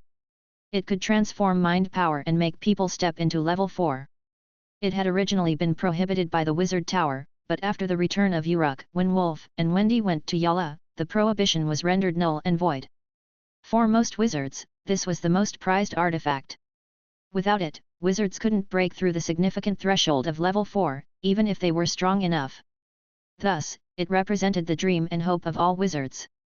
When he realized that the audience did not understand what he meant, Edward went on to say, everything you said just now can be solved with what I have in my hand. Yes, it's the Philosopher's Stone, but not the original one, as it has been transformed. He waited a moment, while many people gasped, then said, like blood witchcraft that needs magical beasts spell-casting organs and bloodlines, dreamcraft also needs something special. That is what I have in my hand. I call it the Stone of Dreams, and it has been made from the Philosopher's Stone. He smiled, then continued. The Philosopher's Stone can interfere with reality by creating an illusion, which immediately reminds me of dreams. I then use mind power to consolidate my dreams within the Philosopher's Stone, then transplant the stone into my body. Then, it becomes the Stone of Dreams, which allows my dream to be projected into reality. At that point, the dream that originally was only an illusion will now become a stable dream space. As Edward spoke, he pointed to the middle section of his forehead, between his eyebrows. This was where he had transplanted the Stone of Dreams and where his mind power emanated from his brain. Immediately, a silver wolf appeared in the hall. It was being projected by his mind power. The silver wolf's image was vivid, and it looked fiercely at all of the wizards, emitting a low roar. Even its fur was waving in the wind that was coming in from the open window nearby. Many of the students were shocked and turned to discuss with one another what they were seeing. What? Is this an illusion? It's not a simple illusion. It really interferes with reality. It is really just like he said. This is dreamcraft. A large number of mentors and tower staff gathered around and carefully looked at the silver wolf. They watched him run around the hall and jump at Edward, just like a real wolf. But, while it was in the air, it turned into a silver light and disappeared. Only then did they know for sure that it was not a living creature, but an illusory projection. Edward went to the front of the stage and bowed to everyone. "This is Dreamcraft." A big round of applause issued forth from the excited crowd. This young man, along with his mentor Por, had pioneered a brand new wizard branch. Chapter 200, Bronze Statue Ghost. Edward followed Boer to the top of the wizard tower. He felt very excited. Now that he had the Dreamcraft practice materials, he was ready to go to the tower library and convert them into points. "Thank you, mentor. Without your help, I would never have been able to accomplish so much," Edward said. Boer replied immediately, "Thank Mentor Anthony. I didn't think you would be lucky enough to be chosen by him. Although he taught you how to practice Dreamcraft, you have perfected the whole system, consolidated several basic theories, and lowered the threshold for learning and using Dreamcraft. I'm also glad to see that you have created a new branch of wizards." Boer was very proud of his protégé's achievements. Boer looked forward to seeing wizards become even more strong and powerful. Edward immediately recalled the mysterious man and the event that took place in the Mara Kingdom. The encounter with Anthony, the great sage, and the beginning of his Dreamcraft had transformed Edward from an impetuous little wizard to a real wise man. Edward felt that this was destiny at work. They soon arrived at the gate of the tower library. The huge stone door of the library was open and the library floor was covered with carpets. Its luxurious decorations were quite different from before. The library had a lot of partitions, which were finely separated by wooden shelves. Each partition was 3 or 4 meters high, 10 meters wide, and had 5 layers. There were also many stairs and spiral ladders inside the library. The wizards would walk on these partitions, looking for the books they wanted. This was a real world of books. The huge library was filled with the smell of the books and the taste of knowledge. This fantastic atmosphere made people feel like they were inside a paradise of wisdom. In the middle of the entrance hall, a 3-meter-high creature, which had a human head and a lion's body, was standing near the circular workbench.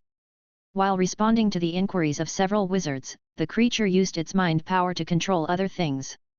As the creature was working, several goose brushes were constantly writing, while all kinds of lists and files were flying into the cabinet behind it. The lion-faced creature was Pyros. This creature was in charge of the tower library. It was said that Anthony, the founder of the tower, brought Pyros back from the astral. Pyros was known for its commitment and responsibility.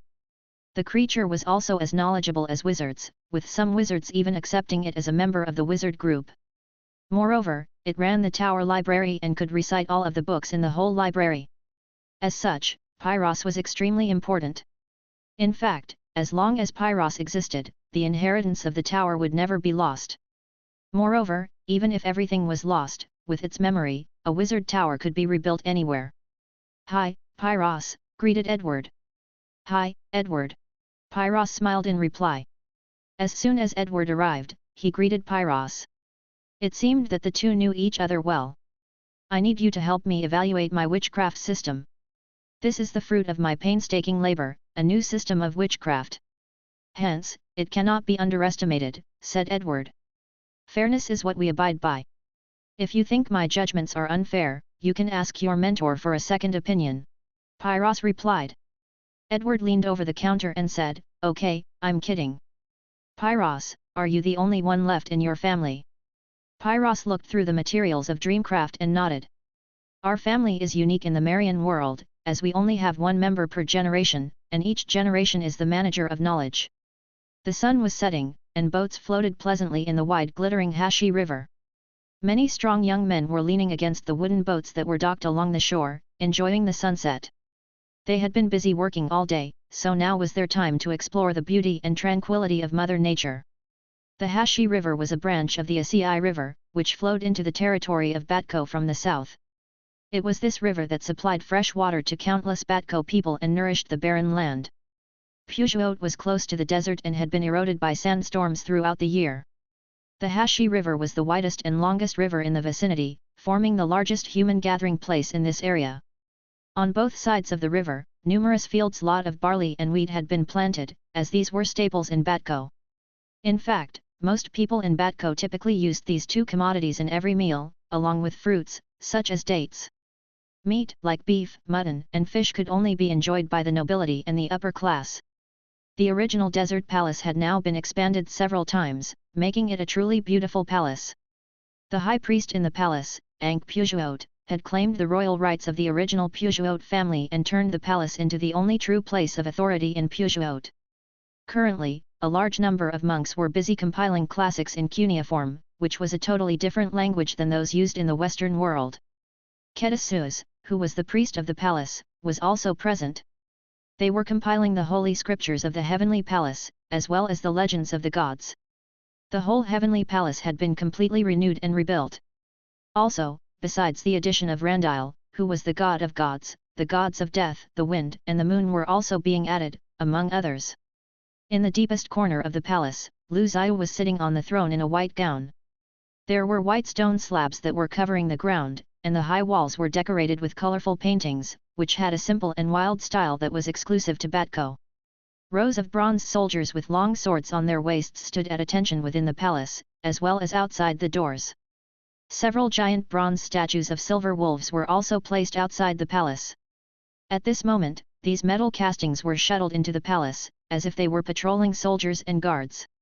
If there were any intruders or any strange occurrences, they would immediately wake up and kill anyone who posed a threat. Even though they did not have any extraordinary powers, their invulnerability and lethality could rule the entire battlefield. Their existence was actually a recent failure of Lu Zhiyu's. Specifically, he had attempted to create life out of metals, which had been totally unsuccessful. This was because these creatures had no wisdom or consciousness. But, he was at least still able to use these monsters as guards and for general labor. As long as the creatures were exposed to light, they could move and fight according to orders. Then, when they were not needed, they would become real statues again. Lu Zhiyu felt that these creatures were somewhat similar to the legendary stone ghosts, yet they were not made of stone. So, Lu Zhiyu named them bronze ghosts.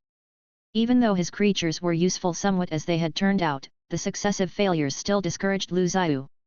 He could not think of a proper method for creating consciousness and wisdom.